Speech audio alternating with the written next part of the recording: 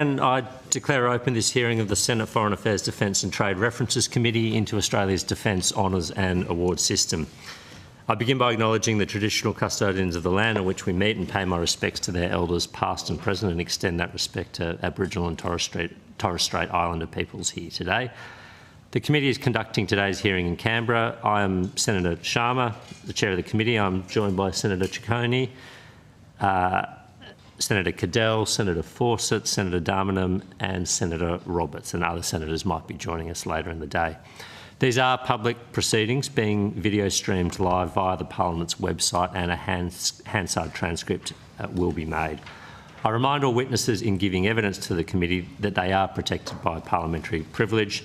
It is unlawful for anyone to threaten or disadvantage a witness on account of evidence given to a committee, and such action may be treated by the Senate as a contempt. It is also a contempt to give false or misleading evidence. Witnesses have a right to request to be heard in camera should they choose.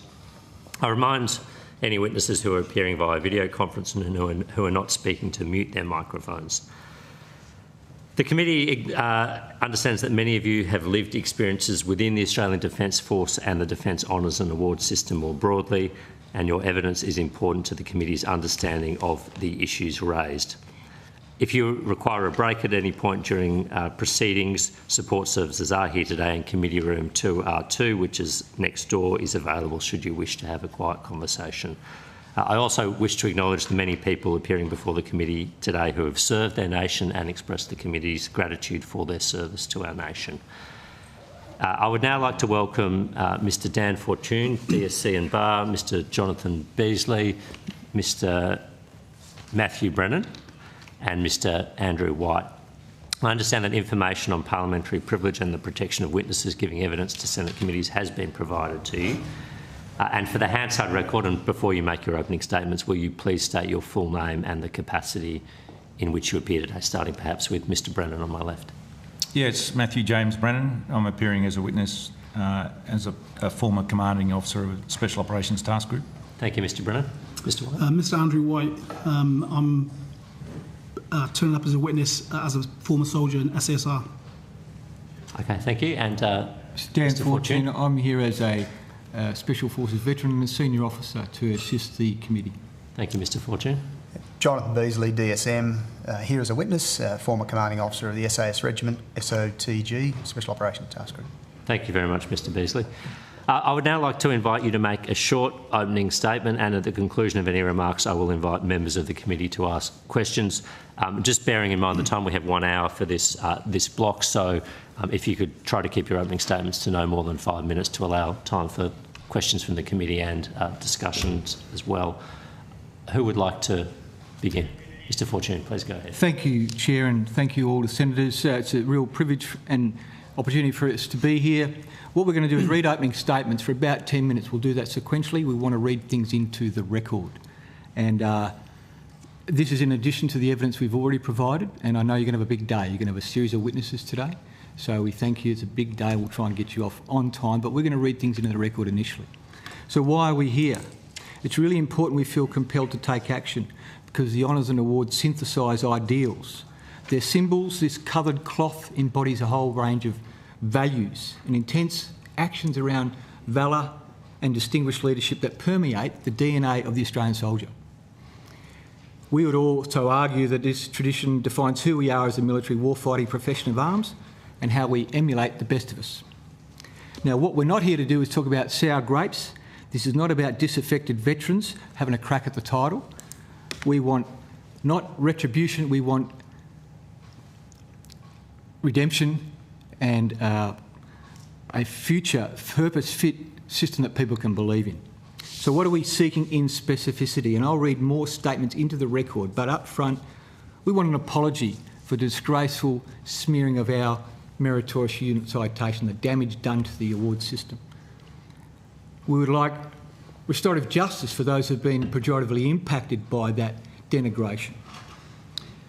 We would like a future fit, purpose-designed, values-centric assurance mechanism. We want to abolish the current tribunal. It's clearly failed. We want to get something that's fit for purpose so that going forward these ideals can be protected. So what is our hope for you today? We'd ask you, as you said, Chair, to ask some questions. Ask questions of men who've led in combat and not been recognised, and seen staff officers in another country recognised for decorated combat awards. We'd ask you to talk to SAS warriors who are nominated for valour in action and their personal conduct, and then have had those nominations downgraded by senior officers. Ask about the absence of accountability of senior ADF leadership. Why are we changing the criteria in the terms of reference of this committee? Why would we be doing that? Ask about the anti-warrior culture that underpins that, to seek to denigrate the gallantry for self-serving purposes. We'd ask you to invite the defence witness to talk about why they think that morale has been trashed, and offer them views about the links to the honours and awards and the backstory of the injustice. How did this happen? I look forward to your questions. Thank you, Mr Fortune. Mr Brennan. Good morning, and thanks for your time today. I'm a former Army officer of 30 years service, including 19 years in Special Operations. I was Commanding Officer of Rotation 8 and 9, Special Operations Task Group, Afghanistan in 2009. Special Operations Task Group operations significantly disrupted and degraded Taliban networks in Uruzgan and multiple provinces over 2001 to 2013, and all SOTG members deserve to be proud of this. I challenge anyone to do a better job in the same environment, in the same conditions. The scale, tempo, scope, duration and effects of this campaign are unprecedented in our military history. Saving lives, enabling Afghan-led security. Honours and awards should always be merit-based for outstanding performance against mission in context. This was broken in Afghanistan. It was not free of patronage nor political influence. Soldiers bled and died unrecognised on the battlefield, while senior officers self-awarded, remote from the battlefield. Only around 60% of the nominations for Special Operations Task Group 8 and 9 were awarded, and of those, about half were downgraded. This is unacceptable to me. For example, Major S, who did embody distinguished service, command and leadership in action, and was not awarded. So poor recognition, zero feedback, the threat of or removal of awards since then has damaged mental health and driven moral injury. Outstanding soldiers, like the man sitting next to me, ask, were we worthy? Was it worth the sacrifice? Did our chain of command understand our operations? Did they trust us? Why was a double standard operated and applied? Frustration, confusion, shame, self-doubt, anxiety and depression, intensified by uninformed speculation. The follow-on impacts on families and careers are the salt in our wounds. I ask the committee to note the outstanding achievements of Australian Special Forces in Afghanistan over 2001 to 2013 and call for the objective review of all SOTG Honours and Awards nominations based on merit, mission and context. The credit belongs to the man who is actually in the arena. Thanks. Thank you, Mr Brennan. Mr Beesley. Good morning. Retired Brigadier Jonathan Beesley, DSM. I'm a former Army officer of 30 years service, a former commanding officer of the Special Air Service Regiment and commanding officer of the Special Operations Task Group Rotation 19 from 2013. I've deployed on 10 ADF operations throughout my career, and I'm very humbled to have been awarded the Distinguished Service Medal for Leadership in Action as a mid-ranking officer.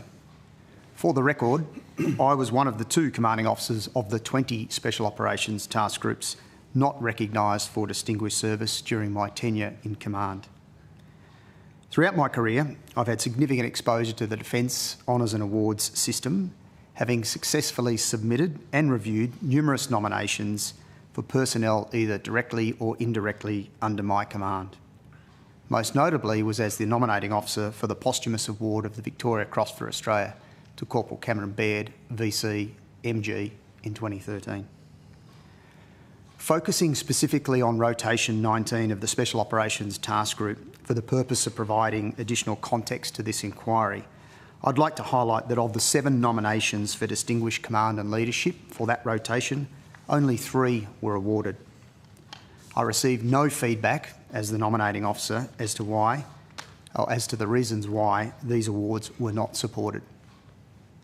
I am firmly of the view that apprehended bias existed when considering Distinguished Service recognition for SOTG Rotation 19, contrary to the underlying integrity and efficacy of the Australian Honours and Awards system. I believe this was in part due to higher-level command perspectives formed without context of a number of unforeseen tactical incidents, a lack of national mission clarity and command guidance, and also, at the time, an unbalanced national command focus towards retrograde and reconstitution. And perhaps this is exemplified by the fact that an Australian senior army officer was awarded a Distinguished Service Medal for, and I quote, coordinating the redeployment of Australian forces from Afghanistan in 2013. Despite that commentary, I will admit that that DSM was awarded for distinguished leadership in warlike operations. All of the SOTG Rotation 19 personnel nominated by me experienced direct engagement with insurgent forces and led with distinction. In dealing with the various tactical incidents, these officers displayed the most outstanding levels of physical and moral courage, key traits of both leadership and command. I believe the Australian National Command, in omitting recognition, also clearly missed an opportunity to provide an example of what good looks like for future commanders, an example that could, perhaps should, be taught in the various military educational institutions within the Australian Defence Force. I sincerely hope the committee applies similar levels of moral courage by recommending a review of the Honours and Awards system. I recommend a further review into distinguished decorations awarded during the Afghanistan campaign. And in the case of Special Operations Task Group, I recommend a review of the nominations for distinguished service by those members who were unduly considered and not formally recognised for their service. If not for them, for their families, and for the many veterans online today. Thank you. Thank you, Mr Beesley. Mr White, let's go ahead. I'll apologise in advance, mine's slightly longer. Honourable Senators, the 2008 Honours and Awards review exposed widespread abuse within the nomination process, describing it as overly complex, slow, inconsistently applied and lacking adequate guidance and transparency. The system was characterised as personality dependent, yielding results that were neither fair nor representative and disproportionately favoured personnel stationed near headquarters and senior ranks, who were often rewarded simply for fulfilling their roles. The review highlighted systematic barriers, noting that the ability to recommend personnel for awards was restricted to senior members. The 8 levels of approval were criticised for failing to add value, while feedback systems were labelled non-existent. Decision makers were often described as too far removed from where the work was done, undermining their ability to accurately assess nominations. As a result, it was stated that the system consistently disadvantaged the majority of the force. Quotas for gallantry awards were exposed alongside the misuse of the Distinguished Service Honours. To preserve the prestige of distinguished awards, many stressed the need for direct involvement in combat or being in action. Specific examples revealed DSCs being inappropriately awarded to senior officers, not commanded forces, in combat.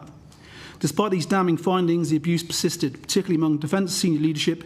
Nearly every general who commanded Joint Task Force 633 from Dubai has received honours. 2 were awarded the Conspicuous Service Cross, 10 were made officers or members of the Order of Australia, and at least 15 received Distinguished Service Crosses for command and leadership in action, redefined as warlike service in 2012. The DSC, a Level 2 award and Australia's highest leadership honour, just 2 levels below the Victoria Cross for Australia, awarded for command and leadership in action, was often awarded to those working from the safety of a country not at war, far removed from the dangers faced by the troops.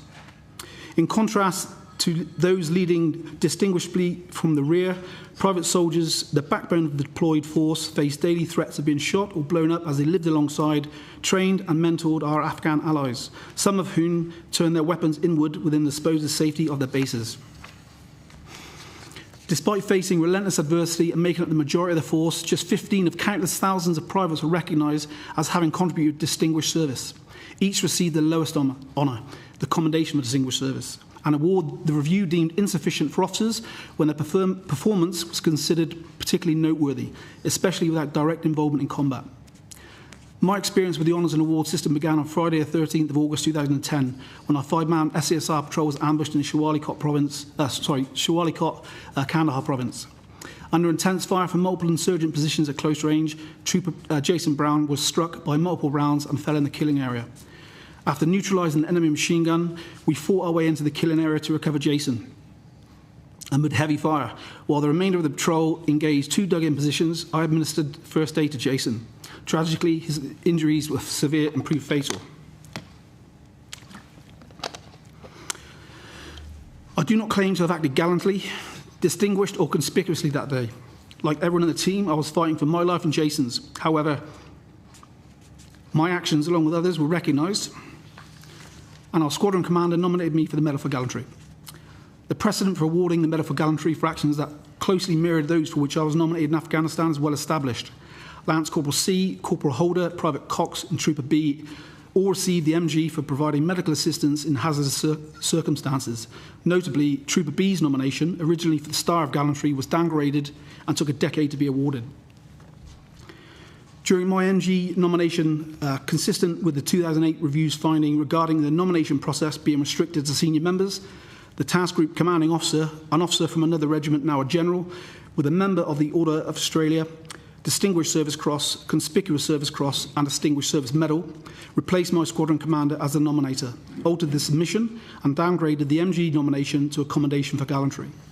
By inserting himself as a nominator, this officer, whom I didn't know and wouldn't meet for another 8 years, excluded my SASR chain of command from any communications with honours and awards, preventing them from clarifying details or seeking a review if the nomination was unsuccessful or downgraded, as policy permits. This is one of 2 MG nominations for SASR soldiers that he denied on that rotation. Despite Service Headquarters' criticism of the paucity of nominations for enlisted ranks in the 2008 review, of the 8 nominations submitted for our squadron, 3 were denied, 2 were downgraded, and only 3 remained unchanged. 14 months after the action and midway through my next deployment to Afghanistan, I was told I had been nominated for an award. By that time, the nomination had been altered a second time, this time at or above the Commander Joint Task Force 633, General rank. It was switched from the Gallantry stream to the Distinguished Service stream without consulting the nominating officer or witnesses who had described my actions as gallantry in action in hazardous circumstances. Ultimately, the award I received, the Commendation for Distinguished Service, a Level 4 award, was downgraded more than a dozen places below the original Medal for Gallantry nomination, a Level 2 award. In what can be only described as deliberate manipulation and blatant maladministration, critical text essential to the Gallantry nomination was removed or significantly altered more than 20 times. Among these changes was the removal of 11 key phrases, including outstanding gallantry, hazardous circumstances, and complete disregard for his own safety. These alterations were intentionally crafted to ensure the original MG nomination didn't reach honours and awards in its true form. The changes, along with a drastically altered tone, severely undermined the nomination's impact and were clearly designed to force it to conform with the criteria for the Commendation for Distinguished Service. Despite requiring only a nominating, recommending and approving officers, nominations for diggers must pass through up to 8 approval gates, where they are often discarded, altered or downgraded, without consultation or justification, due to self-imposed quotas, bias or personal opinion. These decisions made by senior officers who, despite wearing honours which imply otherwise, lack first-hand experience of the situations they judge so harshly. This flawed process denies Honours and Awards Directorate, unaware of the original nomination, the opportunity to assess them based on unaltered facts provided by those with first-hand knowledge. These practices exemplify the systemic flaws identified in the 2008 review and continue to consistently disadvantage the majority of the force. By contrast, despite General Angus Campbell failing to meet the inaction criterion for the Distinguished Service Cross, His 2011 nomination as a Commander Joint Task Force 633 was processed under entirely different standards. With 5 months left on his Al Minhad posting, General Campbell was preemptively nominated by a subordinate. Unlike the scrutiny faced by Diggers, his nomination was fast-tracked, recommended and approved by fellow generals in Canberra within 2 months. Narrowly missing the 2012 Australia Honours list 2 weeks after his tour ended, he received the award in the Queen's Birthday Honours just a month later. In closing, this is not about lamenting my nomination or arguing that I am deserving. It's about representing the thousands of soldiers, sailors and Air Force members whose contributions have gone unrecognised and the few whose nominations survived the process only to be relegated to the lowest honour, the Commendation for Distinguished Service. A level of recognition considered inadequate for particularly noteworthy performance when applied to senior officers. I hope that by using my experience as an example, I've managed to highlight the deep inequity within the system, a system that, despite the 2008 review, has continued to be abused, enabling officers removed from the fight to nominate, recommend, approve and wear Australia's highest leadership award, despite many knowing they failed to meet the qualifying criteria. This practice undermines the integrity of the honours and award system, which must be reformed and made independent to ensure fairness, transparency and recognition based on merit, not rank or privilege.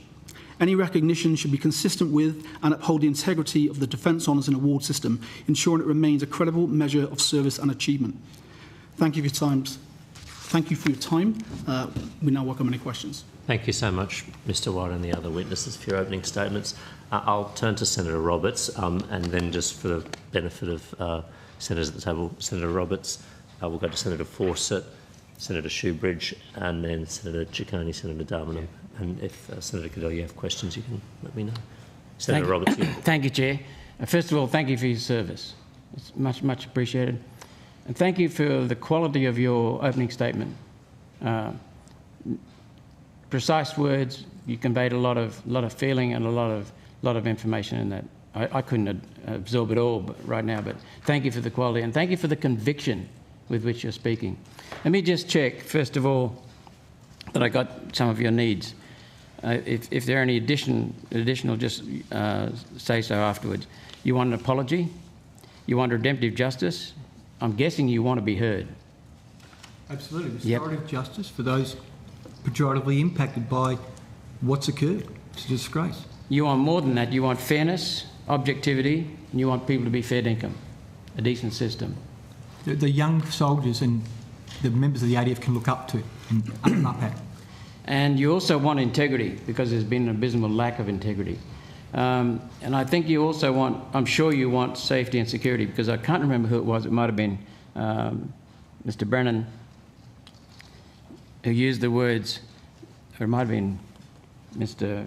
Fortune, who used the words, the medal system or the honour system synthesises the ideals and forms the DNA of the Australian Defence Forces. That's my view, Senator. Yes, it's a long pedigree of how we got to where we are. We didn't just arrive as a martial warfighting organisation. There's a lot of meaning, symbology and inherent implicit value in the honours and awards system that's been disregarded and insulted by the changing of the criterion. They've walked away from what good looks like. Thank you, because it goes back to something that I learned from a distinguished officer and a captain, I think, secondly, a few years ago, that Australia's fighting forces, the most valuable component of them is the mateship. It's a strategic weapon that we have that no one else has to the Australian Defence Forces. In our DNA, it's been what people have said about us, and we fight for each other. Yep. So when that is attacked and destroyed, then that leaves Aussie soldiers vulnerable in action. This is a matter of life and death, isn't it? It's more than that. It's so important to who we are and how we see ourselves. And that applies not just while you're in the forces, but afterwards for many decades. You go to the War Memorial, there's 100,000 names up there. Those guys are looking down, and girls, and saying, what's going on? Fix it. And it also applies to recruiting. Because my guess is word of mouth is the most important form of recruiting. And if people are not happy inside and they lose faith and respect for the senior officers, the top brass, then they're not going to talk positively about the Army or the Navy or the Air Force, correct? I'm going to quote from the January 2024 Australian Defence Force doctrine signed by General Campbell. The doctrine's called Command. Just a couple of points on that which reflect and I think wrap up what you're getting at and to the ethos and the tenets of military service, which is about the attraction of military service and service to the nation, national security, service in the force and forces, what it means to the individuals, their families, and then through life. So, to quote, accepting personal accountability can be difficult to do, and it's easy to rationalise that blame lies elsewhere. But accepting accountability is a step commanders need to take. If you do not accept accountability for failure, you risk losing your moral authority to command. Subordinates rightly expect their leaders to demonstrate moral courage in the face of disappointment, error or failure. If you fail in this expectation of courage, you will lose the respect and trust of those you lead. Without trust, subordinates become less transparent, collaborative, honest and ultimately less engaged. They can begin to doubt the sincerity of our values, which you are meant to exemplify, and may even begin to question the basis on which they serve their country. So it goes to that ethos of command and leadership and the purpose and the reason for military service, I guess. It's fundamental to what we're saying today. Thank you so much. Another thing a strong leader will do is give recognition, acknowledgement, appreciation to the people who he serves, really. The leader does provide a service to the people he's supposed to be leading. You push the credit down, you take the blame yourself. Thank you. Yep. So appreciation is extremely important, and Christ even talked about it in terms of gratitude. It's fundamental to humans. But what you're saying is that there's a lack of appreciation in the armed forces and in the award system. The recognition system has been corrupted and abused by injustice and failures and neglect and willful omission by senior appointments. That's what we're saying. Thank you. And regardless of all the inquiries and the reviews and the appeals to tribunals and all the rest of it, this is such a fundamental matter that if the Department of Defence was fair dinkum, they would be doing this themselves and fixing the system. Absolutely. There's a compelling report I've provided in evidence. The Oversight Committee report to the Deputy Prime Minister slammed the accountability decisions made by Brennan, directly criticised CDF Campbell's failures, and it's been ignored, or it's sitting under a pile of dust. So it doesn't matter? Well, that's the view that veterans would take. Yeah. And that's why we're here saying not good enough. You've got to do better. Please help us, Senators. We believe in you. Do your job. Make people accountable. Fix the system going forward, please. We don't want any more Campbell coward punches. We were coward punched by Campbell. Please don't let that happen to the next generation. And what we can see in strong leaders, they love being questioned because it gives them an opportunity to see some chinks in their own disposition, and they can improve themselves. Fair bum play on, bring it on. I didn't get it all right. We're not saying we did, but this is not right, and we are looking blindly obvious. It's got a stench. It's got a stink. Please restore it. I've had an undeniable sense in the submissions, and we've had plenty, that there's a fear of retaliation for participating and talking to the committee today. Some people have said they're not. I can see heads nodding already. Yeah. So doesn't that really strike fear into anybody who's enlisted at the moment? Because if there's that sense of control, that sense of lack of justice, that sense of fear, that's not the way to lead anything. Is that right? Senator, if I may add a couple of comments, first of all, to your last, and then perhaps bring it back to honours and awards and medallic recognition. I think there's an element, and part of the reason why we're all here today is an element of moral courage. Yep. The decision to do what we think is right. And we sit here and represent many aspects of the ADF and defence community. You're doing it because you love the Army, or...? We do it not because we just love the Army. We do it because it's the right thing to do, and we passionately feel that way. In terms of bringing it back to the honours and awards system, I'd like to just reflect on medallic recognition and what medals mean to individuals and how that relates to trust. I just want to quote actually from Napoleon, who actually said, "A soldier will fight long and hard for a bit of coloured tin or coloured ribbon." And this is a profound observation in relation to the soldier psyche and motivation. I'd argue it implies that the soldier doesn't fight for wealth, the soldier doesn't fight for tangible rewards, but for the honour and respect that those ribbons symbolise. It's the emotional and psychological reward that motivates them to endure those hardships and risk their lives. And arguably, that's what drives people to serve and drives recruiting and drives young people to sign up for a life that we have committed to. A soldier's medals tell a story. They tell a story about their service, their sacrifice, and I think in most cases, from a special operations perspective, it tells of mateship, it tells of devotion, it tells a story of extreme valour, gallantry and mateship. Medals that are awarded that are not fit for purpose compromise the integrity of that award system and breach the trust that you spoke of, that is extremely important when it comes to leadership and command. Thank you so much. I noticed the time, so I better hand over. I'm happy to ask more questions if there's time at the end. Let's rotate the call for now. Thank you, Senator Roberts. Senator Fawcett. Yeah, gentlemen, thank you for being here today. Thank you for your service to the country and the leadership you have given to men, and Mr White, to your gallantry in your service. The root causes of the problems we're talking about today, to my mind, actually come out through some of the recommendations in that 2008 report. And I just want to test some of these thoughts with you, because that will guide our considerations and recommendations for how we rectify. The first question is why we recognise, and I think there are some things that are uncontested. So a long service medal, for example, you served, you get the medal. You know, there's a clear criteria, you serve. Campaign medal, you are part of a deployed force, uncontentious, you get the medal.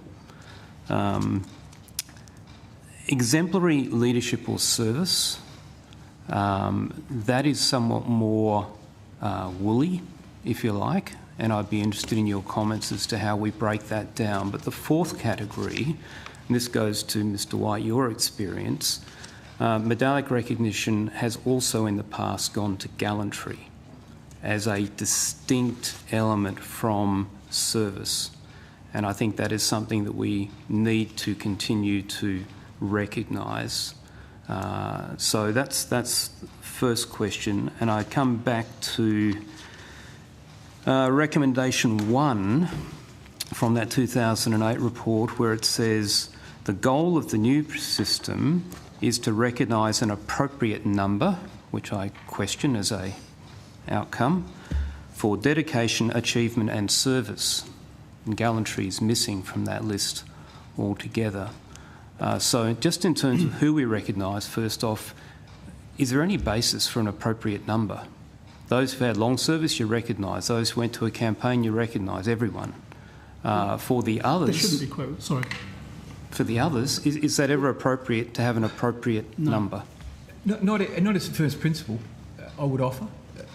I would respond that it's always going to be contentious, and while I agree with you in principle, you know, long service medals or service medals and campaigns can be contentious. I just put that up front. Sure. It's never. It's always tricky around recognition, and it's okay. And the way you mitigate the subjectivity and the abuse of that is through some principles and some ideals that you then codify and hold up as what good looks like. We've drifted. There's just a member of the media here. I just wanted to check that all the witnesses are happy. Hey, we're loud and proud, mate. All right, good. If he's from ABC, I'm not good with it. I'm joking. Just wanted to alert you to that. Sorry. No, we're here in avatars, you can tell. For all our fans online, how are we going so far? Yeah. Please go. Yeah, so it's contentious. You standardise it. Look what bench... So I'll get the guys to talk about process, but it comes back to the why. This is a set of values and ideals around gallantry. So it's always going to be contentious around the judgments. You codify those with what good looks like and you hold to the line. We've just drifted. Quotas, no, because that compromises merit. Mm-hmm. And you end up with the diggers getting rolled over because all the senior Ruperts, well, of course. And yeah, I'm guilty as charged. I think with the Distinguished Service Cross in Al Minhad, there was 8 subsequent awards of the Distinguished Service Cross. I might be slightly wrong, it might be 5, but it is in that vicinity. The first guy that was awarded it, by nature of distinguished service, that second general that was awarded it should have been done a better job than the first guy. So that, you know, the 8th person that was successively awarded it, how did we lose in Afghanistan with such distinguished service? With regards to quotas, the review abolished quotas in 2007-8. But 2014, in the DHAT Tribunal, a 1-star general was noted as putting awards into order, signifying that it was still using self-imposed quotas for gallantry awards. So even though the DHAT and Honours and Awards had done away with quotas, they were still being used. There is no place for quotas. And I think initially mine was downgraded due to quotas because 2010 was, at that point, the most dangerous and violent phase of the war. And during that period, there were 3 Victoria Crosses nominated for. 2 were awarded. 1 was downgraded as a Star of Gallantry. I think there was 3 Star of Gallantries awarded and numerous medals for gallantry. So I think a number of gallantry awards were downgraded because of quotas. I do. It's standards and conditions, not quotas. Standards and conditions. Sure. Senator, I'd just like to add, and for the reason we are here today is obviously to support the recommendation of a review into the Australian Defence Honours and Awards system. What became of the Honours and Awards system, particularly distinguished decorations, I would argue was no longer fit for purpose. And this is part of the reason why some of the language was changed from inaction to in warlike operations. And I think that's indicative of the fact that there was an attempt to make it fit for purpose. Any review should deliver a system that is fit for purpose. I am confident the performance of senior officers in the ADF on operations is worthy of recognition. But the way that distinguished service decorations are currently articulated, that is not necessarily the fit for that service. Distinguished service, we should consider proximity as part of the criteria for the award of distinguished service decorations. And I talk about proximity in terms of command, leadership and accountability. Within command, I talk about proximity to responsibility, the legal authority and also the accountability that that commander has.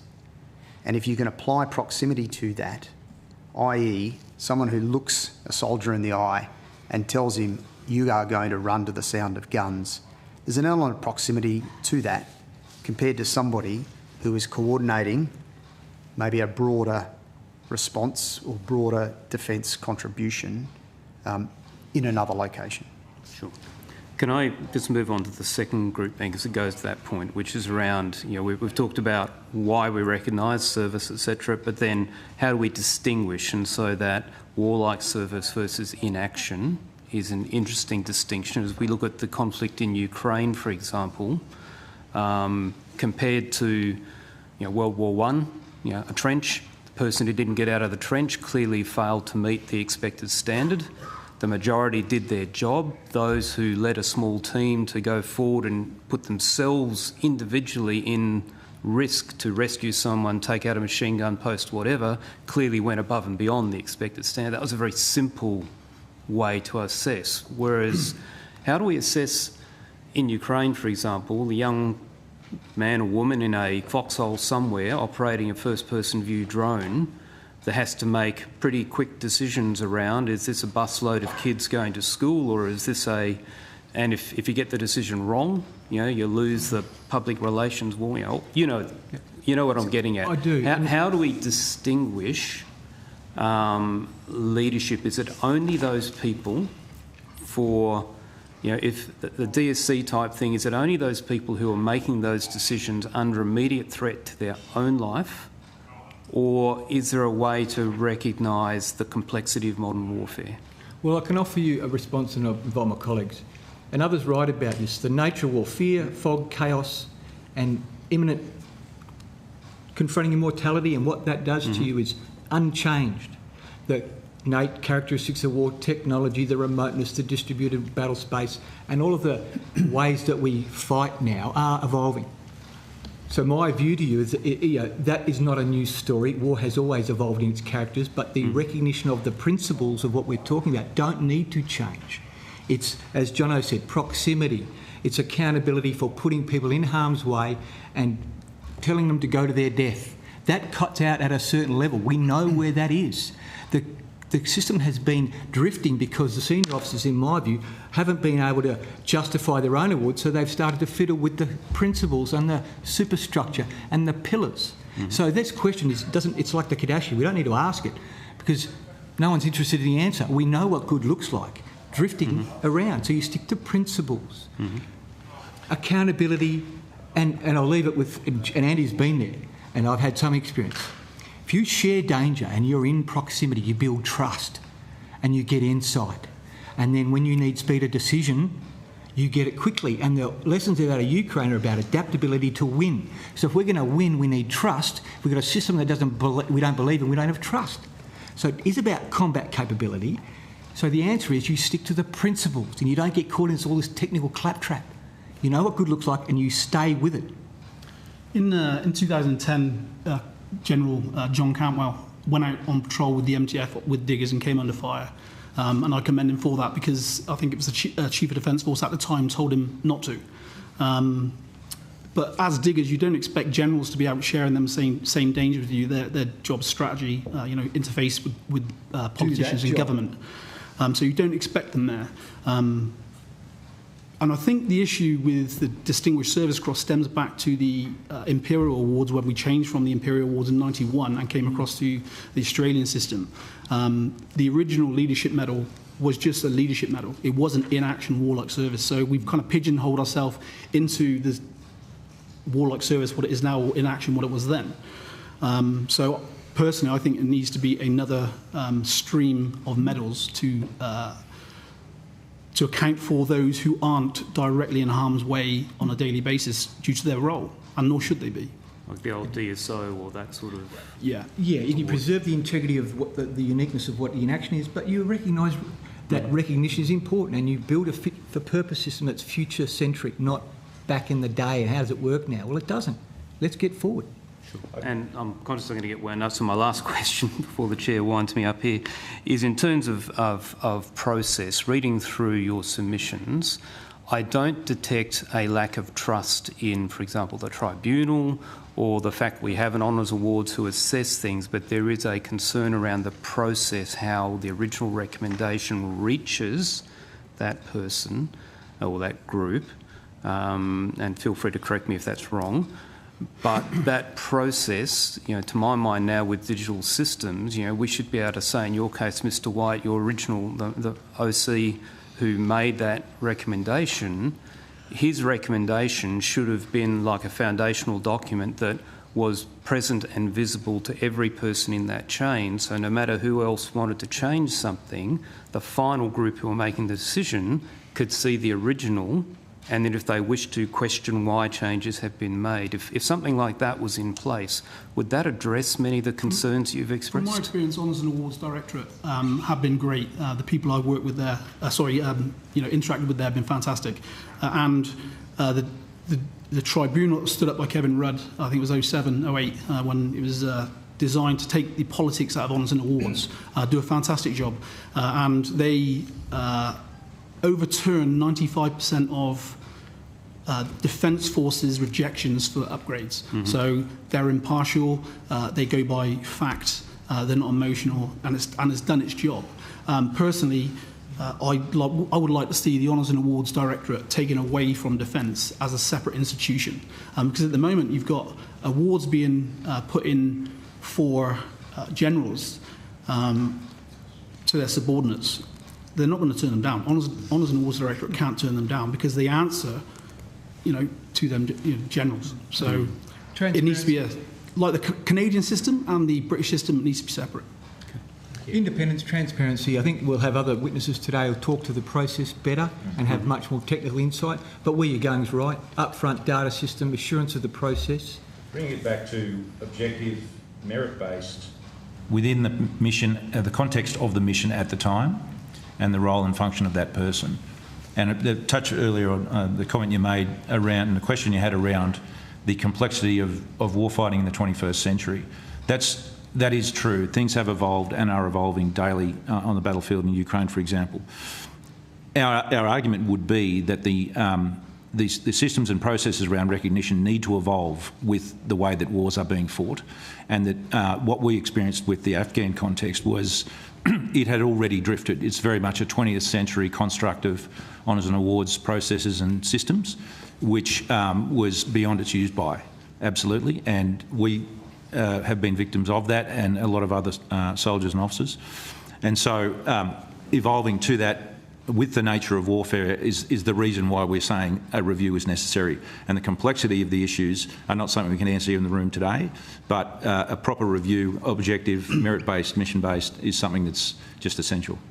Just to add to that, Senator, sorry, just quickly, I believe personally that the nominations from the original nominator should be computer-based and sent directly to Honours and Awards through whatever system, but it should not be allowed to be altered at all. There should be separate places where people can comment for or against, but essentially Honours and Awards Directorate should receive all of the information and comments from the nominating, approving and recommending change. And I'm not certain that the current review system is correct. Make this quick. Sorry? Because we do want to get to the other. You mentioned the review tribunal. I'm not convinced in terms of reference are right. I don't share my colleagues' confidence in them. I believe that the composition of that team needs to be looked at. Who's making the review decisions? What are their competencies? What are their skills? I think that's part of the review. You need an assurance. I'm not sure it's fit for purpose even now, what they're doing now. Thank you. Senator Shoebridge. Oh, thanks, Chair, and thanks all for your evidence. Just to finish off that point about the tribunal is meant to be statutorily independent, and I don't think it does report back into the chain of command, but obviously it's populated largely by people from within defence, retired elements of defence. The cynic might say the cartel of the Canberra elite. So that's, I suppose, if to verbal you slightly, if the club is in charge of an independent tribunal, it's not going to be harsh on the club. That's not a verbal, that's a fairly accurate characterisation. All right. I think you've got what you want. So, and so it's not necessarily the legal structure, it's the process which populates the tribunal. The people making the decisions. Yep, I understand. And then the remit of the tribunal to not just be in review, but to having a kind of primary decision-making role as well. A safeguard of the principles, an assurance and an integrity type role that also has a quality assurance role. More than just the process, and that's important, governance. Otherwise you end up with a bureaucracy, not a system to recognise valour and what we're about. And that's where we've drifted. It's all the bureaucrats, talking about their decision governance versus why we're making decisions and what the hell we're doing here and what's about. I think if the Honours and Awards Directorate were separate to Defence, DHAT would be less busy. That could be an ultimate goal, couldn't it? Making the tribunal less busy because we have the system works and it's seen to have independence. All right. Could we go back to one of the core issues that keeps being raised by yourself and other witnesses, and I think it's repeatedly raised, is the disparity between the accountability for senior officers and the accountability for troops on the ground. And I think a number of you have referenced in one way or another the oversight panel's report, the Afghan Inquiry Implementation Oversight Panel report. Yep, Dr Connell, Rufus Black, yep. Yeah, I think it was chaired by Dr Vivian Tom. And it made a series of recommendations, and then it seems to have been sort of, completely dropped. They don't seem to have gone anywhere. I'd say buried because of feckless hypocrisy in the political accountability system. Yeah, well, one of the issues Dr Tom's panel took issue with was the Brennan inquiry's decision that there was no command responsibility. And I think I've got the report here. I think it's page 35 of the Tom report. It says, the panel's terms of reference authorise it to recommend additional actions not contemplated in the recommendations of the inquiry. The panel did not agree with the Brereton inquiry's view that some accountability and responsibility could not fall on the most senior officers, and it suggested that the issue should be the subject of further consideration. That's a smoking gun. Thank you for pointing it out and reading new evidence. It then talks about how in the private sector, major corporate failures result in both organisational and individual responsibility, and gives some details about that. Yeah. And I won't read it all, but a paragraph that really struck me is this.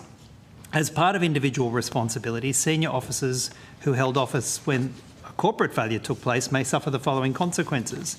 The chair of the board and the chief executive officer may resign or be dismissed. Other officers may be dismissed or demoted, and some officers with direct involvement in the circumstance of the failure may be the subject of disciplinary proceedings or criminal charges. Personal knowledge or direct involvement of the senior officers in the causes or behaviour that led to the corporate failure are not required. The responsibility and accountability arise not from the directors or senior officers' direct acts or omissions, but the corporate failure to identify and prevent unacceptable behaviour, and in some cases unlawful conduct over which they presided. In short, their responsibility arises from the fact that the failure occurred on their watch. Well said, Senator. I've pondered that report carefully. I've provided reference to it in my evidence. We've got a smoking gun and everyone's avoiding eye contact because it wasn't good enough. Why is it so hard? So I think this panel has to determine accountability. We're not here for retribution, but if there's failures, neglect, omission, if you believe in a truth that's worth defending, if someone's going to be held with all the glory and the kudos, then they should face the music. Senator, can I just add something to that? Regarding the revocation of the 7 Distinguished Service Awards from Special Operations Commanders, General Angus Campbell in his letters stated to them, commanders lonely, and it is with commanders that the buck stops, not only for their performance, but also for that of their troops. He continued, the unresolved command accountability is causing ongoing damage to the Army, especially its officer corps, the trust between officers and soldiers, and public trust and confidence in the Australian Defence Force. I'd just like to say nothing destroys trust faster than the gap between what leaders say and what they do. And the leader leads by example, whether they intend to or not. And to be quite clear, in this context, we have that same senior officer whose conduct in part was said should have been held accountable in this Tom report, effectively mark his own homework about whether he should retain a medal. Turns out he thought he should. It's massive conflict of interest. At the same time as taking a series of medals off those who were within his chain of command. It's the disparity and the... It's a sneering hypocrisy, Senator. Why it's should wrong. 3,000 soldiers lose meritorious unit citations, which I refuse to wear, simply because he tried to revoke it? Stained. Why should 7 SOCOM officers have their Distinguished Service Awards taken off them preemptively? And why can he decide to keep his own award as a deciding authority? That's why honours and awards need to be separate to defence. So the Minister of the Day have served with the then former CDF. Massive conflicts, undeclared, unmitigated, unmanaged. And here we are saying not good enough, please help us fix it. We're not looking back, but you raise a good point, Senator. If there's accountability, please enforce it. And from my memory, I could be wrong, but I think the nomination for General Campbell's medal actually came from the current CDF as well, which sort of points to the club-like circle that we have here, doesn't it? I think Admiral Johnson stated it was in line with what had been going on for a while, which was essentially 100 days in country. He hadn't done 100 days in country at the time of his nomination. Senior officers see these decorations as part of their CV, part of their transition package, so they can monetise the award system for their consultancy. And that's a fairly broad statement, but I'm backing it because that's what's happened. Yeah, I mean, other witnesses say that this medal that Angus Campbell got was just seen as part of the salary package for the job. Yeah. So when Vivian Tom's report says have another look at this. Yeah, well, so to use the words, the issue should be the subject of further consideration. Crickets. Well, yeah, there's absolutely been no further consideration. This was, buried like a sort of inconvenient, sort Truth. of rotten, Uncomfortable truth. uncomfortable truth. Senator? Well, I'm asking you then, you're here. What should that further consideration be? What should it look like? I think my colleagues have said that. We have a good look at this, rip the scab off it. Yeah, but who? Well, there's accountable individuals. Start with the Minister of the Defence, the CDF. No, I get the class of people who should be under investigation, but who do we task with the job? We could get a retired general. We could get a former. Who should do the work? Well, I'll leave that for better people than me because I'm a bit too close to it. Well, maybe what I ask you to do is take that under consideration, because and I'll give you the opportunity to reply on notice if you have some collective thoughts about who or what would be the appropriate body to do that. Well, okay, but thank you. We'll ponder that. Yeah, I mean, I'd be interested, would you have more faith in someone who has served within the system or someone who is completely external to the system? A combination of both, I think, Senator, to provide that balance would be appropriate. Been in a number of great individuals. What that looks like in terms of a separate body, I think would be subject to a number of discussions and perhaps recommendations from yourselves. After you hear from You'd need the today. cultural knowledge and the advice and the understanding of the organisation, but you couldn't allow that to have complete dominance of the decision. There need to be independence too. Absolutely. And with the right leader with the right moral courage, that's nothing new inside the institution. We have had great CDFs and leaders who haven't had to be confected with this problem. We've got failures. Thanks, Thanks, Senator Shoebridge. Senator Darmanin. Then I think after your block of questions, we'll move to the next witness, if that's all right, in the interest of time. Please go ahead. Thank you. In the interest of time, maybe I'll just wrap up my questions into one. And thank you very much for coming and for sharing and putting so much time into your submissions and being here today. A couple of things I've got.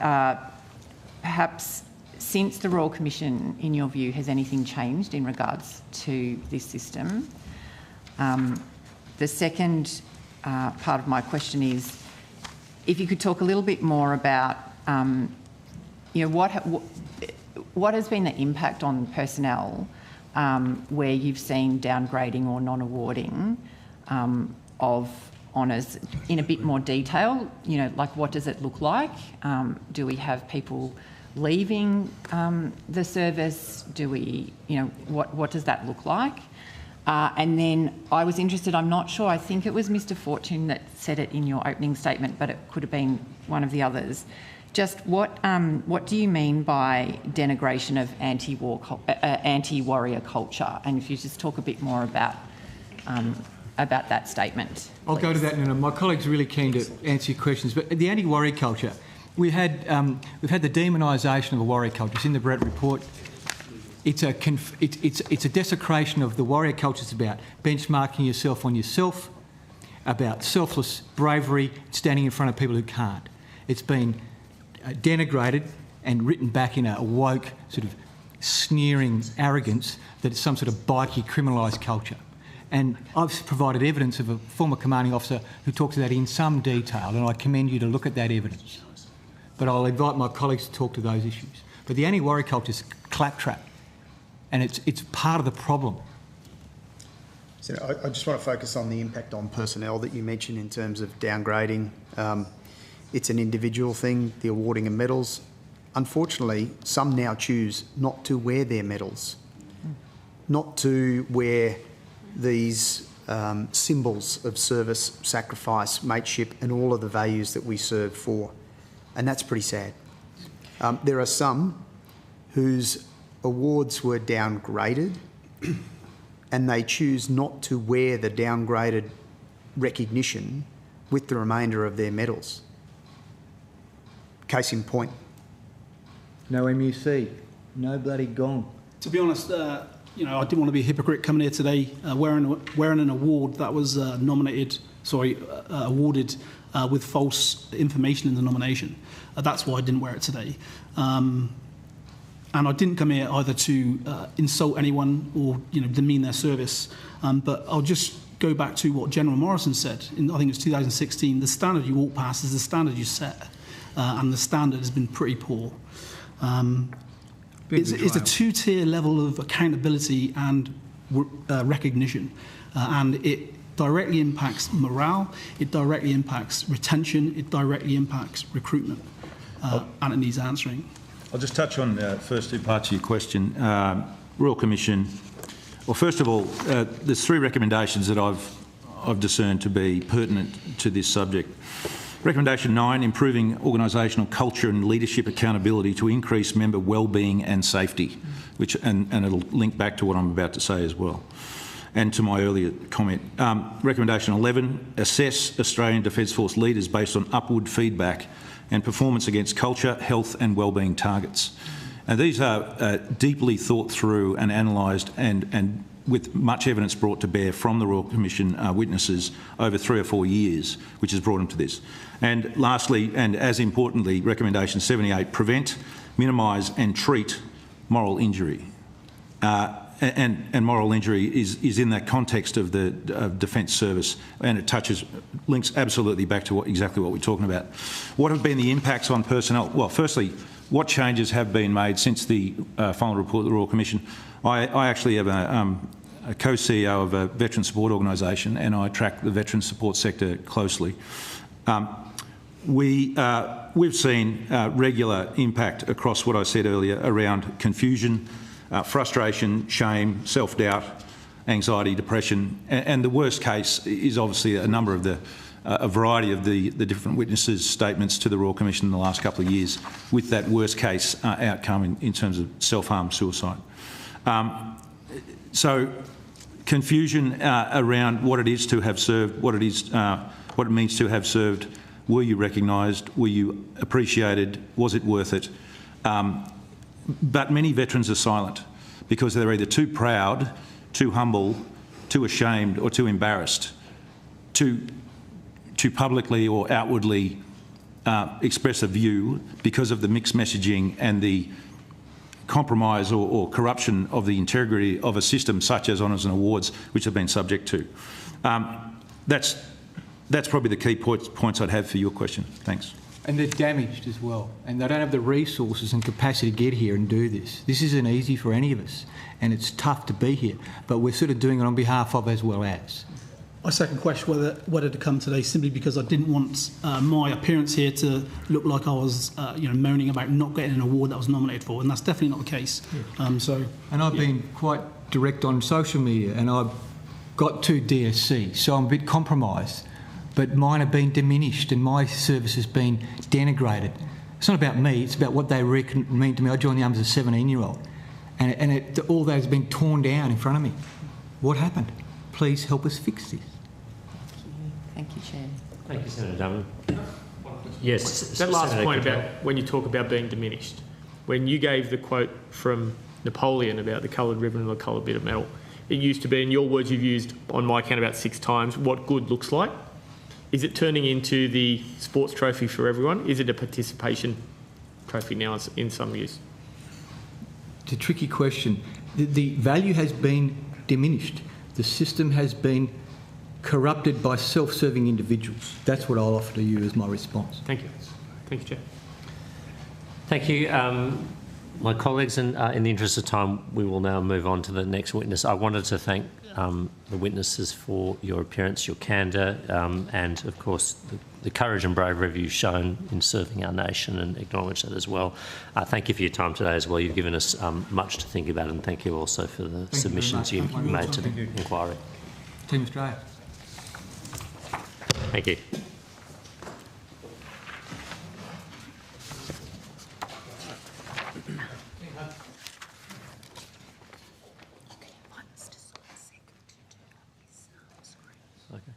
Mr. Seccombe, if you're there, I'd now like to welcome you and ask that you turn on your screen. There you are. Wonderful. Mr. Seccombe. Can you hear me okay? Yes, we can hear you, Mr. Seccombe. Thank you.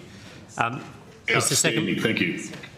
Mr. Seccombe, I understand that information on parliamentary privilege and the protection of witnesses giving evidence to Senate committees has been provided to you. Before you make opening remarks and for the purposes of the Hansard record, will you please state your full name and the capacity in which you appear today? Yes, my full name is Leon Scott Seccombe. I can appear today as a self-funded veteran advocate. I do not represent any organisation, nor am I compromised by any organisation. Thank you, Mr. Seccombe. I would now invite you to make a short opening statement. I understand from the Secretariat that you also wanted to show us a video, and the committee's prepared for that. We have 30 minutes allotted to you all together, so however you'd like to use that. Of course, we'd like to ask you questions too, but the floor is now yours, Mr. Seccombe.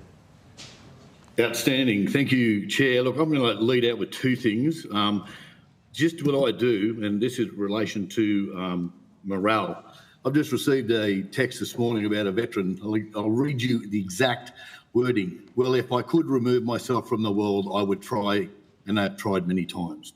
That's what I deal with on a regular basis, and I'm going to give you a from the trenches attitude and also opinion. I'll also lead in firstly with people sleep peacefully in their beds because rough men stand ready to perform violence on their behalf. I think that needs to be made very clear. As Mr. Fortune made about the anti-warrior culture, it is absolutely unfounded and will cost lives. I'll now put this video and share. I ask that you listen and enjoy. Thank you, Mr. Seccombe.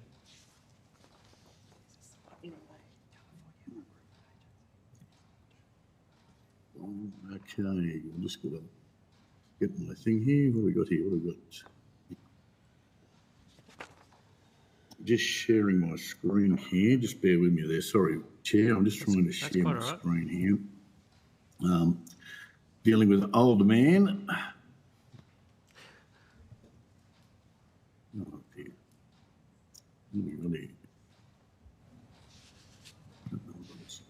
What's going on here?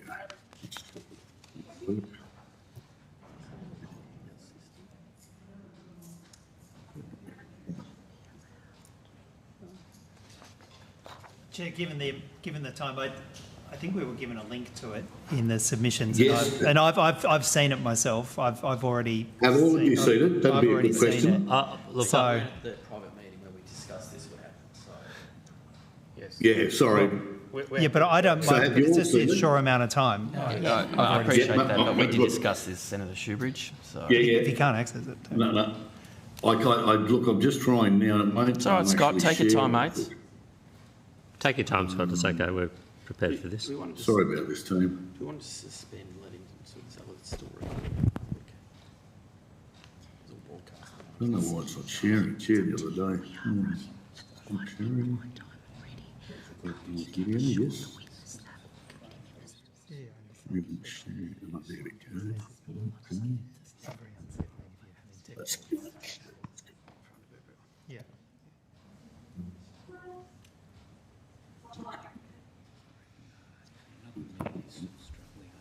You know, I'll give him 30 seconds. I think I worked it out now, team. Sorry about that.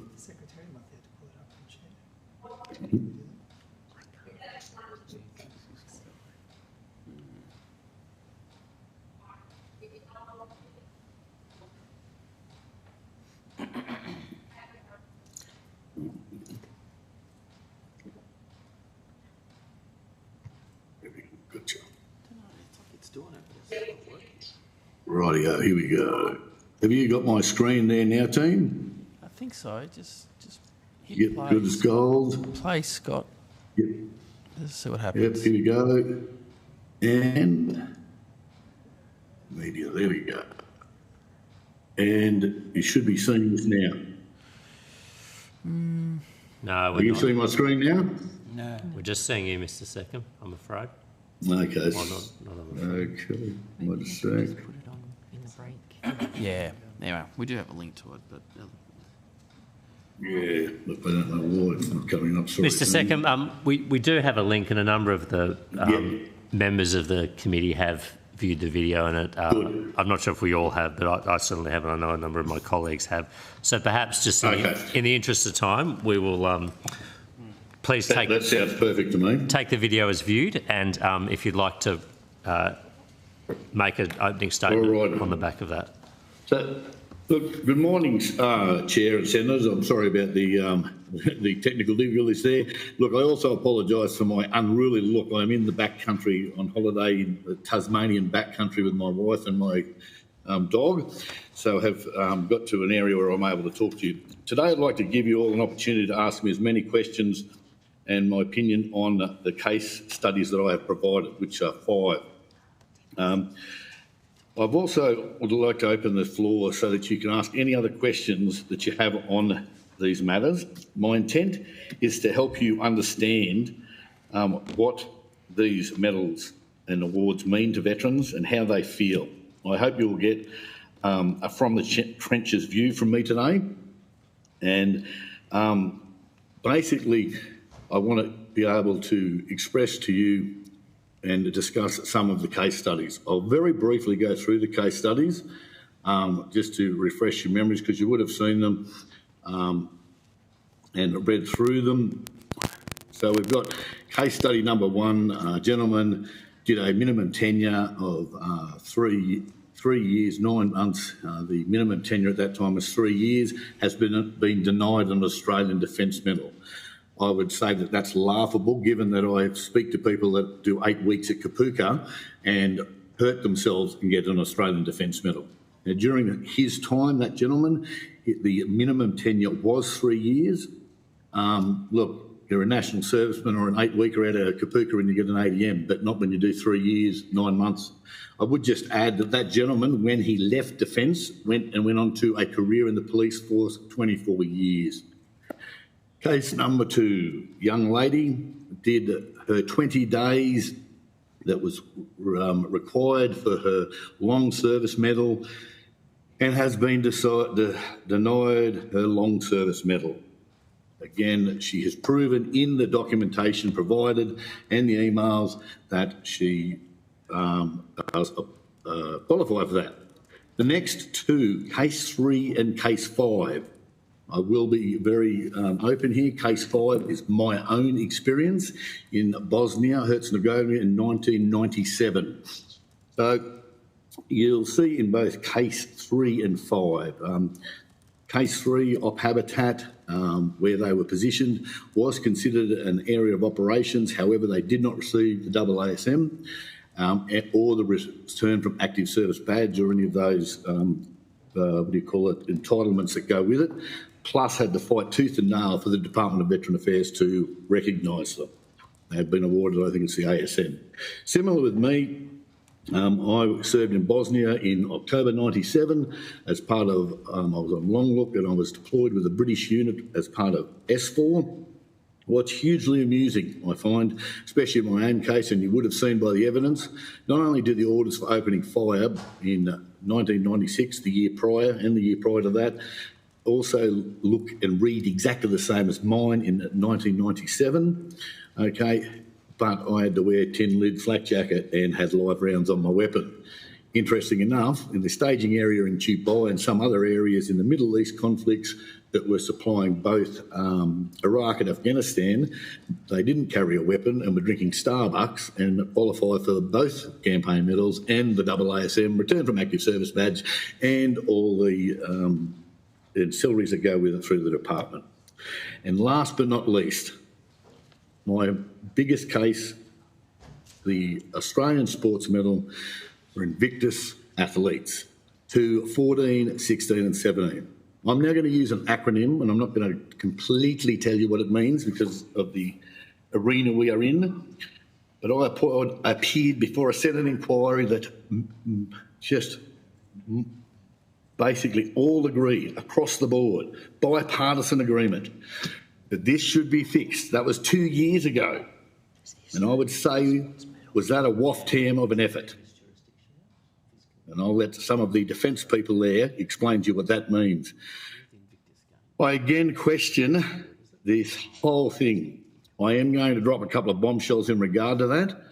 I'm sick and tired of sitting back now and watching when OAM hunters that instigated that and caused such a rift in the defence community and such unrest in the defence community get away with it scot-free. It's absolutely disgusting. And I look, both sides of government are both liable for that. So they're the 5 cases I have there, gentlemen and ladies.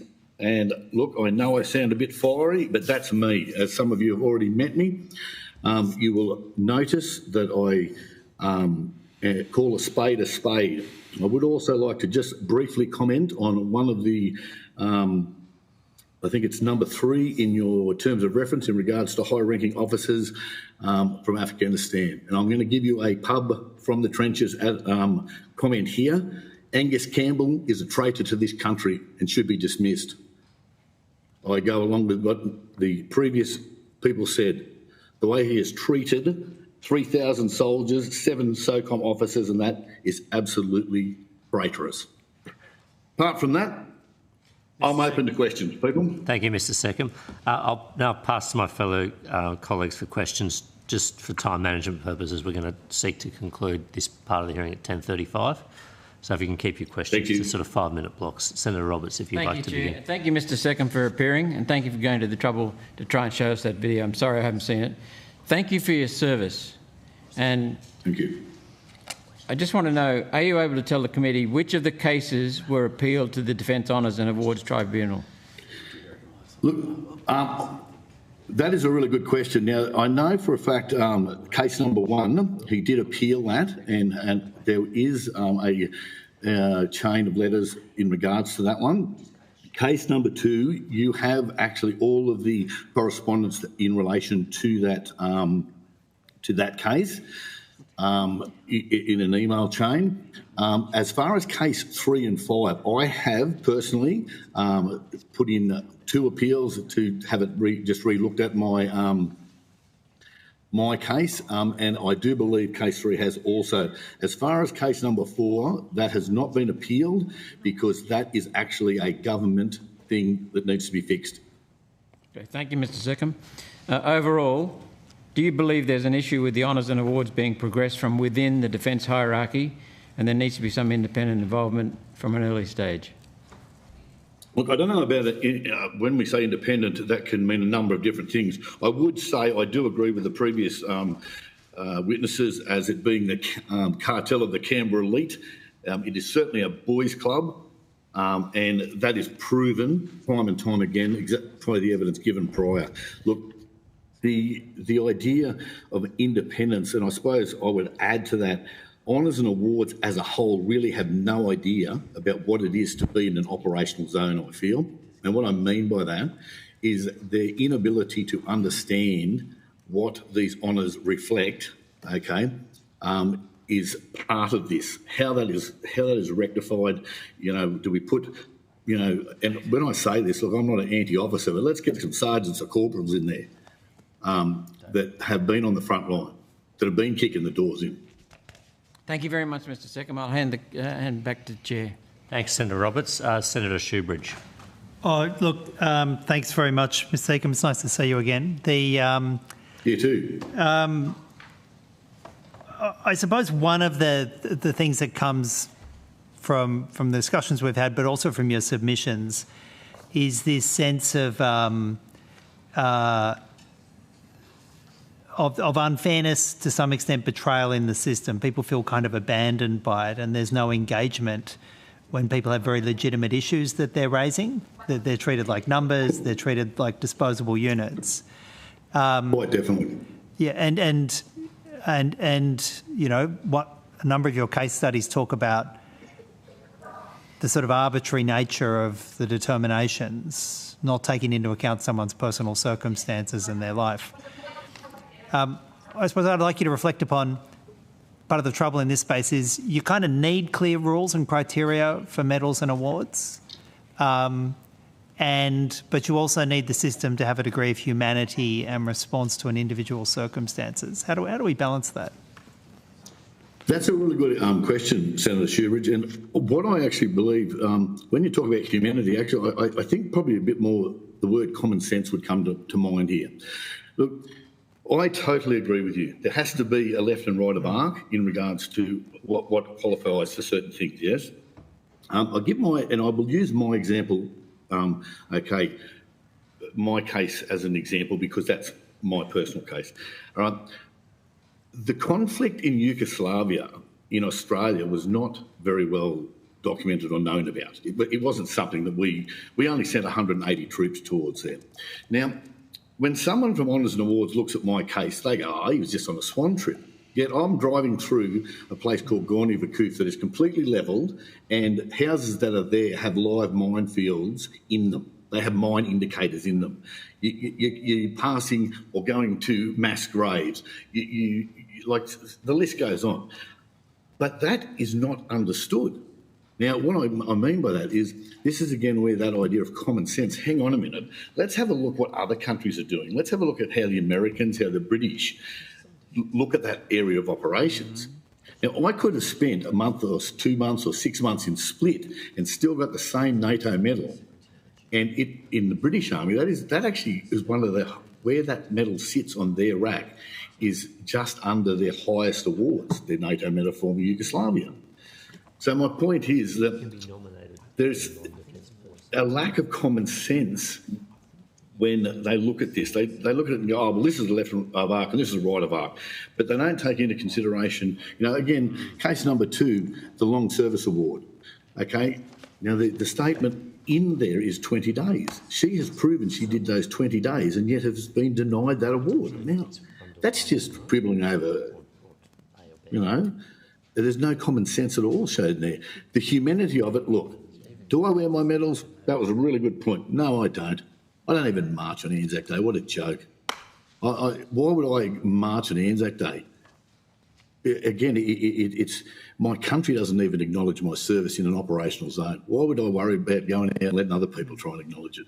And do you understand what I mean? That's the feeling you get. Similar to the gent in Habitat, and I even come to the Invictus Awards. That's Australian Sports Medal. No one would have cared, but do you know who gets that medal? A civilian employee got that medal.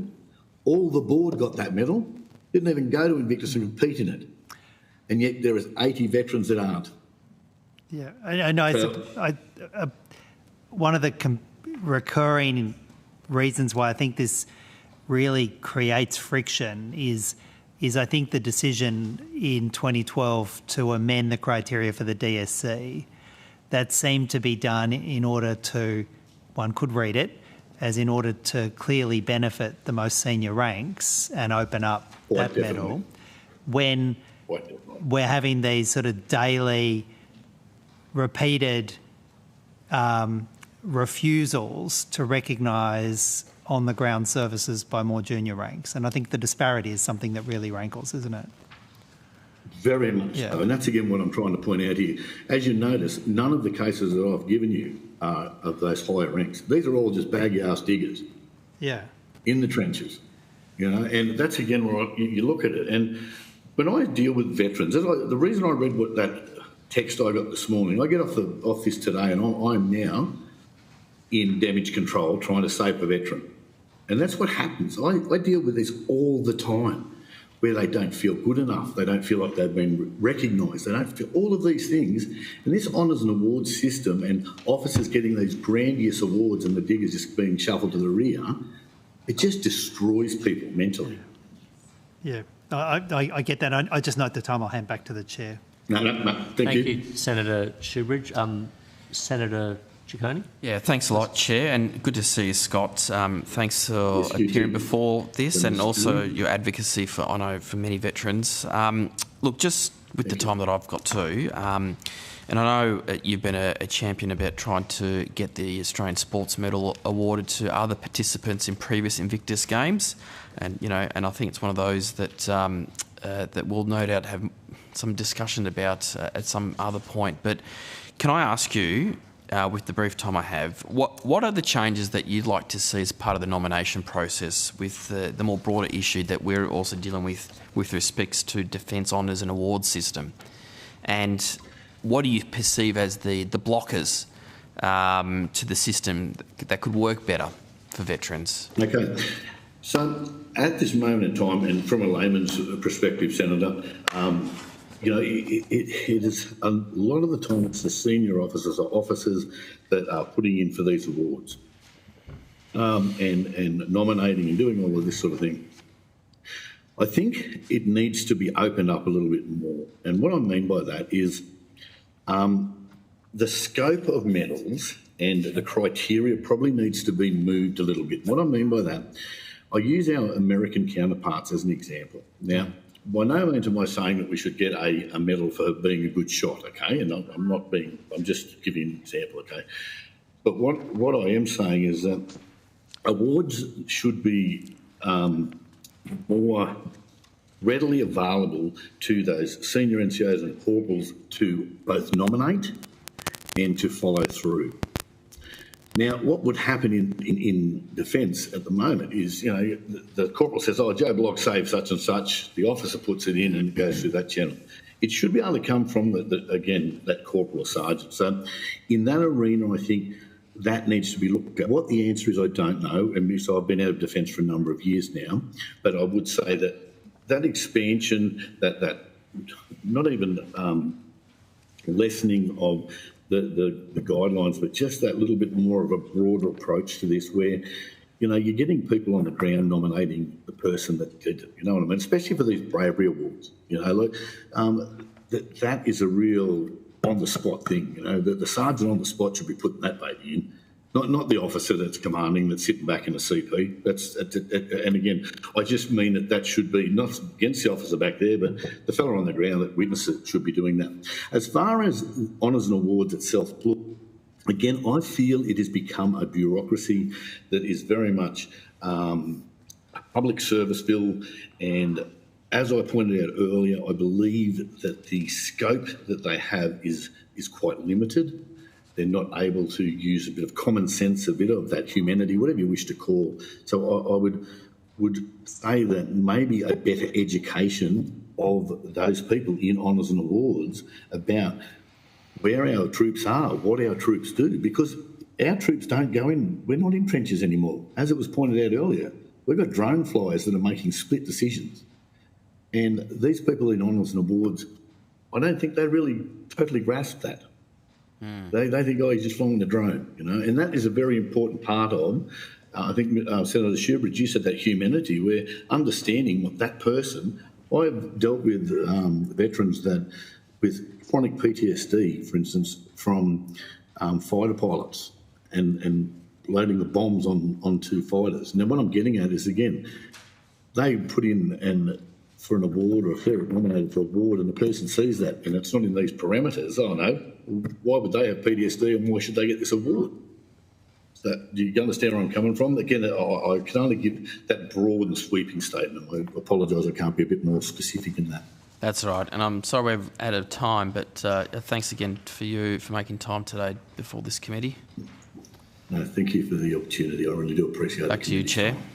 Thank you, Deputy Chair. Thank you, Mr Seccombe, for your appearance today. And as I said at the start, please be assured that we have all received your video and I think other material you sent through that was shared. So could I say one last thing, Chair? Yes. Look, I really do thank the whole committee and you, Chair, for the opportunity to appear today. I understand that I was probably a bit left field, my requests and that, but that you facilitated me and allowed me to have my say and present these case studies to you. I so greatly appreciate it. So do the veterans that I support.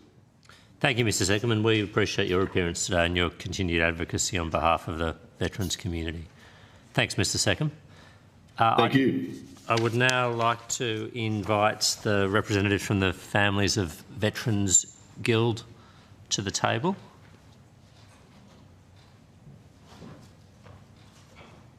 Ms Wilson, welcome. Thank you. A bit nervous. No need to be. Ms Wilson, I understand that information on parliamentary privilege and the protection of witnesses giving evidence to Senate committees has been provided to you. Before we get underway, for the record, would you please state your full name and the capacity in which you appear today? Absolutely. My name is Renee Michelle Wilson and I'm appearing as the CEO of the Families of Veterans Guild. Thank you, Ms Wilson. I'd now invite you to make a short opening statement, and at the conclusion of remarks, I'll invite members of the committee to ask questions. Thank you. I have a very informal, just a couple of quick opening remarks, if I may.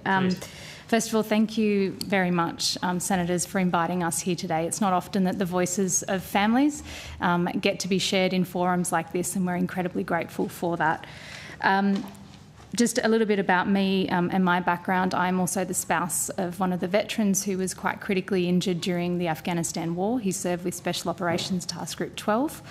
And so this is also a very personal issue for me, though I come at it in a very different perspective. I come at it as very much a civilian who sat on the outside of everything and was never really drawn into this system until his injury, when he needed someone to speak for him. And then I realised, oh my gosh, all of these other families need someone to speak for them as well.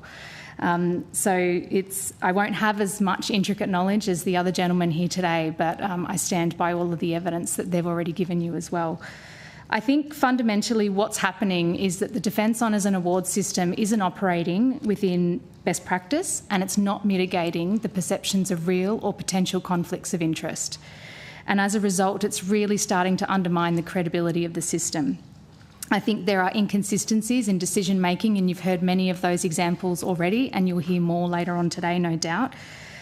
But what that's doing, and again, you've heard these examples, and we certainly heard it when we asked veterans and their families to tell us about their experiences, is it undermines the value of this incredibly powerful system that has the potential to do so much good for our veterans and their families, their mental health and their well-being.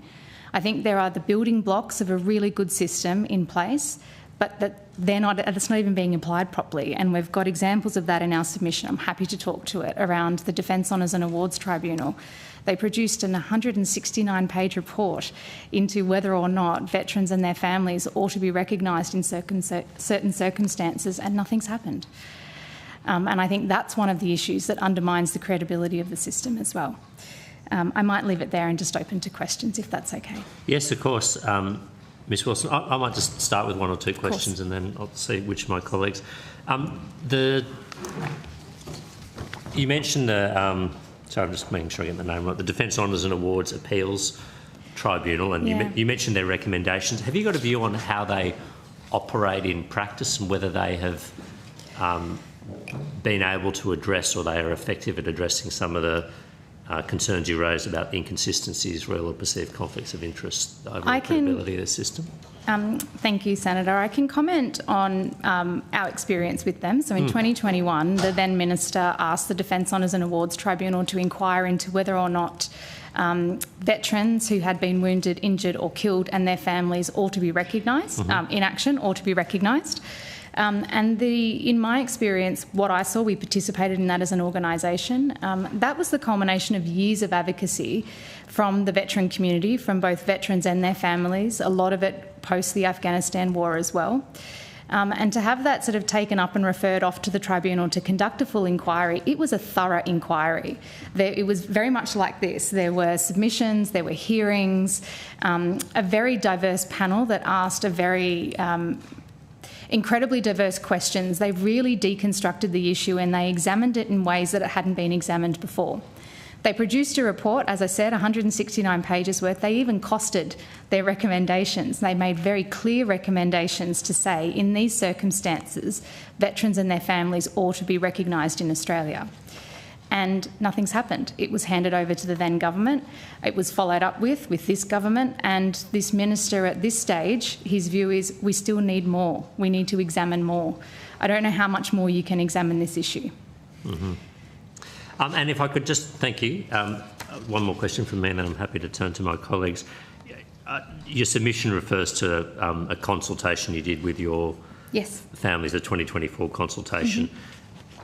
I guess the things that jump out at me that your consultations revealed was a concern about quote-unquote medals for mates, a lack of transparency, senior staff awarding other senior staff. Was that the sort of general theme of the community consultation? 100%. And I have to say, as a result of that consultation in 2024, it was actually quite interesting. So in 2021, we ran a consultation around the Defence Honours and Awards inquiry, and we heard a lot from families. In fact, about 80% of the people responding to our questions were families and war widows. Then in 2024, we asked, in response to this inquiry, what people thought. We actually had veterans responding. And I think the reason we had veterans responding is some of what you've already heard today around that fear of not wanting to to share what it is that they think or they feel for fear of some form of retribution. They could respond in ways where I didn't ask about their identity, I just wanted to hear what they thought.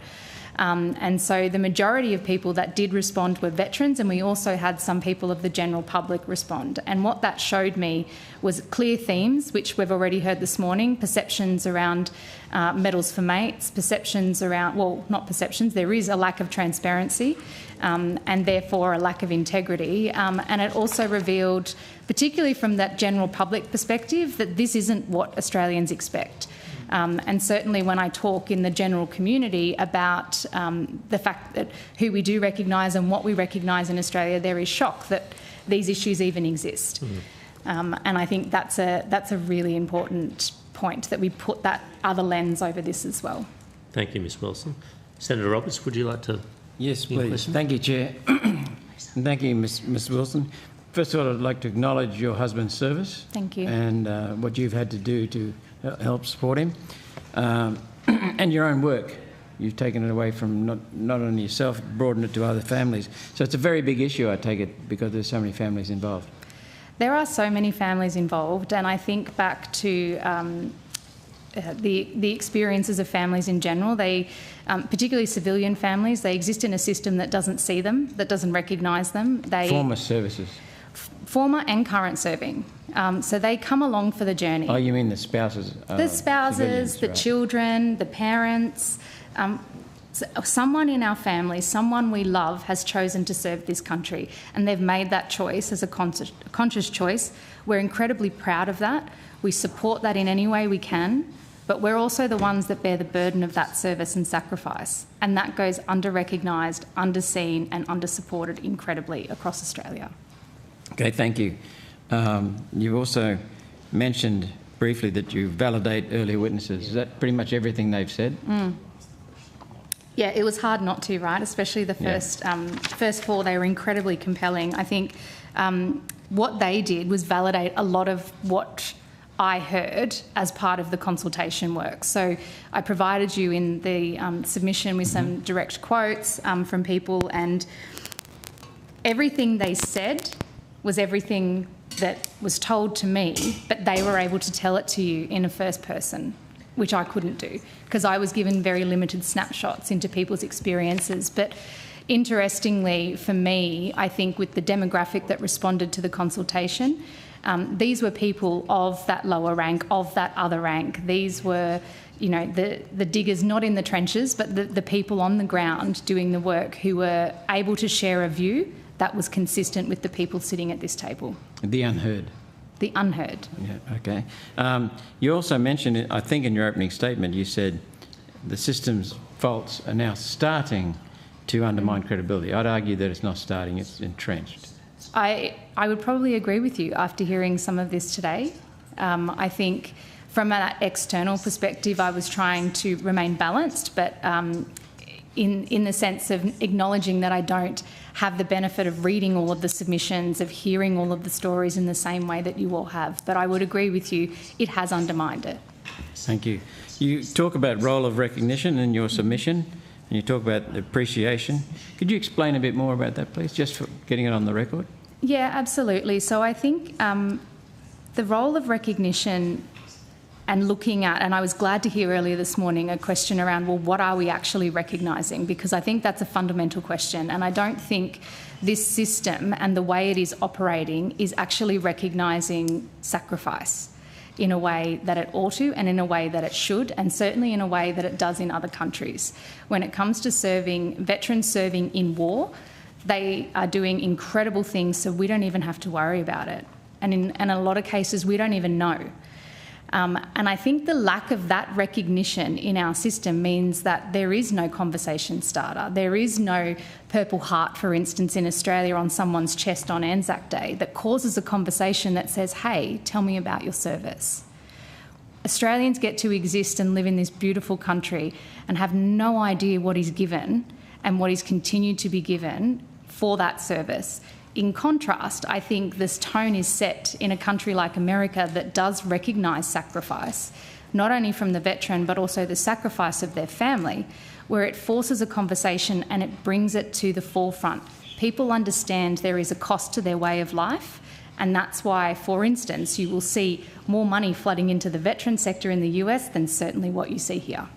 So before we move on to another topic associated with appreciation, that sense of appreciation and appreciating what's happening must start at the top, surely, because it cascades right through the organisation. So if it's not happening at the top, or if it's not objective at the top, then it fails right Absolutely, and if it's certainly not happening within the Defence Honours and Awards system, how can it happen within the broader Australian community? The other thing is to make sure that appreciation is sincere, genuine, credible. It has to be objective. It does have to be objective. And what we've heard this morning is that there are two standards, one for the senior brass and one for the enlisted. Yes, and I would concur with that. Any ideas on how to make that objective?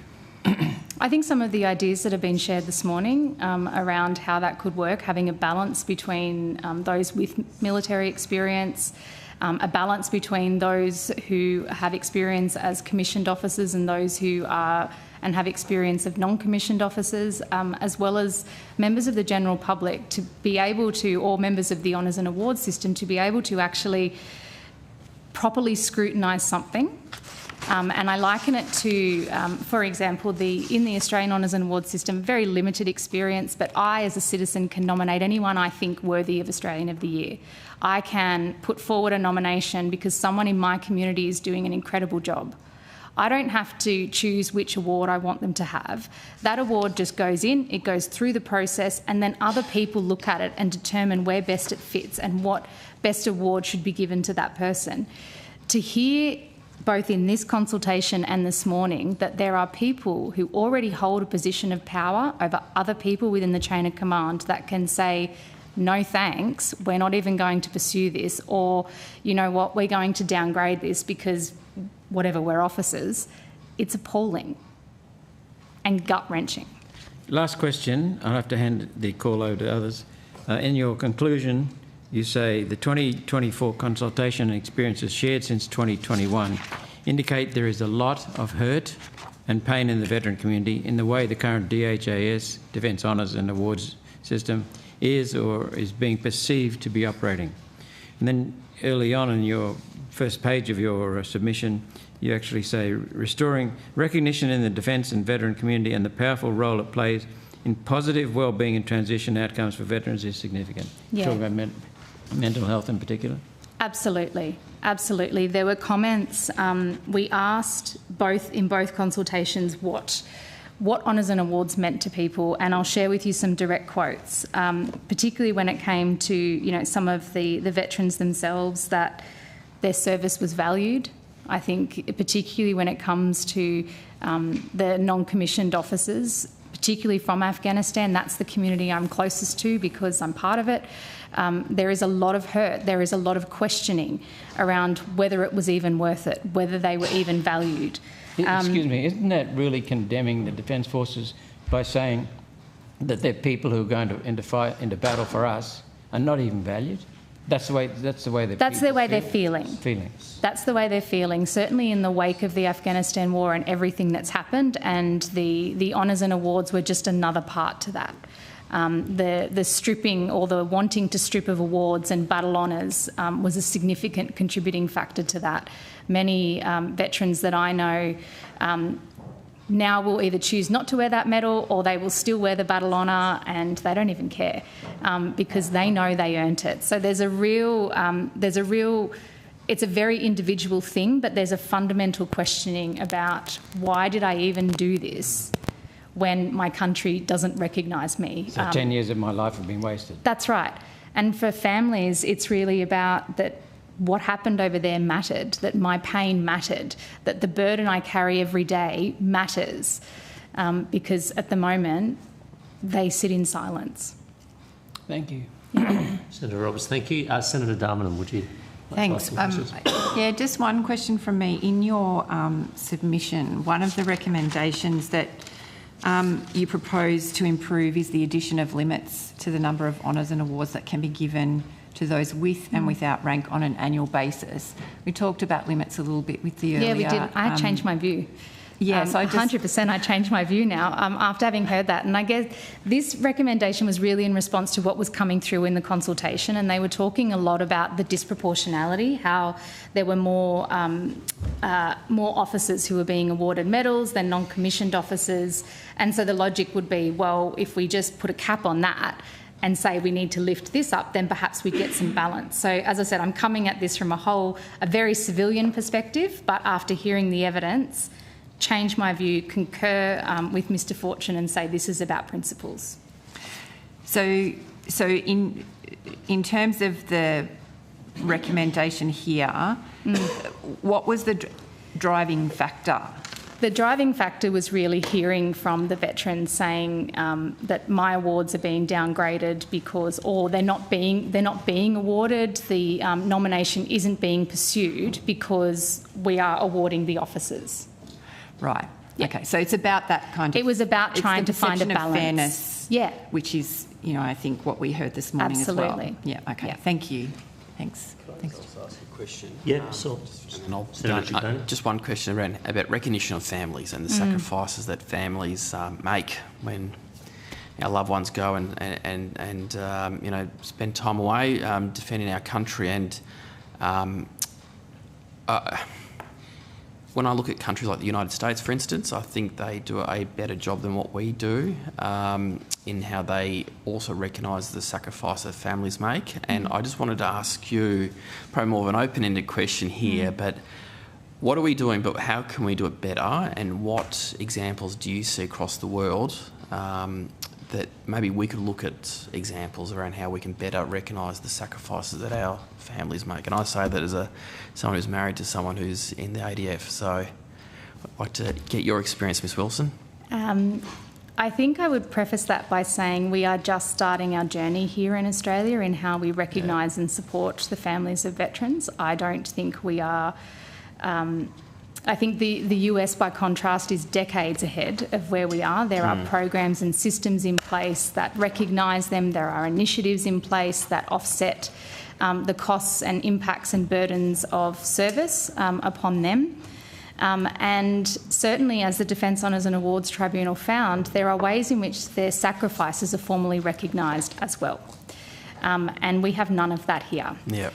We are literally just starting. And I think what's happened is our model of family support in Australia is 100 years old, and it presumes that families don't need any support, that the impact of service isn't upon them until a veteran passes away. And the experiences over the last decades have shown us that's absolutely not the case at all, that there are real serious impacts and consequences, mental health, career, social connection, and the list goes on, that we need to start mitigating, and we're certainly only just starting that journey.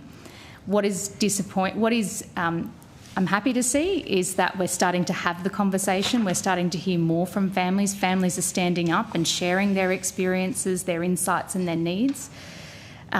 We have a draft Defence and Veteran Family Wellbeing Strategy.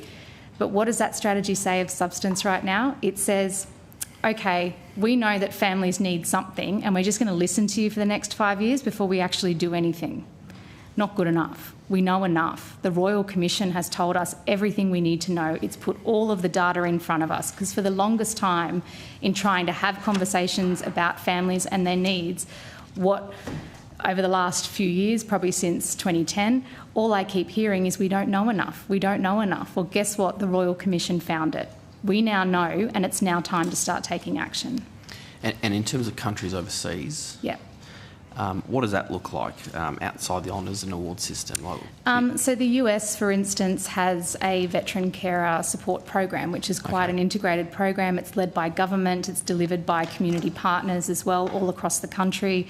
There are leading advocacy organisations that do policy work that engage with both current and former serving families. There are programs and a network of programs in place within the community that support the needs of military families. Interestingly, I was over in the US, I think it was last year, I was doing a course on non-for-profit management, and I met with some of these organisations. I met with 4 different organisations, all in different areas of the veteran family support sector in the US, and I walked away going, wow, I now know what the top 3 issues are affecting veteran families in the US. We don't have that here because we don't have the conversation and we don't have the same levels of connection and collaboration within our community sector and partnerships with our government. I've seen a lot of investment in the US in this, and we don't have that here. And in the development of the capabilities that's required to really stand up for families. And do you envisage things like better support for partners and how they handle their partners in terms of how they deal with PTSD and the like? Absolutely, and also their needs in their own right. So there are... Sorry, I could talk on this for No, please hours. keep going, so I don't want to interrupt. So we already have data and evidence that shows us that families and spouses in particular and children of war veterans are more likely to have a mental health condition as a result of the service, so depression and anxiety, not just in managing the veterans' mental health, but for them as well. Well, that was the thing I was going to ask about, the knock-on effects. But look, in light of time, I'm happy to hand back to the chair, but if there's anything that you're able to provide the committee with, I really appreciate that, because I think this is another area that governments, regardless of which side of politics, need to focus on in the future. Thank you very much. Absolutely, and I certainly will. Thank you. Thank you. Thank you. Senator Shoebridge. Oh, thanks, Chair. And thanks, Ms Wilson, for your submissions and your engagement. I read onto the record what my staff said, which is of glowing endorsement of your credibility as a witness, but I don't want to embarrass you any more than that. The one of the issues that the multiple issues you raise is that for those who have been injured in service, there's no equivalent of a Purple Heart in Australia. I think that would probably surprise most Australians out in the broader community. It does. And the fact that the system has been so resistant to including that as an honour and award, do you have any insight about what the resistance is? I do, and I have quoted in my submission a direct quote which was actually said to me in the aftermath of what happened to my husband in 2010. He was in a Black Hawk accident. There were 7 Australian commandos who were quite significantly injured, and 3 commandos who died, who I wear on my wrist. As someone that was quite external to the defence environment at the time, I assumed it existed. I assumed it existed, and that was part of the thinking around, well, at least it was kind of worth something. Because you do a lot of questioning around why him, why this. It was a Black Hawk accident was something that never factored into my radar about what could possibly happen to him and how catastrophic it could be.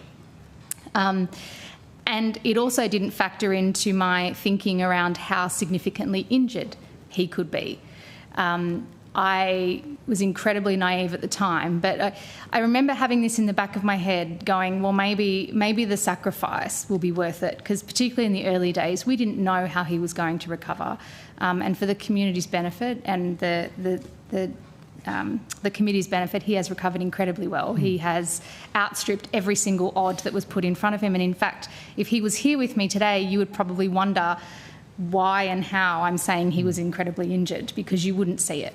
But you might if he had a Purple Heart on or equivalent. You would, if he had a Purple Heart or equivalent. So when I inquired a bit later on down the track as to whether or not this existed, I was told by an officer in the command at the regiment at the time that, yes, it was an issue that had been considered in the past, but they didn't think, they talked about whether, they actually talked about not so much the medal, but the strip or the thing on the uniform. There could be a purple stripe on the uniform, similar to what they had back in the World Wars. And their chief concern was that would have soldiers chasing injuries. I was gutted. Yeah. I was gutted. And if I might just read onto the record a quote that was shared by, it speaks to this point, a quote that was shared by a wounded soldier as part of our consultation.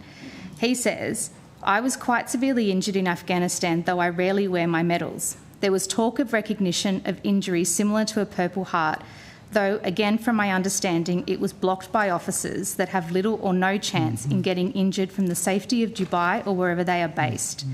In my opinion, a medal for injured in combat is rewarding an act of valour, not rewarding injury. I look down at the vacant space that my legs once held and wonder about service and sacrifice. The only thing that keeps my head up is Theodore Roosevelt's famous speech about the man in the arena. Unfortunately, the man standing in the safety of the stands is the one that walks out with recognition. I think that just sums it up beautifully. It's a kind of obscene analysis to suggest that those in the field might be actively seeking an injury in order to get the equivalent of a Purple Heart. Incredibly. You'd have to have a significant distance from what was happening to form that view, wouldn't you? Exactly. And one of the other issues, obviously, that is repeatedly raised in the submissions is the kind of the double standard. Yes. We could talk about as hypocrisy, medals for mates, however you want to do it, but if you've got a significant amount of gold brass on you, you get to sort of get whatever you want as a nomination from another co-worker who's got a significant amount of brass on them. If you haven't got a significant amount of brass on them, then good luck.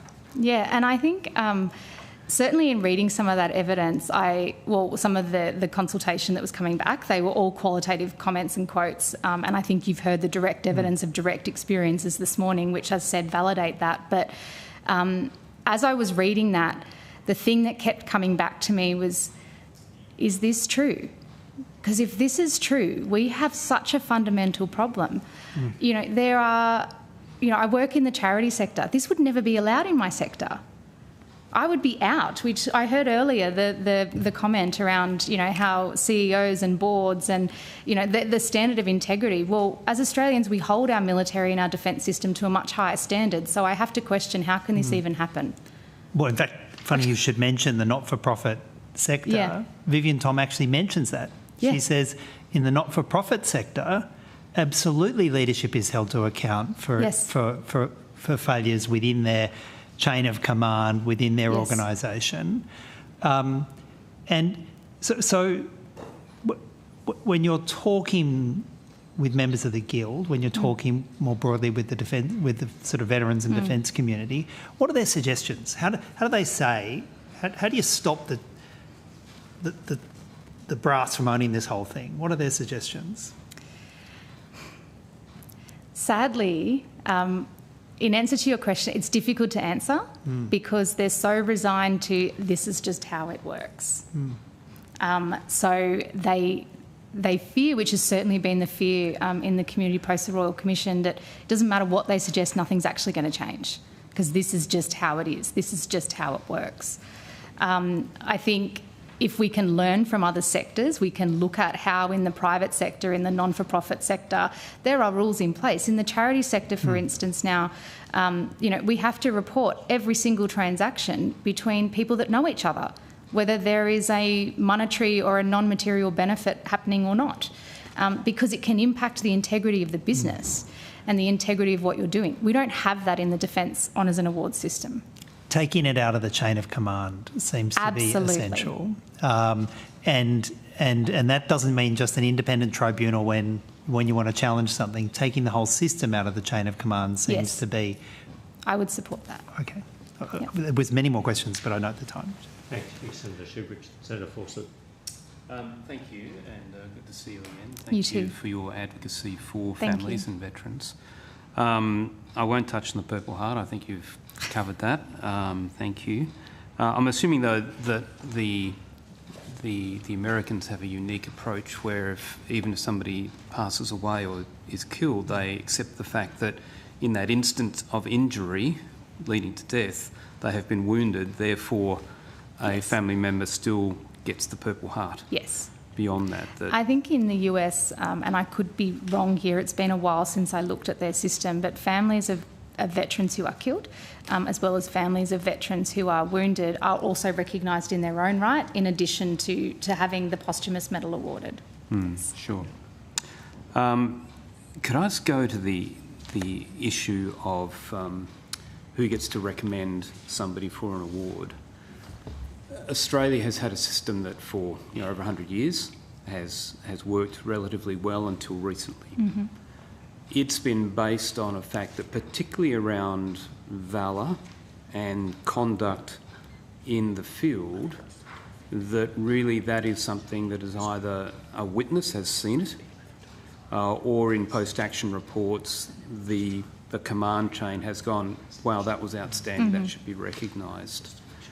I understand the concerns around the fact that that's not independent, but I think some of the evidence has pointed to having transparency in terms of what was initially recommended by the witness or by the person at the immediate chain of command could overcome some of the faults we're seeing where things are dismissed further up.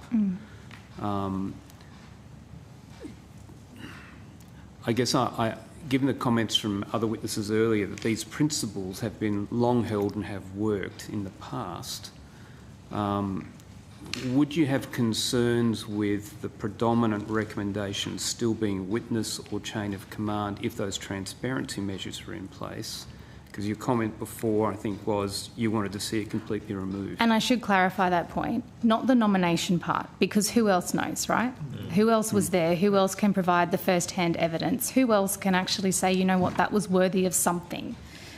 The part that I would support coming out of the chain of command is the objective assessment and the decision on whether or not that even progresses to the next stage. There were people in our consultation that talked about chain of command even stopping someone nominating. That's not okay. So I think it has to originate from the people that witnessed, that saw.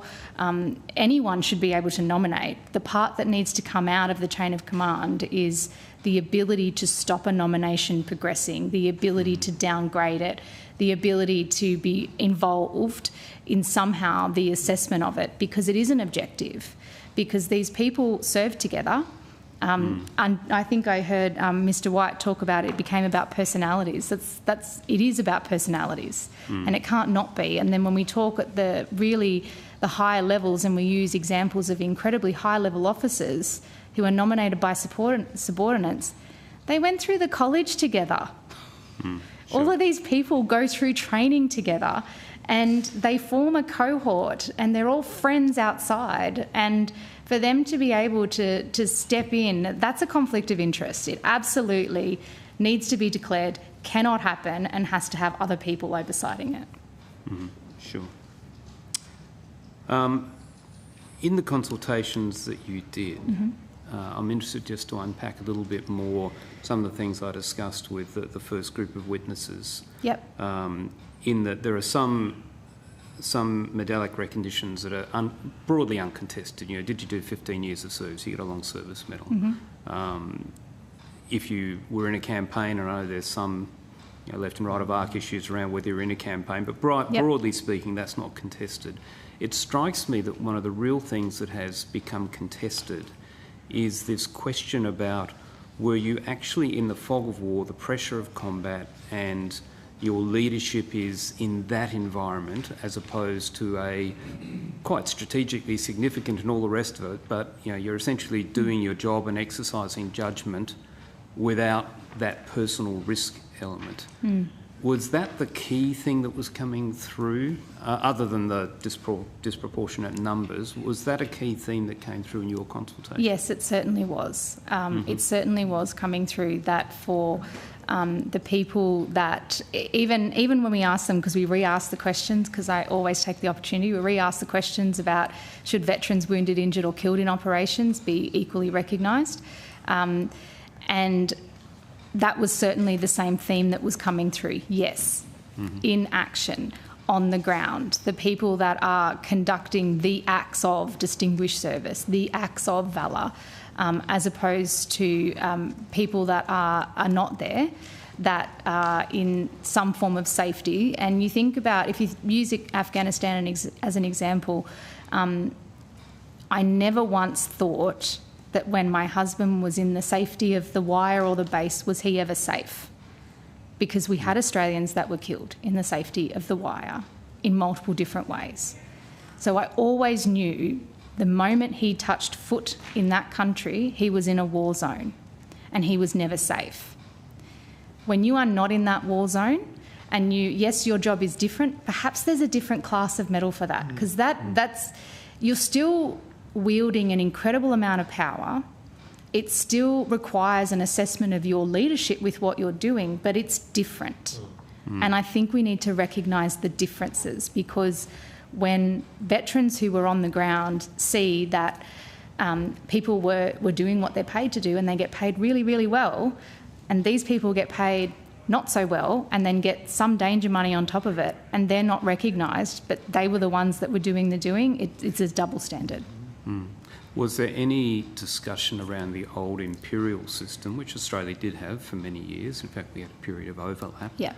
Where there was a distinction under that system that you could award for valour and exceptional service versus really important service, but it was...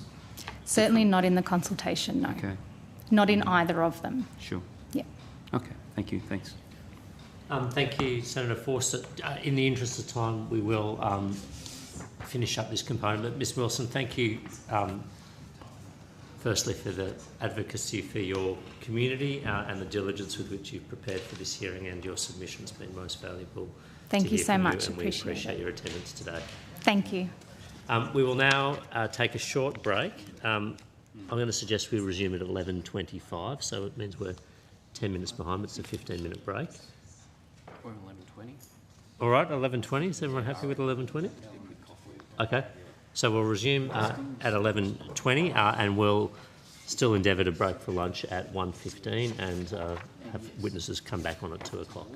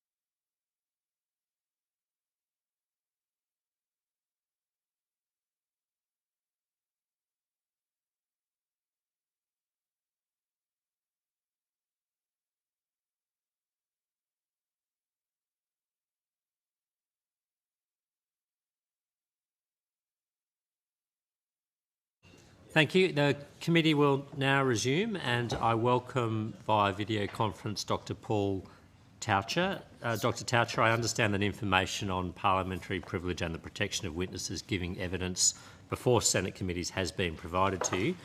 Before we get underway, for the Hansard record, would you please state your full name and the capacity in which you appear today? Thank you. Dr. Paul Taucher, lecturer in History and Humanities at Murdoch University and Research Fellow at the Indo-Pacific Research Centre. Thank you, Dr Taucher. I'm glad I got the pronunciation of your surname correct. I would now invite you to make a short opening statement, and then at the conclusion I'll ask members of the committee to ask questions. Please go ahead. Thank you. One of the first things that I would like to address is in section 4 of my written submission. I said that the term of reference addressed in the submission requests assurance of the integrity of awards to senior officers in the Afghanistan conflict. From the wording, it appears that the Senate inquiry is more interested in minimising scrutiny of the award system and refuting complaints of integrity issues. I would like to fully withdraw that. It is clear from how the inquiry has handled the evidence given today, and also from the submissions, that that is not the case. What my written submission points out is that the examination of awards and meritorious service, and also the investigation and potential prosecution of alleged war crimes, is very much two sides of the same coin.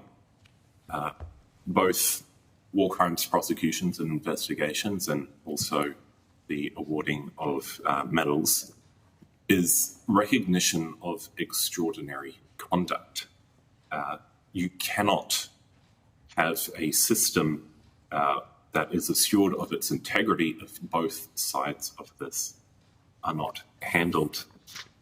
What's become clear after Ms. Wilson's submission is that the proposed withdrawal of meritorious awards for an entire unit has been a very vexed issue, and has also been very traumatic for many members of the Australian Defence Force who have conducted themselves meritoriously and have put in significant service to Australia. It also raises the very complex question of what the Australian military can do about alleged war crimes. And I think Ms. Wilson made a very good point in that there needs to be recognition of meritorious conduct, particularly within the lower ranks. But at the same time, there needs to be a way to isolate those who have allegedly committed war crimes.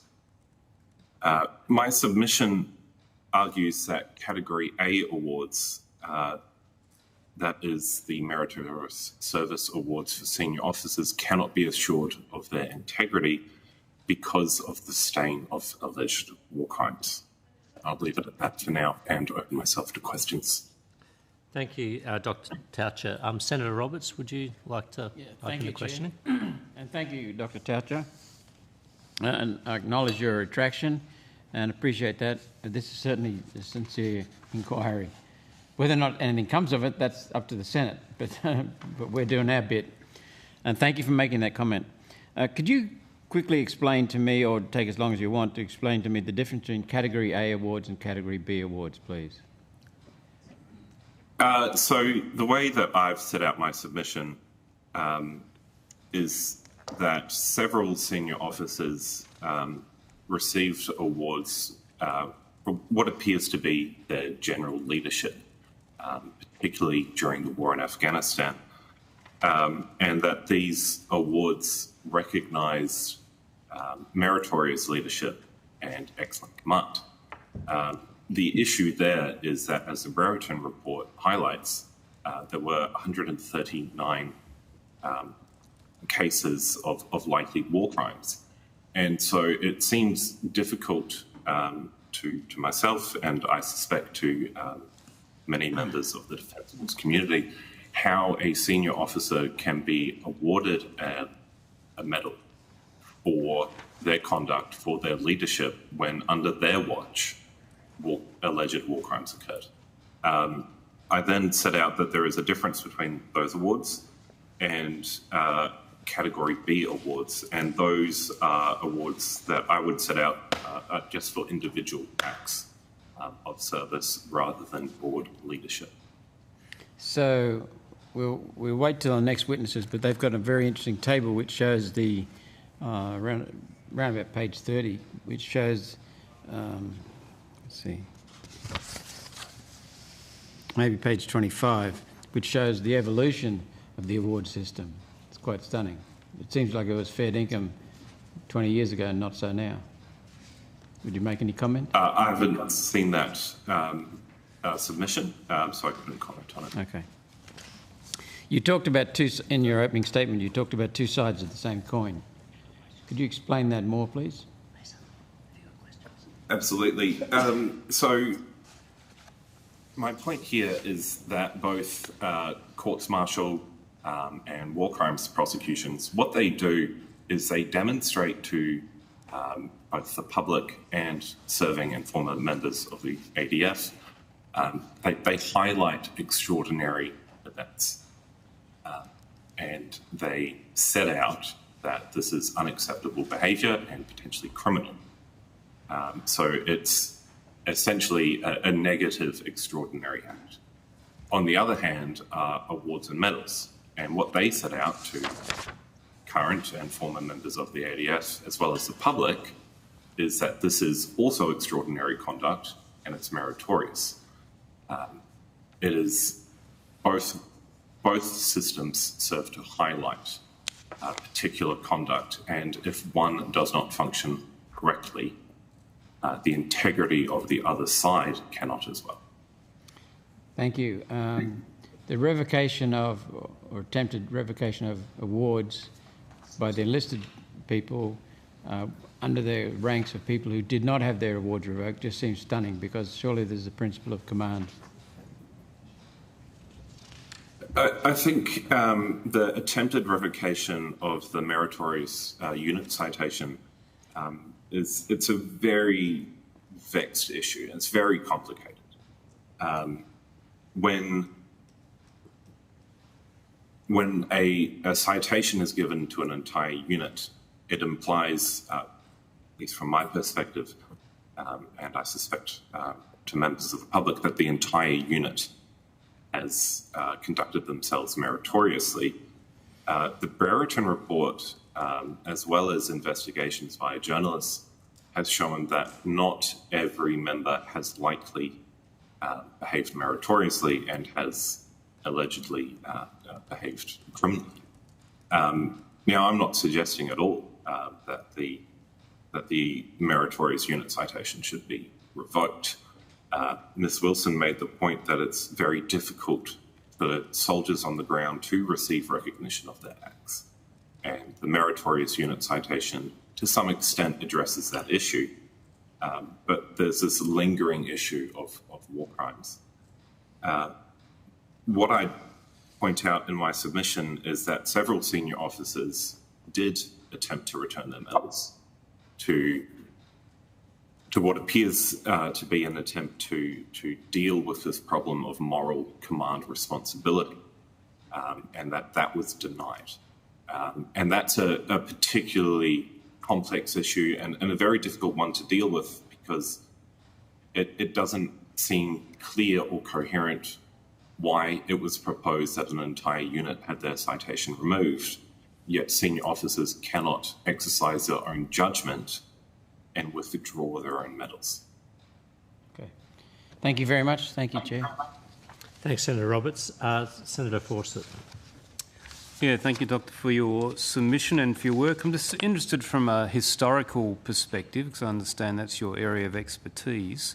If you have seen any differences between the efficacy of the old imperial system, which I think had more division of ability to recognise for meritorious or courageous actions under fire, versus someone who was just did a good job of the job that they were expected to do. Historically, can you see that that older system with more opportunity to distinguish was administered more fairly and equitably, or is there a history of complaints and indications of abuse or bias even under the old imperial system? Thank you, Senator. Unfortunately, my research and my own expertise deals with the bad side of things. And so I couldn't comment on previous systems. on awards. Mm-hmm. Do you have any comment then on one of the contentious issues that's come up, that in 2008 recommendation 5 said that the government should review the definition of inaction as opposed to warlike, which is where it's been redefined. In your view, has that broadening led to some of the perceived or actual mischaracterisation of what somebody sitting in another country who wasn't in the battlefield, their eligibility for an award? It seems that the change from battlefield to warlike has expanded medals and awards beyond, I guess, a geographical perspective. It sounds to me, or my interpretation here is that the previous system was reliant on, are you boots on the ground? Are you behind the wire? Are you out fighting? Are you in the trenches? This new system sounds like, are you part of campaign in some form or another? And that has changed the significance of the award. Mm-hmm. Okay. And the last question I have comes back to the concept of unit citations. Recommendation 12 from 2008 talked about recognising and encouraging the use of team-based commendations, and by that I'm assuming they mean things like unit citations or perhaps subunit commendations, and in conjunction with recommendation 1, which says the goal of the system, the new system, is to recognise an appropriate number of defence personnel. From your study, is there any grounds to ever have an appropriate number? Surely if this system is designed to recognise meritorious or service or gallant actions, etc., it's like you either have done it or you haven't. And if you have a whole unit full of people who have done things that are recognised as being gallant, then surely a quota is inappropriate in that situation. Do you have any views on that? I do, Senator. I think it does seem contradictory to the point to have a quota, and it sounds to me that it is meant to address some of the issues that you implied in your previous question. Is it appropriate for a meritorious unit citation to be extended to people who are not in a battlefield situation? It doesn't appear that that is how the system is currently operating. So basing it on simple numbers, a quota, doesn't sound appropriate to me. And instead that it should be based on other quotas, other conditions, as implied in your previous question. Sure. So my final question, I guess, overall is, in your historical analysis, have you also looked at the process by which awards are made? There's been a lot of evidence here that there's sort of an in-club of people who refer themselves, that there's that same group of people have often discarded recommendations for awards for junior ranks. Have you looked at how those systems worked in terms of transparency, of integrity of the system of reporting? Do you have any comments to make on the current system and how that could be improved? What I would say, Senator, is that during the Second World War, and I cannot give particular examples, is that some senior officers received awards for their leadership, for their conduct, which many members of the rank and file did not agree with. And that the issue or problem that comes with senior leadership receiving awards, I think will exist no matter what system is used, but that it will be exacerbated in a system where senior officers can recommend other senior officers for high-level awards with limited oversight. Okay, thanks, Jim. Thank you. Thank you, Senator Fawcett. Dr. Taucher, just two questions, if I might. Firstly, you might not have seen these statistics, but the Department of Defence, in their submission, provides a breakdown of the provision of awards and recognition for service in Afghanistan. So, and it's on, I think, page 14 of their submission. They state that more than 39,000 ADF personnel served in Afghanistan over the 20-year history of our operations. Of those, 519 were senior officers, representing 1.3% of all ADF personnel deployed. 569 honours in total were awarded, and of those, 121 awards were given to senior officers. So 21% of honours were given to senior officers, who constituted 1.3% of the total personnel deployed to Afghanistan. Is this, I mean, is this sort of correlation, in your experience of the provision of awards and other campaigns, is that a normal sort of a ratio, or does that raise questions in your mind? And as I've highlighted earlier, my research doesn't very much go into awards. It goes into war crimes trials. What I would suggest here is it does seem high. It does seem disproportionate. At the same time, my understanding, which is obviously only based on information available to the public, is that the majority of direct combat operations in Afghanistan were committed by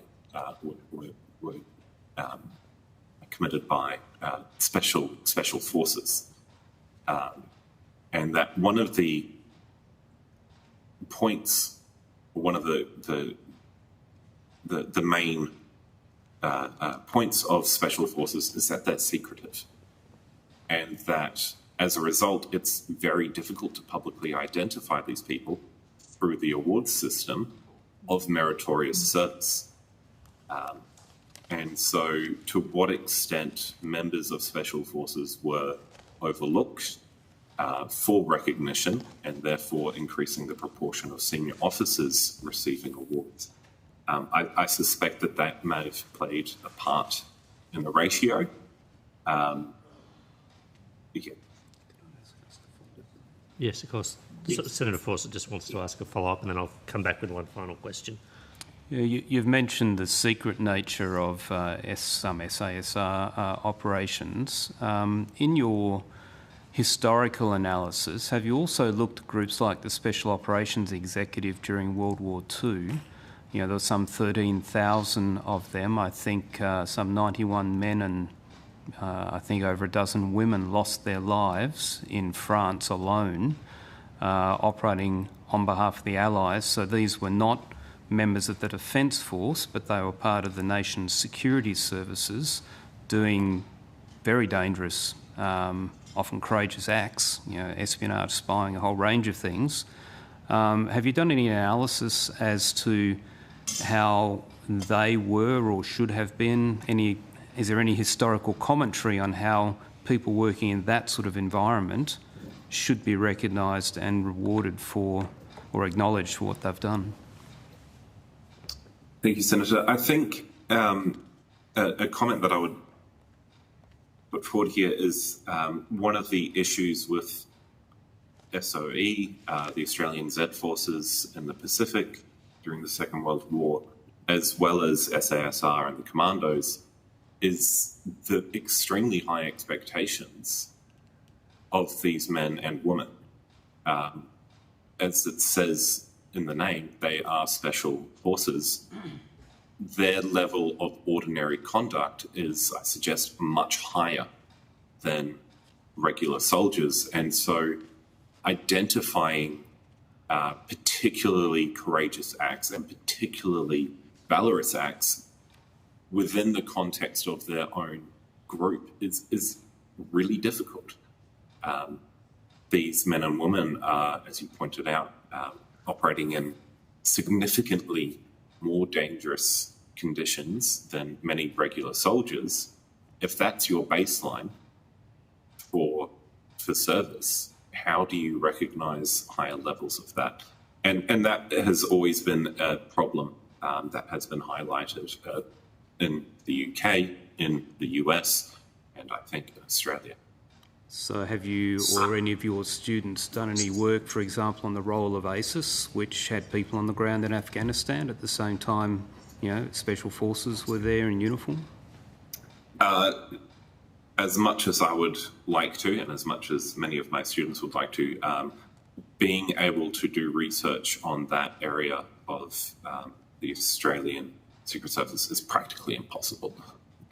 The records are not publicly available in many cases, and when they are, they're particularly vague. So understanding what really happened, actually happened, and how it happened is not really possible for public researchers. Sure, but I guess it drives my point of your historical research. If we do not have publicly available records of what they did, are there historical examples of how governments have successfully sought to recognise their service so that this committee and our recommendations can go, well, what can we draw from that in terms of how we look at the service that these people have rendered?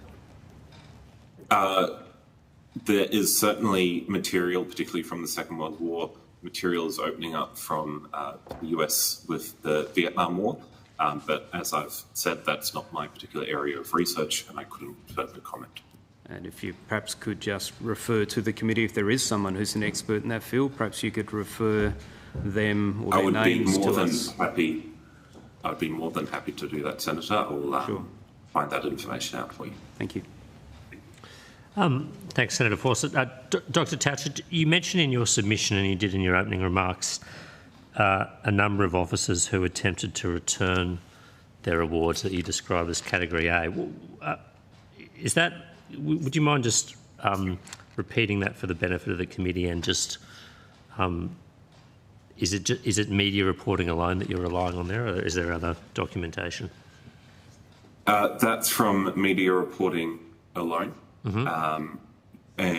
So what I said is that media reports in the aftermath of the Brereton report release highlighted several senior officers, including Angus Taylor, Ian Langford and John Hawkins, attempted to return awards given for their leadership and command.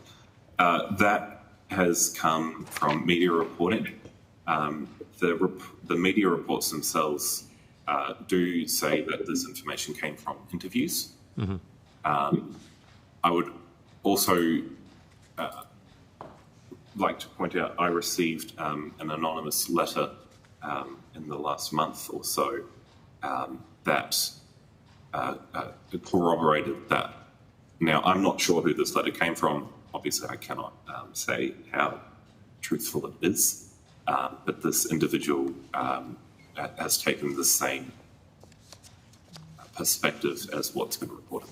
Okay. And you mentioned in your submission that their attempt to return their awards was denied by the Australian government. I didn't know you had to be given permission to return an award, but is that how the system works? And I'm not sure if you know the answer, but I thought I'd ask the question since you mentioned it. I don't know the answer, Senator. It is certainly surprising.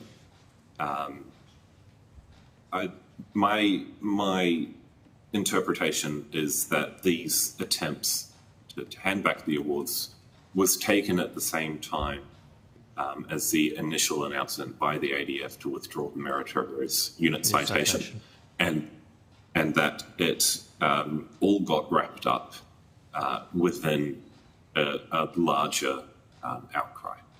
Okay. Thank you, Dr. Taucher, and thank you for appearing as a witness today. You are free to continue to observe the hearing if you wish to do so through the live stream on our website, but if you wouldn't mind disconnecting from the video conference so we can accommodate other guests. And thanks once again for your appearance and your submission. Thank you, Senators. I now welcome to the table representatives from the Australian Special Forces Alliance. And I understand that information on parliamentary privilege and the protection of witnesses giving evidence to Senate committees has been provided to you. Before I invite you to make an opening statement, could I please ask, once you're seated, that you state your full name and the capacity in which you appear today? Certainly, Chair. Martin Louis Blandy. I am a full member of the Australian Special Forces Alliance. Thank you, Mr. Accompanied by my two colleagues who are directors of the Australian Special Forces Alliance, Vice President Mr Mark Riley and Mr Andrew McNaughton, who's a welfare officer. Thank you, Mr Blaney. We've received your submission, but would you like to make an opening statement? Thank you, Chair and honourable senators, if I may. We may take a little longer than 5 minutes, if I may apologise. No, that's quite all right. We've got, I hope that we can answer a number of questions in advance by doing this. Yes. I'll pass to Mr McNaughton to explain who we are, sir. So, we're here today to represent the Australian Special Forces Alliance. The ASFA, as we refer to it, is a not-for-profit corporate registered with the Australian Securities Investment Commission. Essentially a membership-based organisation that is managed by a board of 5 directors to represent the interests of current and former military special forces personnel. I'm a director myself and also do the welfare and help out where I can. The ASFA is a broad church, you might say. The full membership is open to anyone who served in any recognised special forces units anywhere, allied, obviously. The associate membership is open to anyone who can demonstrate interest and support for special forces. I'll hand back over to Martin at that point. Thank you. Senators, we are the authors of submission number 5, a 47-page submission that has been approved by the Board of Directors of the ASFA. Much of our submission is based on hard evidence, being either publicly available documents or official responses to Freedom of Information requests. The reference numbers for the FOI requests are contained within our submission. However, we are still awaiting the results of FOI 123/24/25, which sought the narratives, the one-page reasons for the awarding of the DSC to 13 commanders of Joint Task Force 633 between November 2003 and January 2016, other than Campbell, as we already had his. It is strongly suspected that these DSC narratives will reveal they are strikingly similar, the common law test for similar fact or propensity evidence, and such documents will prove that defence was simply cutting and pasting paragraphs into the narrative to enable them to be awarded to the 8 in a row commanders of JTF 633, who most likely received them as an attendance gong, or as Dr Glenn Colomite's PhD, a former military lawyer with significant operational experience, has publicly said, as part of a salary package. Predictably, Defence opposed providing this information in a vainglorious attempt to defend the indefensible and save Defence from significant embarrassment in relation to the awarding of prestige and honours awards to senior officers who arguably were never entitled to them. The recent refusal decision by a recently promoted one-star RAF legal officer who has been publicly criticised for failing to disclose her role and position in Defence FOI 577/23/24, dated the 19th of February 24, is being challenged through the Office of the Australian Information Commissioner. Here today, we adopt everything we have said in our submission, but would like to expand upon some matters that have arisen since we lodged the submission. We wish to express our gratitude to Senator Malcolm Roberts, Queensland, and Senator Jackie Lambie, Tasmania, for their dogged pursuit of issues affecting the Australian Defence Force and their relentless quest to scrutinise the integrity of the Defence Honours and Awards system.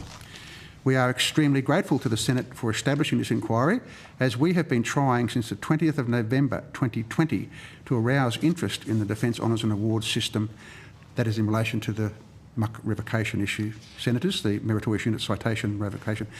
See paragraphs 21 to 26 of our submission for background. Since November 2023, over 200 letters have been written to Richard Donald Marles, the Minister for Defence, particularly in relation to the validity of the 2012 awarding of a prestigious medal to the former Chief of the Defence Force, General Angus John Campbell.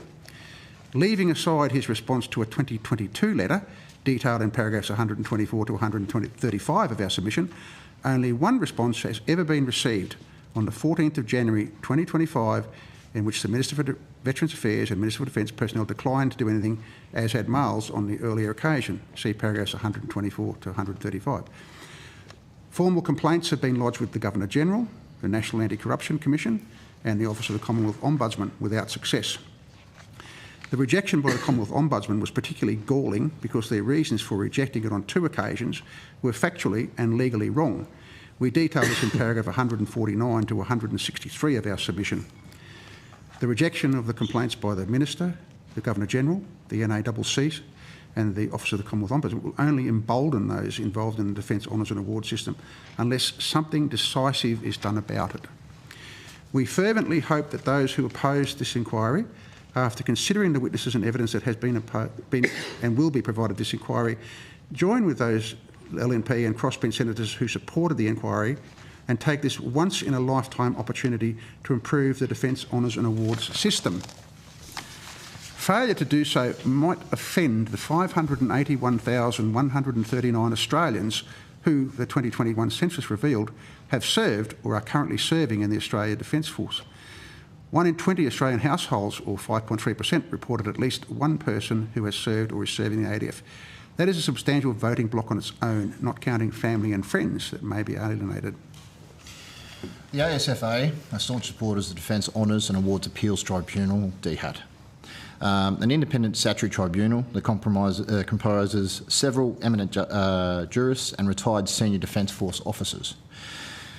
The Defence Honours and Awards system has been abused, particularly insofar as it relates to senior commanders, brigadier equivalent or above, since Australia took over the imperial system in 1991.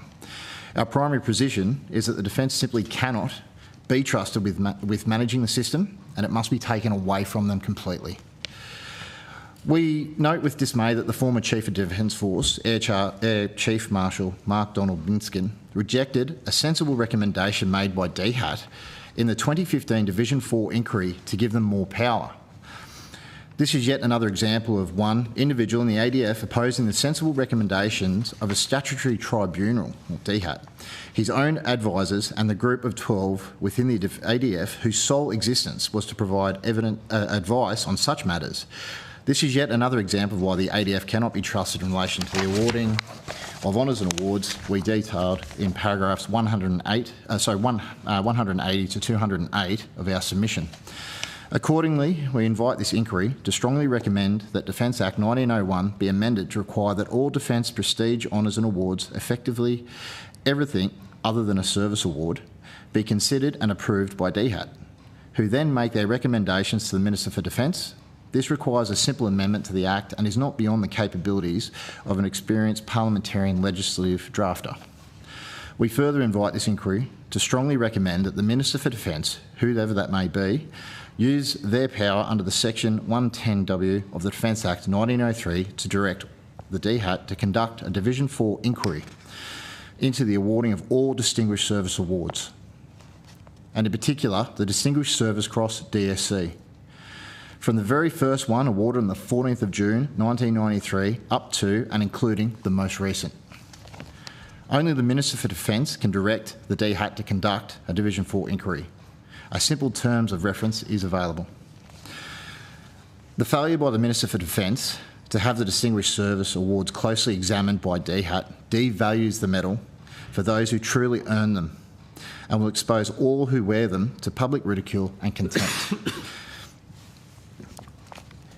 We further invite this inquiry to recommend that all letters, patent and regulations governing prestigious honours and awards be rewritten to include detailed definitions, the ranks eligible for particular awards.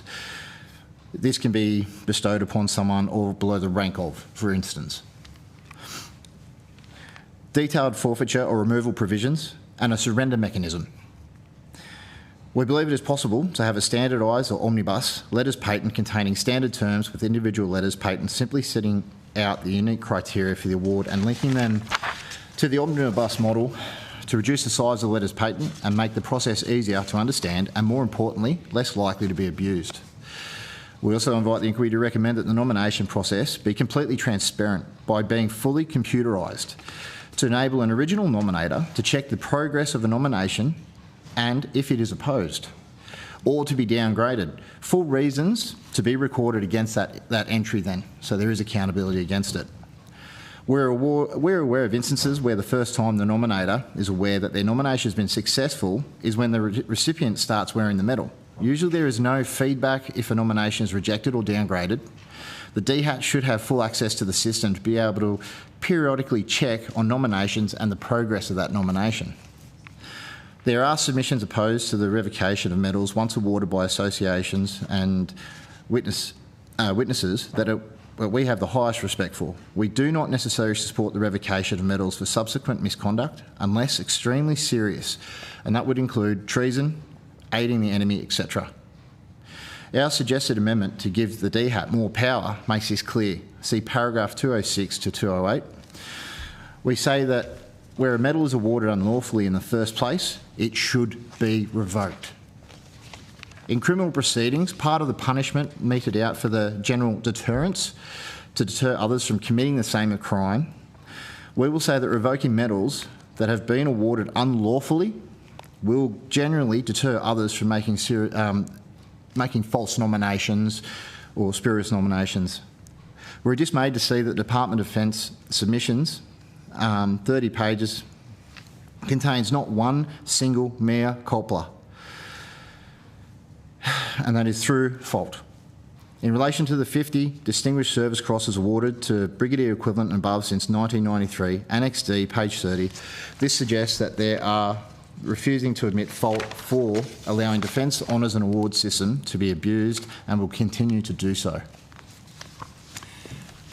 Senators, currently the Internal Defence Honours and Awards Board convene meetings where up to a dozen star-ranked officers are involved in considering nominations. In a half-yearly meeting in 2012, this committee considered 53 nominations in 3 hours and 25 minutes, which is an average of 3 minutes and 53 seconds each. If the star-ranked members partook of a 20-minute morning tea befitting their ranks, they voted an average of 3 minutes and 30 seconds to each nomination. There are examples where one of the 3 criteria were omitted from the citations, and in a 2004 nomination for a Prestige Award for Iran Warship Commander, it was awarded for warlike operations, a criteria that did not come into existence until late 2011, or 7 years later. Whoever was responsible for those oversights was not doing a very good job. See paragraph 17 of our submission for further details. We say the failure by Defence to carefully consider the relevant criteria in the consideration process is support for the view that they knew for decades they were unlawfully awarding the medals. See paragraph 52 to 68 and 72 to 77 of our submissions. If this is not corruption, we do not know what is. In addition to our submissions on the inaction requirement, we note that the 2020 edition of the Defence Honours and Awards Manual provided the following definition. Inaction is a military context is engaged between opposing forces. A member must be physically in a situation involving direct conflict between opposing forces to be determined to be in action. In our view, inaction involves a gunfight. It has always meant being involved in a discrete battle or a rolling battle that may have extended over several days, not turning up a few days later, patting soldiers on the back or being in the postcode next door when it was occurring. It certainly does not mean being in overall command at a headquarters 1,400 kilometres away in another country for a 12-month period, as has been the case with most commanders of JTF 633. The amateurish attempt in late 2011 to legitimise the DSC by changing one of the 3 criteria that have been causing problems has changed nothing, as the risk of casualties for warlike operations must be proximate to the command and leadership, not 1,400 kilometres away. See paragraphs 40 to 49 and 118 to 119 in our submission for further detail. Mr Blaney, I'm just going to flag we've got 15 minutes remaining for your block, so I would suggest that you might want to allow questions because we do have your submission, which is very detailed and most of us have read it. Would you be happy if we proceed now? I certainly am happy, sir. Thank you, Mr Blaney. Senator Roberts, would you like to commence? I'd love to. Thank you, Chair. Thank you for appearing today and thank you for your service. It's much appreciated. Although sometimes you probably wonder whether it is or not. And thank you for your comprehensive submission. It really is quite comprehensive. You've done a hell of a lot of work on this over how many years?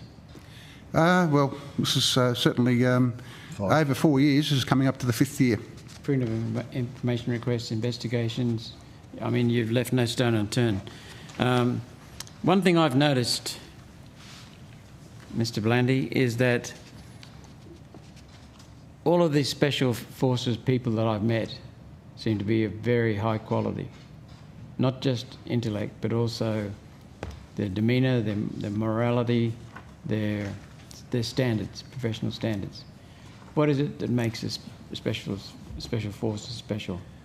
I think the drive and determination to succeed, sir. We all have to pass certain standards, qualifications and the like that are, well, I've bled from every orifice doing them, as my colleagues I'm sure have too. I think that's what sets us apart. Not just the qualities, but there's a special bond between soldiers and the bond. themselves. I mean, I often say that we are unit brothers. I consider Andy White a unit brother, even though he's in a different unit. Is there any stigma or jealousy from those outside the Special Forces towards Special Forces? There is. Yeah, I think so. So even very unequivocal? No, there is. It is. The regular rank and file do struggle with SF, how to implement them, how to use them correctly. I myself am not green hat qualified or sandy hat qualified. I was a support member, but being part of that unit and in the role that I held, you do see it when you deal with other units, the attitude of officers, the attitude of other rank. It does make the job hard. They have a contempt for you sometimes. Is it jealousy? Very much envy? So. Yep. Because you're seen as special because it's in your name. It is. It's I guess it is a bit of partial tall poppy syndrome. Mm-hmm. I suppose also, Senator, one of the reasons, certainly back in the old days, was that we got better equipment too. Not so much now, you say? I think definitely not now. Okay. So what does Special Forces mean to you now and also looking back?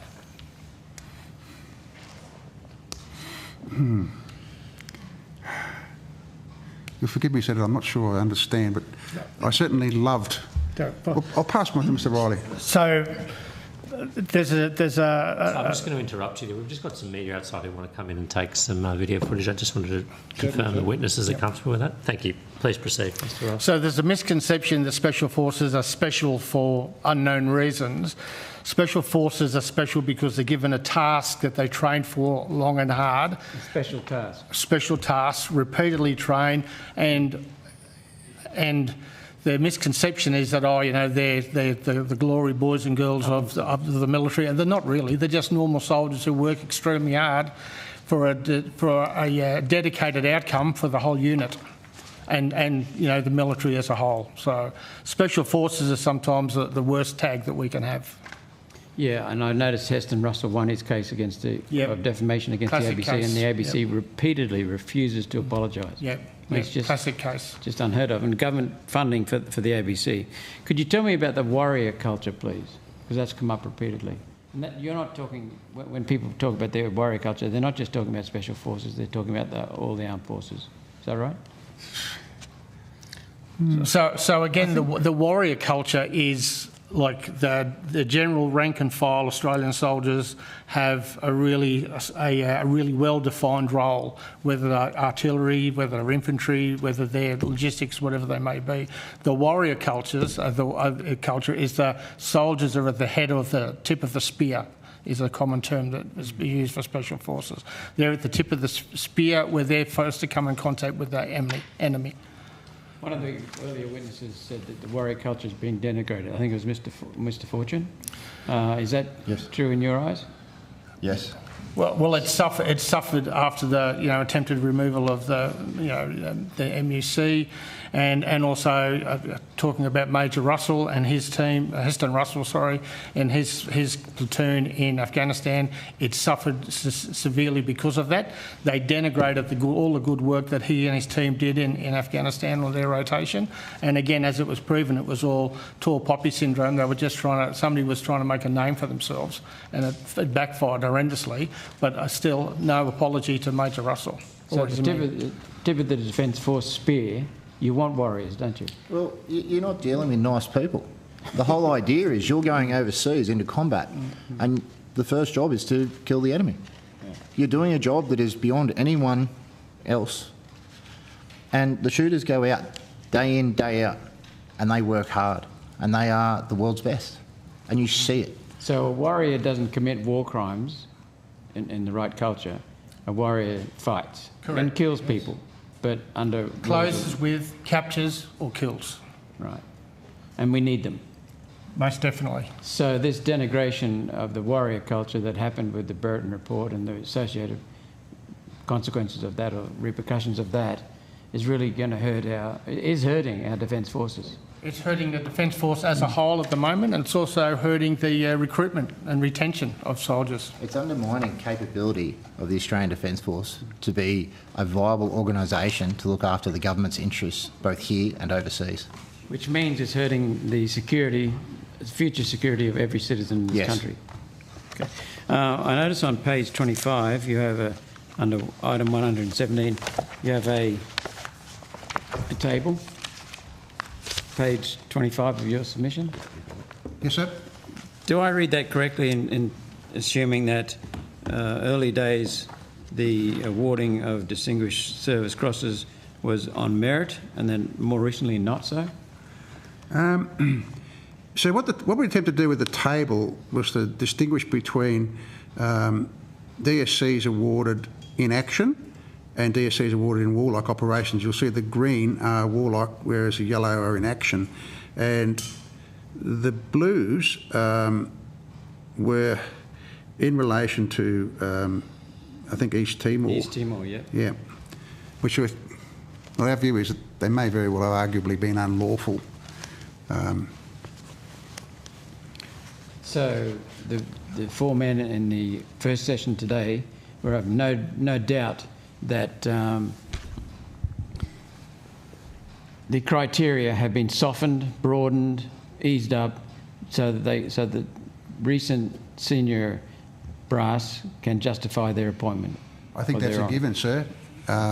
Altering it to in warlike operations, there's never been a statutory definition of inaction or a statutory definition of in warlike operations, and what we're saying is that they ought to be in the letters patent or the regulations, so that to put a stop to just handing them out.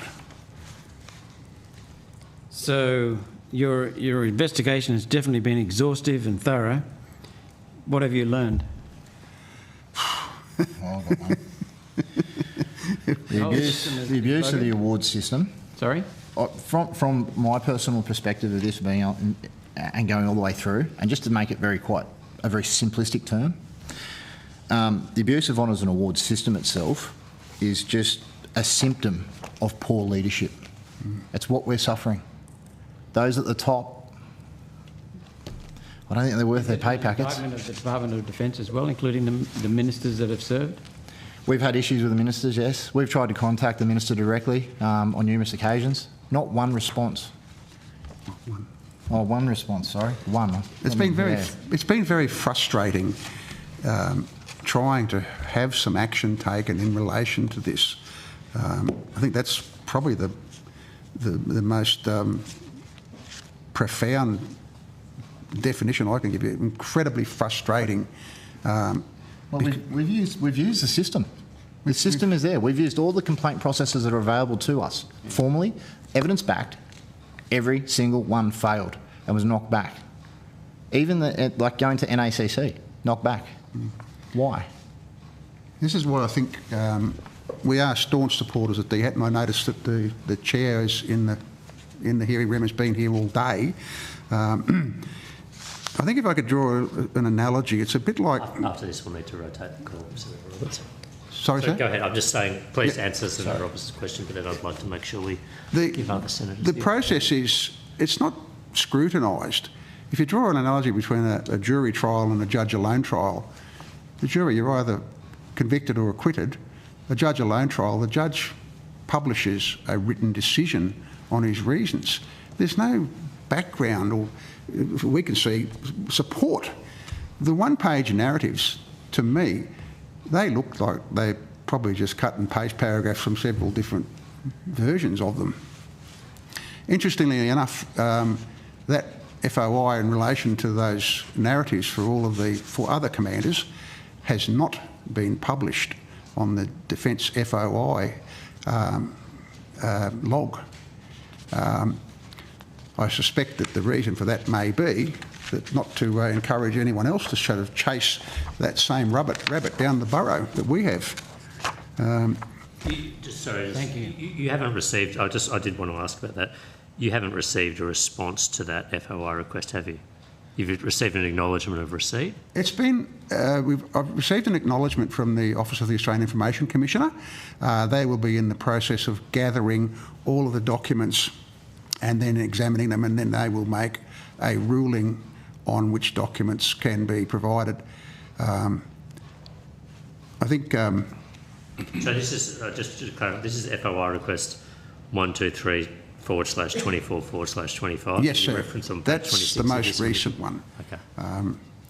And I was hoping to be able to have that here today, but that is still in the hands of the Office of the Australian Information Commissioner, who we have faith in. Senator Darman, I'll pass the call to you. I know you have questions. Thanks for your patience. Thanks. You've expressed a couple of times in your oral submission confidence in the Tribunal, and in one of your recommendations about reallocating funding from the Honours and Awards branch to the Tribunal. We've heard a little bit of commentary about the Tribunal earlier, perhaps not as positive. So I just was interested in, if you could tease out a bit more why you think the Tribunal is the place to deal with Thank you, Senator. some of these matters. We were present when that evidence was being given by the first 4 witnesses, Mr Fortune, White, Beesley and Brennan. I actually spoke with Mr Fortune and Mr Beesley outside in the corridor shortly afterwards, and suggested there was, and I think this is the case, there's a bit of confusion between the Defence Honours and Awards Appeals Tribunal and what I will call the Internal Defence Honours and Awards Board. Mm-hmm. They are not the same animal. DHAT is an independent statutory tribunal. It comprises eminent jurists and retired senior military officers. They certainly have published decisions that have not made Defence very happy. So they are truly independent. I think that's the problem, and there's that confusion between the two. What we're saying is take it away from them completely. Give it to DHAT, including give them the funding, redirect the funding towards DHAT. They may need more staff. I think they're certainly capable of it. Their decisions are very well written. I've read a number of them. So it's really the, would you say the transparency and the independence is what gives you the confidence around those recommendations that you've made? And confidence in the judicial system, courts and tribunals, especially ones that publish decisions. Yeah, I think that is what gives me all of the confidence to say that. Yeah. And what impediments do you see, I guess the key impediments for reform? Resistance by Defence. I detail in this submission the actions of the former chief, who one man decided, no, we are not going to implement these sensible recommendations. And he went against all of his advice. Now, there was some wavering in the latter stages of that, and I have a copy of an email where a chief of staff, I think it was a colonel, suggested someone ring him to discuss it because he obviously didn't want to put it in writing for fear of it being discovered under FOI. This sort of opens what we suspect is that the gaming of the system by a select few, and I guess this select few could be quite easily highlighted because one of the key aspects of Defence is they put their name and signature on everything they've got to do, so the paperwork's there, and that's what we followed as a paperwork trail, is you have a monetary outcome for promotion. And I ask you a question. How much does the CDF get paid? Do we know what his salary is? I mean, it's a lot more than Prime Minister, isn't it? So the CDF position itself is a highly paid role. Say he has a DSC, I don't have a DSC. Position comes up, we're the final two applicants. Does he get the job because he has a DSC? Is it a position, are these awards in other facets being abused for financial gain, or, you know, for that select group? And that's what I think, you know, this also then comes back down to that overarching issue: retention, recruitment, and capability. We've lost skill sets because of morale is non-existent in defence. And defence is dancing around the subject. And you see it with their contempt in regards to how they treat you when engaging, when you're asking direct questions and, you know, they can't give answers. They have the answers. This is a whole issue that goes through. We're dealing with a symptom. And I think that's where we need to look. Thank you. Thanks, Chair. Can I just clarify that Martin doesn't have a distinguished service cross? It was just a... Sorry, I was just trying to highlight that. Making one example. Yep, thank you. Take it as spoken. Thank you. Thank you, Senator. Senator For the Fawcett. record. Gentlemen, thank you. Thank you for your service and for your submission and for engaging with this. On page 37 of your submission, you go into some detail about the effect of the change in criteria from inaction to in warlike operations. You also highlight in paragraph 176 the proposal that then Mike Kelly made as a parliamentary secretary in the portfolio. Could you talk to the committee about whether his suggestion, if implemented, moving forward, you know, that this inquiry is looking at a couple of things: what's happened in the past, what actions are required there, but also how do we move forward? Would his suggestion resolve some of these issues for future decision around medals if it were implemented? Yes, thank you, Senator. That comes from one of the FOIs, which is quoted within our submission. Dr. Mike Kelly, of course, was a very, very highly experienced and highly qualified military lawyer. He recommended the creation of another medal to address the difficulty with the Distinguished Service Cross. I've felt for quite some time, my colleagues may share this view with me, that there are not enough medals recognising leadership, which is why this problem has come about. I think his suggestion was eminently sensible, but it was opposed, and I think it was essentially on the basis that, well, we've got a certain number of gongs, we don't need to go creating any more. There's enough there. Well, my view is that there's not. There ought to be something that recognises, I'll say, extraordinary leadership. It doesn't require them to be in a gunfight. You know, it could be leadership of troops in a gunfight. But can I also just add, Senator, that I've always been opposed to the wounded in action recognition, and I mentioned to Ms Renee Wilson earlier that I am no longer opposed to the concept of it on the basis of her submission, having read that yes, there should be recognition for physical wounds, as she has outlined, not a nasty paper cut, for example. And if I can just add, sir...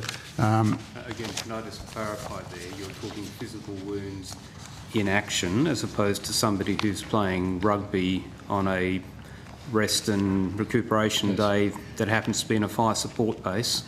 Absolutely. Or he's typing up the day's orders for the commander and cuts his finger. That needs to be distinguished. And yeah, as I said, I was an opponent of it. I am no longer an opponent. I still oppose the concept of, you know, someone getting one for a nasty paper cut. But for someone who's wounded in action, Miss Wilson's husband, for example, I think that would qualify. A helicopter crash en route to an op. There needs to be some careful thought put into it to narrow it down so that the field is not too big. We've had Australian servicemen injured or killed, for example, in Coltana, in working up to go to an operation.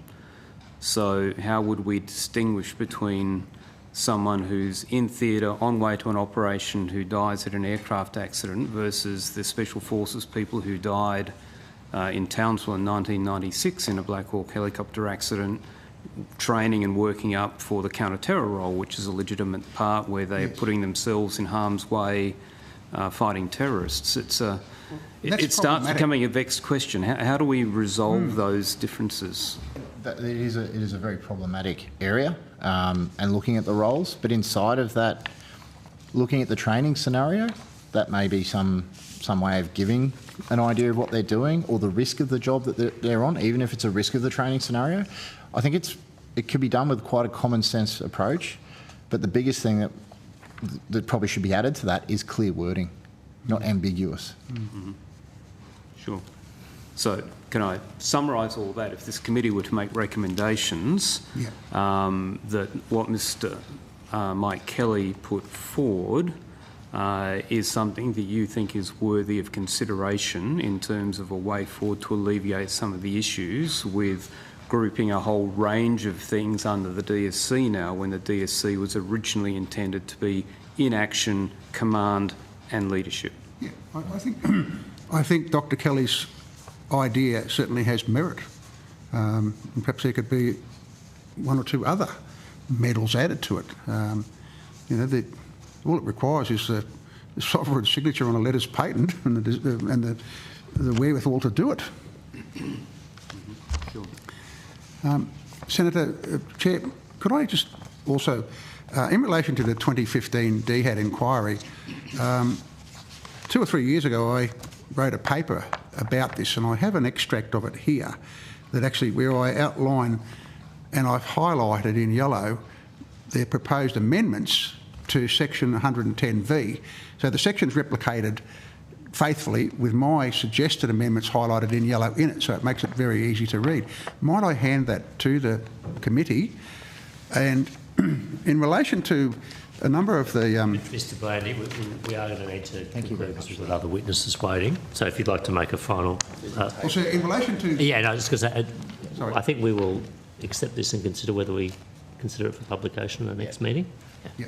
In relation to surrendering medals, sir, there is no power in the current letters patent to surrender them, and I actually have a one-page template letter that I'd also like to hand up for those that believe that they are no longer entitled to them to voluntarily have them revoked. And I would suggest that anyone that has any honesty and integrity might look carefully at doing that. Thank you, sir. All right, well, thank you to the representatives from the Australian Special Forces Alliance for your appearance today, the expertise you've offered and your own lived experience as well. We appreciate it greatly, including a very detailed submission and the subsequent documents you passed to us. The committee will just consider those and either will accept them as tabled or publish them on the website at a later time. Thank you, Senators. Thank you very much, Senators. Thank you. And I'd now like to welcome representatives from RSL Australia and RSL New South Wales to the table.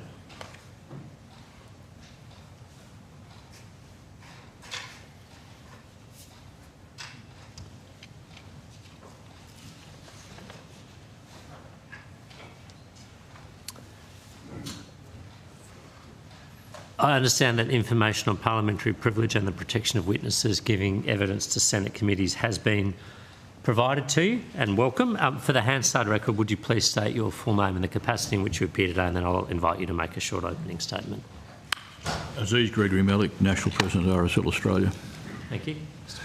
David James McCann, Board Member, RSL New South Wales. Thank you so much. Would you like to make an opening statement? Not specifically in relation to the short submission we've already made, which I think speaks for itself. at some stage it may be appropriate to make some comments about this contentious matter of class or recognition for wounds. I can either do that now or under questioning, whatever suits. I suspect we'll get to it in questioning, so perhaps we'll just jump straight into questions then if you're... I have an opening statement. Oh, sorry. Go ahead, Mr McMahon. Thank you. Chair and Senators, thank you for the opportunity to appear here today and speak on the submission by RSL New South Wales concerning Defence Honours and Awards System. I acknowledge our National President of the RSL, Mr Greg Mellick AO, who is with me here today. You will note that the RSL New South Wales submission differs slightly in some respects from that of our national body. The focus of my evidence today relates to the long-standing concerns of our members on the administration of honours and awards by the Australian Defence Force, in particular recognition of historical service rendered to the nation. RSL New South Wales has a network of more than 310 sub-branches and over 30,000 members, representing a veteran cohort spanning several generations. For many years, our members have sought support from our organisation as they struggle to have their service they have rendered appropriately recognised. We acknowledge that Defence Honours and Awards have a difficult task to assess applications for recognition of individuals or veteran associations. It is recognised that there have been a number of inquiries held to improve the assessment process for historical honours and awards, but we believe the current process continues to place greater weight on the impact of recognition on potential veterans' entitlements provided by the Department of Veteran Affairs rather than the medallic recognition sought by veterans. There is also evidence that when considering historic applications for recognition, Defence Honours and Awards assessors tend to apply present-day criteria to these applications, despite such applications being supported by senior officers and first-hand knowledge of the circumstances of the service rendered. A number of examples where applications for honours and awards have been rejected despite seemingly sound supporting first-hand evidence from senior Australian Defence Force officers has been provided to RSL New South Wales and include 4RAO service in the Malay Peninsula from 1966 to 1967 and Number 5 Squadron RAF service in the counter-terrorist role 1984 to 1989. There are many more examples, and RSL New South Wales contends that there is an urgent need to review these applications and reconsider them. In a final report to the Royal Commission into Defence and Veteran Suicide acknowledged the significance of respect and recognition of service, and I quote, "While there is a lack of quantitative data on the respect and recognition wellbeing domain, it is an important issue for veterans. We have heard significant lived experience testimony from veterans in private sessions, in submissions and during hearings, and a lack of recognition for their service can significantly affect their overall wellbeing. The men and women of our Navy and Army and Air Force deserve the respect of every Australian for the unique sacrifices they make in the service of our nation. They also deserve a Defence Force honours and awards system that is consistent, fair and transparent when determining how that service is recognised.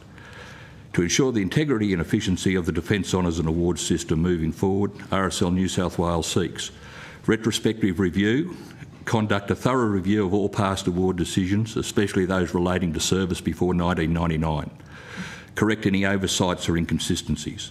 Historical criteria. When assessing awards, Defence Honours and Awards Tribunal should consider the criteria that existed at the time of service. This ensures fairness and acknowledges the unique challenges faced by earlier generations. Transparency, improved transparency in the assessment process. Provide clear guidelines for evaluating historical cases, emphasising the need to avoid present-day bias. Education and training. Educate Defence Honours and Awards assessors, Defence Honours and Awards Tribunal members about historical context and the evolving nature of military service. Training should emphasise empathy and understanding. Thank you again for the opportunity to appear today. Thank you both. I might just start with two brief questions, if I might, then I'll pass to my colleagues. Mr Mellick, I noticed in your submission that you support the... So I'm just going to make sure I get the wording right here.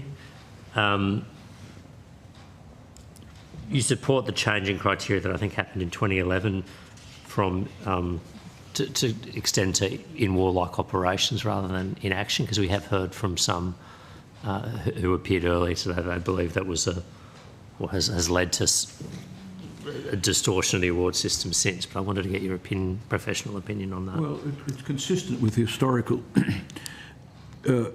awards The Distinguished Service Order is a classic example in World War I, World War II. It was either awarded for under fire or in combat operations or a distinguished service. You had parallels. You could go into a warlike zone and you could get an Order of the British Empire or a Distinguished Service Order, which could either be for under combat or not under combat conditions. And historically, the change in the conditions aligns historically with what used to happen before. In other words, if you're a distinguished leader in a warlike situation but not actually involved in combat, there's no reason why you shouldn't be eligible for such an award. Okay, thank you. I just, you might have heard the witnesses previously, the Australian Special Forces Alliance, just provide evidence about the award of honours to the commanders of Joint Task Force 633. They note that I think nearly every commander who served over 6 months over 14 years received either the DSC or a similar award or an Order of Australia. Every battalion commander of Vietnam got a DSO. Okay, so that's... I'm not saying it's correct. It's okay, what should happen. I'm asking from your experience, is that unusual or there is precedent for it? It seems to have been forever thus. Okay, thank you. And Mr McMahon, just one question. In your submission, you refer to the composition of the Defence Honours and Awards Appeals Tribunal, and you make a suggestion that you believe there should be an additional member appointed, or it's weighted slightly too heavily to former ADF personnel at the moment, the composition? Yeah, that's correct, Senator. As perhaps we heard in the last volley of evidence, the tribunal is quite eminent in its composition at the moment, but we do feel that there is room for lay membership that may be somewhat divorced from the defence system that can cast a community view on what's being assessed by or asked for by the veteran. All right. Thank you so much. Senator Roberts, did you have some questions? Thank you, Chair, and thank you both for appearing, and thank you for your service. I'm going to ask a question that I asked of an earlier witness. You've mentioned long-standing concerns going back before 1999, and some of the other conflicts would be probably 20 years before that. So that's this has been a concern for a long time. Is there a stigma about speaking up about medals? A lot of the personnel are very humble people, and I've had the pleasure of getting to know Special Forces veterans, for example, and other members of the Armed Forces who've done the most extraordinary things, but they won't raise it. They won't brag, and if I ask it, they'll happily tell me. When these people are denied rightful recognition of the correct medal, there's a hesitation to speak up about it. Why is that? I think, Senator, from an RSL New South Wales perspective, we obtain our information directly from the veterans who either propose motions to us through our Congress system when we meet together, or write to RSL New South Wales separately. But the underlying factor is that they are concerned about having their service recognised. They're not after the glory side of it. It's just simply that they believe they have rendered service that warrants the award of medals that have been denied to them. And in fairness to the current system and previous systems, we accept that there are cases where individuals believe they should be recognised, and there simply is no case. Our submission and our argument goes to those veterans and groups of veterans who genuinely have evidence to support their belief that they're entitled to medallic recognition, but are denied through the current process. Thank you. I was writing something when you mentioned, if you could explain now what you're talking about. There are two aspects: veterans' entitlements and some separately awards. Well, I suspect there's a concern amongst the veteran community, particularly our members, that when assessing historical applications, there's greater weight placed on approval of that recognition could bring with it entitlements under the Veterans Affairs Acts. And I contend that is not the case. The veterans normally in the cohort that I'm talking about, in particular for RAR and its service in Malaya in 1966, most of those veterans would have most likely gone on to Vietnam following that service in Malaya. And they're not seeking further veteran entitlements, they're seeking medallic recognition for that service. But there's a fear in the bureaucracy that that's not the case. That's correct, Senator. Yes. Okay, now I get it. Okay. You also mentioned long-standing rejection of sound recommendations, and you're still pursuing some from decades ago.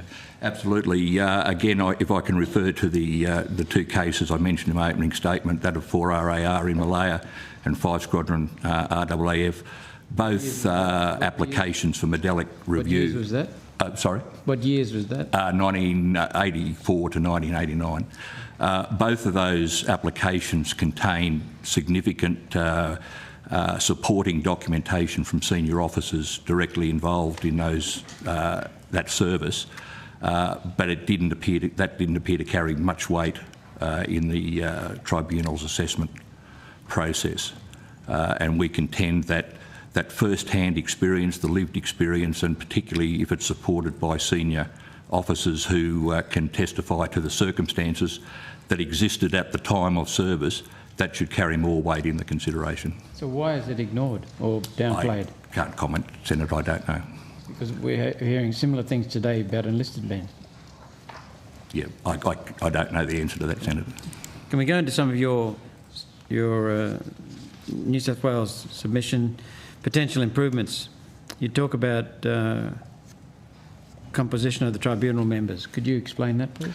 Well, as I mentioned before, Senator, yeah, we believe there's an opportunity for lay members, perhaps members somewhat distanced from the defence system, that can look at these historic applications through fresh eyes. That's not to criticise the current tribunal, and we acknowledge the experience and that they bring to the table, but we believe there's room in that process for external review. So you're seeking objectivity or impartiality? Yes. Would there be a lack of understanding of what goes on in a war zone? Not so much lack of understanding on what goes on in the war zone. I would contend that a lot of these applications that are rejected are based on dates that have been arbitrarily assigned to when service began and finished. And whilst I understand and acknowledge completely that we need a system that makes awards for services rendered over a certain period, the actual facts of the matter are that service doesn't necessarily end on the day that an article is signed in Canberra.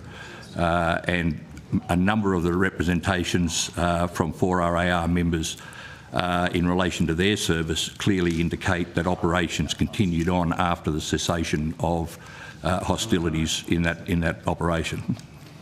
So, my last question, Chair. Oops, he's gone.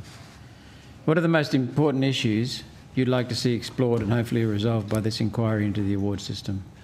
I think I would like to see a review of those applications that have been put forward for determination by associations representing groups of veterans. I appreciate that individuals also put in such applications, and it may be unwieldy to suggest that should happen, but I think there is a need for a review of those historic applications with the view to a more liberal consideration of the circumstances. So the recognition is really very important. Every witness so far has confirmed that because people have given years of their life and risked their life many times. Absolutely, Senator. As I said in my opening statement, veterans aren't seeking financial remuneration or veterans' entitlements for their service. Medallic recognition is a tangible way of saying that they serve the nation. It's a tangible asset to be able to pass down to the next generation of their family. And in the older cohort of veterans, particularly those veterans, as I mentioned, from 4RAR, there are only nearly 40 or so of them left. So they're not after a big payout, they're simply after recognition of that service. It goes to the heart, not the wallet. He's got a friend calling. Hello. On that note, thanks very much, Senator Roberts. We need to keep moving the call around, so we're going to hand the call over to Senator Fawcett. Senator Fawcett, you have the call. Thank you, gentlemen. Thank you for your submissions and for being here today and for your service. Can I just pick up on one point Senator Roberts was talking to you about? I understand, you can clarify if I'm wrong, you don't agree with some of the previous submissions that the change from inaction to warlike service is necessarily an aberration from past practice, nor is it the root cause of some of the current issues. Am I correct in understanding that? Sorry, Senator, you're addressing me? Yes. No, our position is this. It's not inappropriate for an award such as DSC, which really took over from the DSO, to be awarded to somebody not actually engaged in combat but serving in warlike conditions. So we don't think that's an aberration. We don't suggest that's an aberration. We think it's an appropriate amendment. So I'm not aware. I know the Tribunal has made it very clear in terms of what inaction is. In terms of warlike conditions, are you aware of a definition of that? Because a lot of the criticism appears to be that warlike conditions would assume that you are personally exposed to some risk as opposed to being in an adjacent country or some other location. So how is that defined? And does it, in your view, does it matter? Because it clearly does to many other submitters. It's not defined. It's always difficult to define. It's a question of going back to what you think the purpose of the award is. If you're an officer who commands a group, who trains that group, takes them away to war, and the group performs extremely well, we say that's not necessary. It's not inappropriate for you to receive an award recognising that. It's a question of what award it is, and under the current system we have the DSC, the DSM, and it could possibly be done under an Order of Australia, although it doesn't seem to be the way in which it works at the moment. Combat-related things seem to always be the DSC, DSM line. As I said before, in World War II they had two parallel streams, civil and military, which often crossed over. In fact, ironically, I had an old friend who was recommended for an MC and in action, and they gave him an MBE, which he was upset about because he would rather have the MC. And then he got a DSO for a staff job. So it's sort of cancelled out as far as exposure is concerned. But that's for others to argue what warlike circumstances should be. Our view is there should be appropriate recognition for a commander who trains a group of people, takes away and performs a task in an appropriate or exemplary manner. Sure. So a previous witness highlighted the proposal that Mike Kelly put forward when he was a Parliamentary Secretary for a recognition of command and leadership, but where the commander was not actually in action themselves. Do you believe there's any merit to that approach? Do you think that would resolve some of this disquiet between differentiating decisions that are made when in action and under threat yourself versus that broader command, preparation, deployment, strategic oversight? I wouldn't support that. I think you then have a problem. You'll have commanders probably wanting to go into the warlike zone or into action just to get the tick in the box, when it'd be more appropriate they sit back and control what's going on within the field. My view is the commander should be properly recognised. Sorry, it's not inappropriate to recognise a commander who performs well, whether or not he's in the actual front line or sitting behind it directing troops. Okay. One of the other topics that has come up today is recognition for people who have been wounded in action, and by extension, families that if they then lose their life also have that medallic recognition.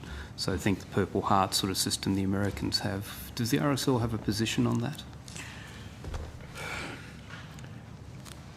The question becomes, you talk about physical wounds or mental wounds, Physical and to what extent? Talked about. Sorry? Physical is what's been talked about. Well, I'll put some rhetorical questions. If you have a soldier like in World War I who was buried by an artillery blast, is dug out and has no injuries, but he carries horrific scars for the rest of his life mentally, has he not suffered as much, if not more, than somebody who's received a flesh wound? So why should you distinguish between physical wounds and mental wounds? And I know a lot of service personnel think there should be a distinction, and a lot think there shouldn't be. I think when you start talking about recognition of wounds, you open up Pandora's box. I mean, the Germans in their Teutonic thoroughness had a system with World War II where you had either a black, silver or gold wound badge, depending on the number of times you were wounded. 1 to 2 for black, I think, 3 to 4 for silver and 5 and above for gold. But that was defined, as I understand it, by physical wounds, no mental wounds. And if you're going to bring in a system just for physical wounds, do you get an extra bar or extra class each time you're wounded? And then what happens when you run out of room on your medal bar? Our preference is no recognition for wounds because we think it creates more problems than it solves. Mm-hmm. My understanding, and advocates for that may wish to correct me or speak with you afterwards, but my understanding is it's not so much a request for how many times have you been wounded, but the fact that there has been a significant life-changing impact for the person and their family because of their service, and a recognition for that. But I'll leave that perhaps to others to confirm or deny that definition. Well, as I said, if you just restrict it to physical, what about the people who suffer the mental injuries who probably suffer more? I hear that. And so, if from our position, we're going to have it to be one in all, and yet a lot of our members, a lot of service people, would like to see a distinction between physical and mental wounds. Sure. So I just think there's a lot more work to be done on this. So can I come back to process moving forward? There's been a number of submissions that have highlighted that people have made a recommendation for a commendation for gallantry, for example, which then the command chain, various steps, have either altered the level of the award or even the actual stream of the award without the knowledge of the recommender. So by the time it gets to the decision body, they're not actually dealing with the original facts and there's no feedback loop there. Does the RSL have a view as to whether we should continue with the fact that the recommender should be a witness to the Act or the service, or the command chain, either through observation or in post-action reports, etc., but that the original recommendation should be visible at every point of any review and decision chain, so the final decision-making body know what was originally recommended and can understand and challenge or question any subsequent notes, amendments, suggestions for a change. The RSL hasn't specifically considered it, but I can offer my personal experiences and opinions. I'm very much against the decision of an original recommender being overturned without being referred back to them to answer the concerns of the people looking at it. I've had experience where I've put up people for various levels as a brigade commander and the orders have been completely reversed without any consultation back to me.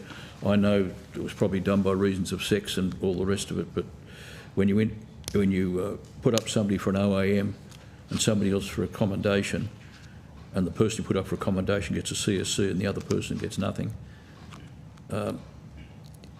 or a commendation without reference back, you get concerned about those sort of things.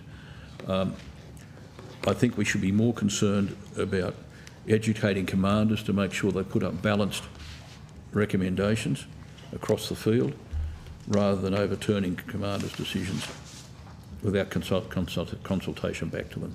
So one of the former witnesses used the example of a judge having to give a statement of reasons. Would you support a requirement that where something is rejected, that essentially a statement of reasons comes back to the recommender or the command chain? Yes, I don't know if it have to be a statement of reasons, rather it could be just a conversation or, look, you've recommended so-and-so, we have concerns because of A, B and C, what do you say about it? But I think there should be a referring back to the original proposer before their decision's overruled, especially when you have that person puts up a group of people and you change the weighting or order of the preferences, because the best person is the person on the ground who's involved in the actual incident or overseeing the incident. Sure. Okay, thanks, Jim. Thank you, Senator. And in the interest of time, I think we will move on, but thank you both for your appearance today, your submission and your continued service on behalf of the veterans community as well. Thank you.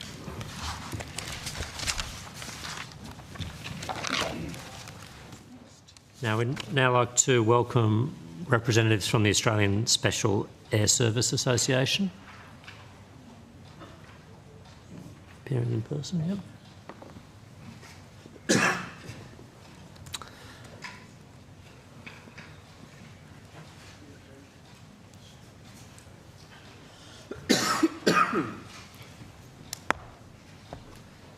I understand that information on parliamentary privilege and the protection of witnesses giving evidence to Senate committees has been provided to you.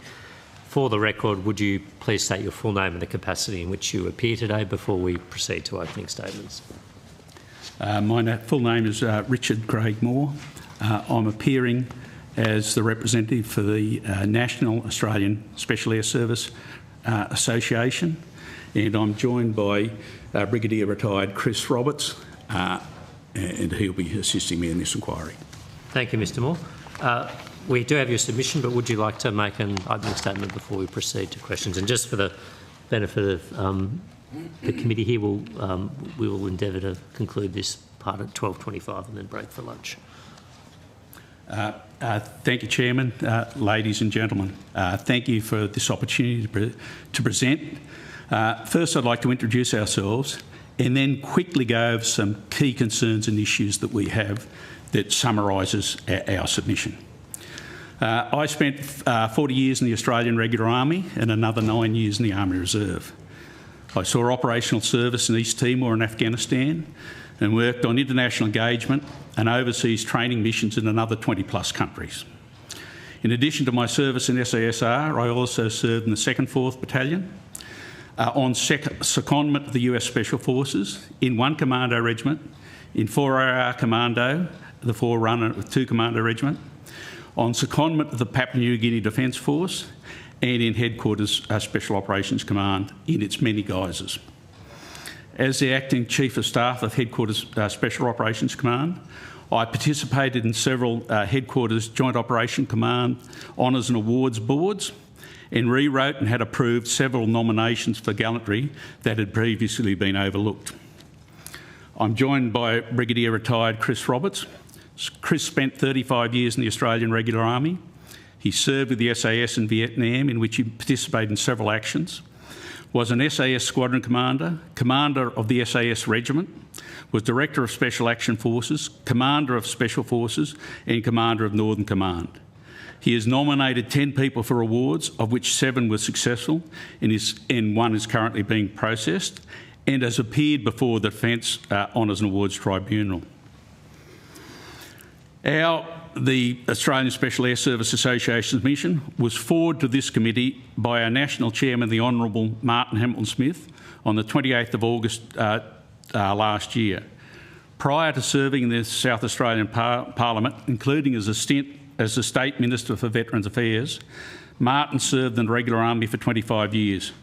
During his service, he was the commander of the 1st Counter-Terrorist Troop in the Special Air Service Regiment.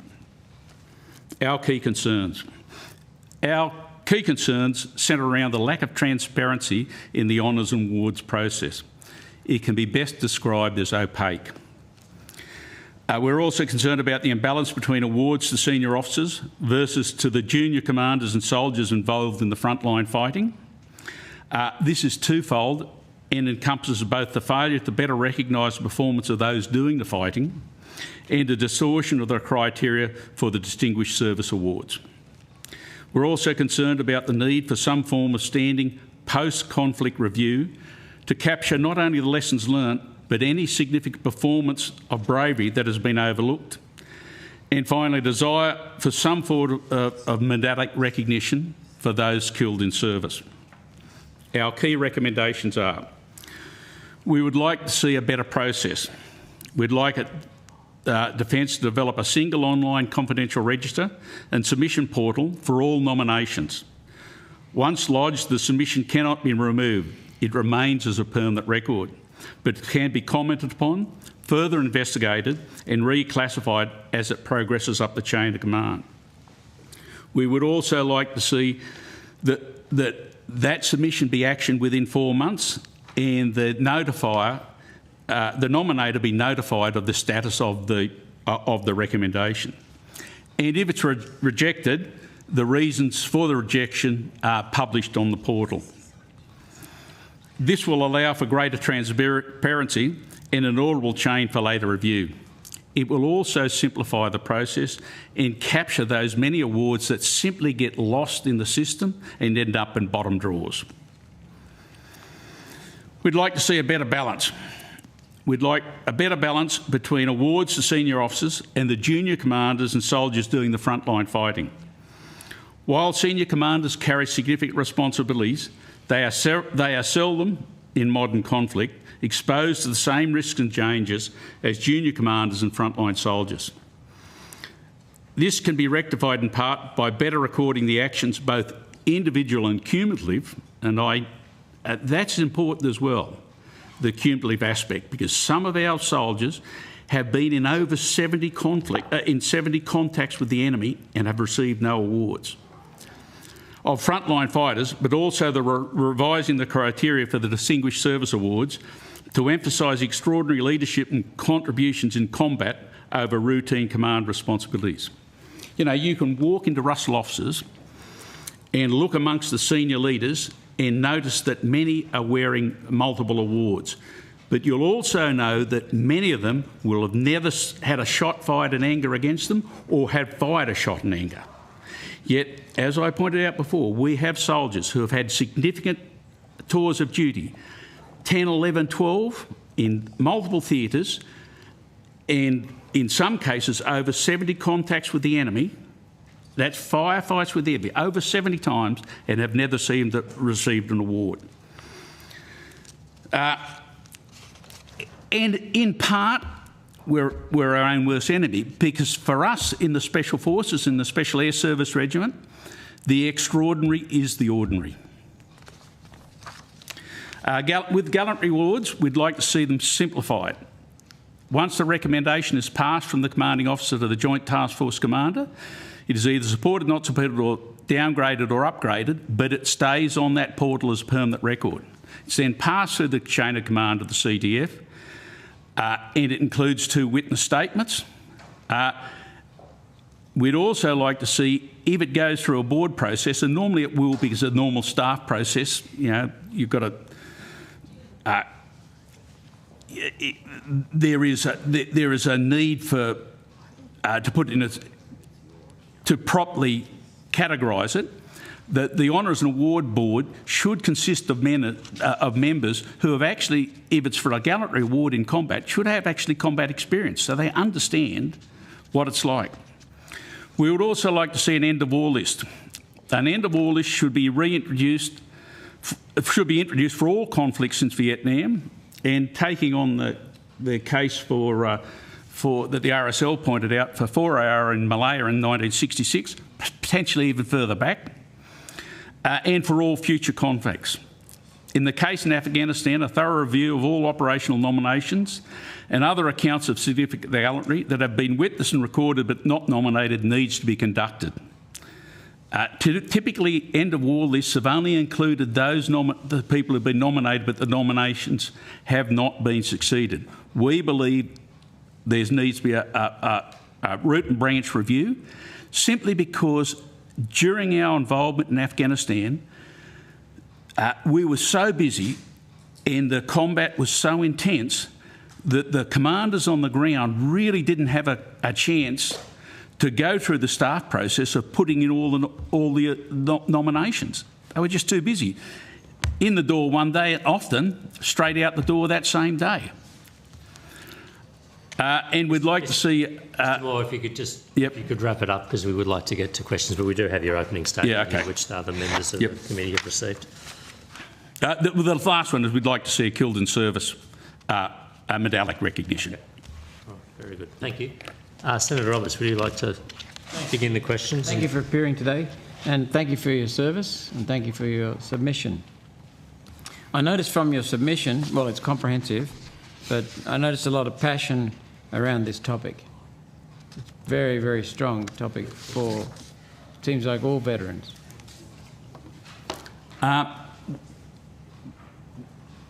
We as a force have been were very active in the period 1999, well, through the Vietnam War, then 1999 through to today, but really significant combat up until about 2015. And while aspects of it have been recognised, there are many within our organisation who feel that their service has been dishonoured, and that there are many who have done some extraordinary things, and they are unseen and forgotten heroes. So that's the reason for the passion. And I applaud that. Could you tell us something about being in a firefight, combat? I'm talking about the mental stress as well as the physical stress. I'd have to say that people who have not been in combat don't understand. It is frightening. In the contacts I was in, at times there was just a cacophony of sound. You have to make quick decisions. You're looking to get your troops, make sure your troops aren't killed or wounded. But it is a frightening process. But once the firing starts, that fear goes away. And you slip into actions based on excellent training. I can't explain it anymore because most of those people who have never been in contact would not understand. Well, I've heard it described by one veteran as being between two trains going in opposite direction. Very, very close together. Yes, it is. Most of my contacts were within 15 to 30 metres. And then you have, in your case as a commander, you've got the responsibility of other people who may die if you make a wrong decision. Yes, I had a situation where we were hit by a very large group of enemy. It was clear that if I didn't do something, we were all going to die. And my actions then were to make sure my patrol fought its way out, and I took charge, and we were able to evade the enemy, although they chased us for 1,500 metres. And then you've got soldiers who are alone or just in a small group, like a pair or a trio? And the smallest patrol was 4, the largest was 15, where we did a raid. What comes through, Mr. Roberts, or Brigadier Roberts, from your answers to these questions is that you have enormous care, not only for your own life, but especially for other lives. I think all officers do. Yeah. And I think all humans tend to care even more about others, but especially in the Army, you've been trained to do that. So, going to your recommendations, you want a better process. Do you not trust the current process? And you want to separate it from the Department of Defence or Defence itself? No, it should be on the Defence Protected Network. So, but the better too much gets lost, and there's no recording of cumulative recommendations. So let's say someone does 5 tours, they get recommended on their first tour for a gallantry award, it gets knocked back for whatever reason. On their 4th tour they get recommended again, it gets knocked back for whatever reason. There's no cumulative account that, you know, they've done something substantial over a long period of time. Maybe there should be a balance. And without that central recording ability, you can't do that. And I assure you, stuff does get lost. It appears in bottom drawers. And arbitrary decisions are made up the chain of command, and you've got no visibility of what that arbitrary decision is, because there's no continuity of it's like any evidence. You need continuity of that protection of the evidence so that you know what's happened all the way up through the chain. And that's why you need a single portal. Thank you. So trust depends on competency as well as integrity. If competency is not there and the person is honest, there's still no trust. If the integrity is not there, the competency is there, there's still no trust. What is it that you don't trust about the defence? Look,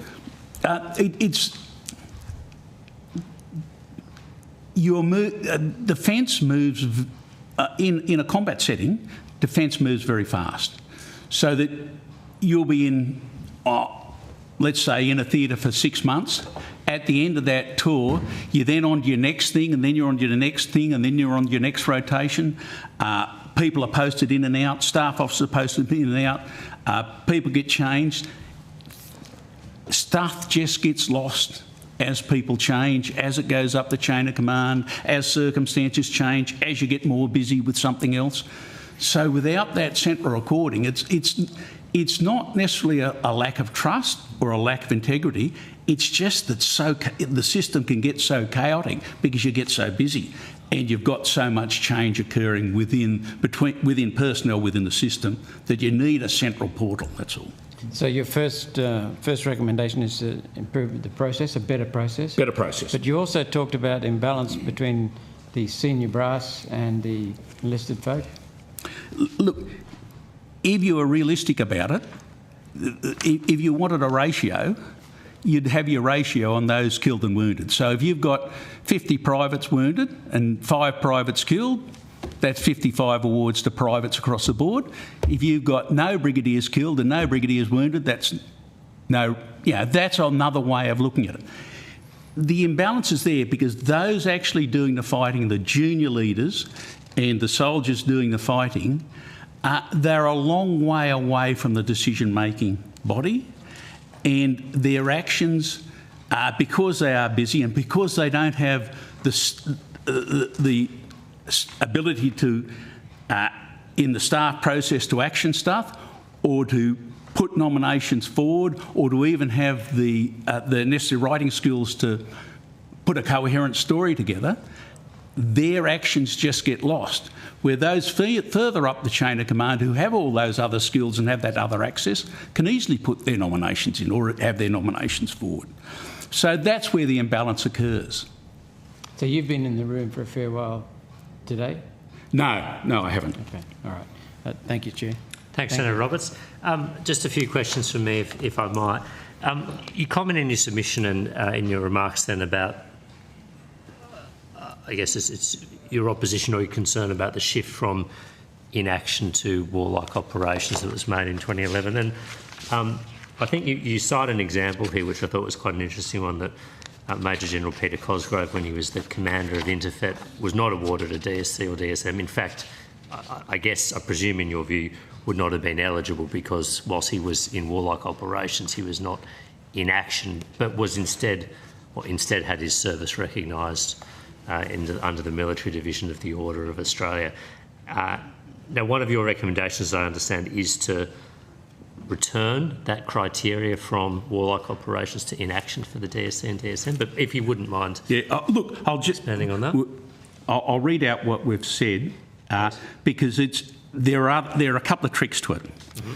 So we recommend your Defence review and revise the criteria for Distinguished Service Cross and Distinguished Service Medal and Commendation for Distinguished Service, emphasising extraordinary leadership and contributions in combat over routine command responsibilities. This could be achieved by amending the letters patent for both from in warlike operations to leadership in action, with leadership in action defined as to be in control while physically present or in close proximity during a specific action or series of actions involving direct conflict with an adversary. This definition not only recognises the actions of leaders in direct combat, but also those who contribute to the battle and/or campaign through their leadership and direction in developing plans, preparing intelligence assessments, delivering orders, directing and manoeuvre of forces and deployment of reserves, coordination of fire, medical and logistic support.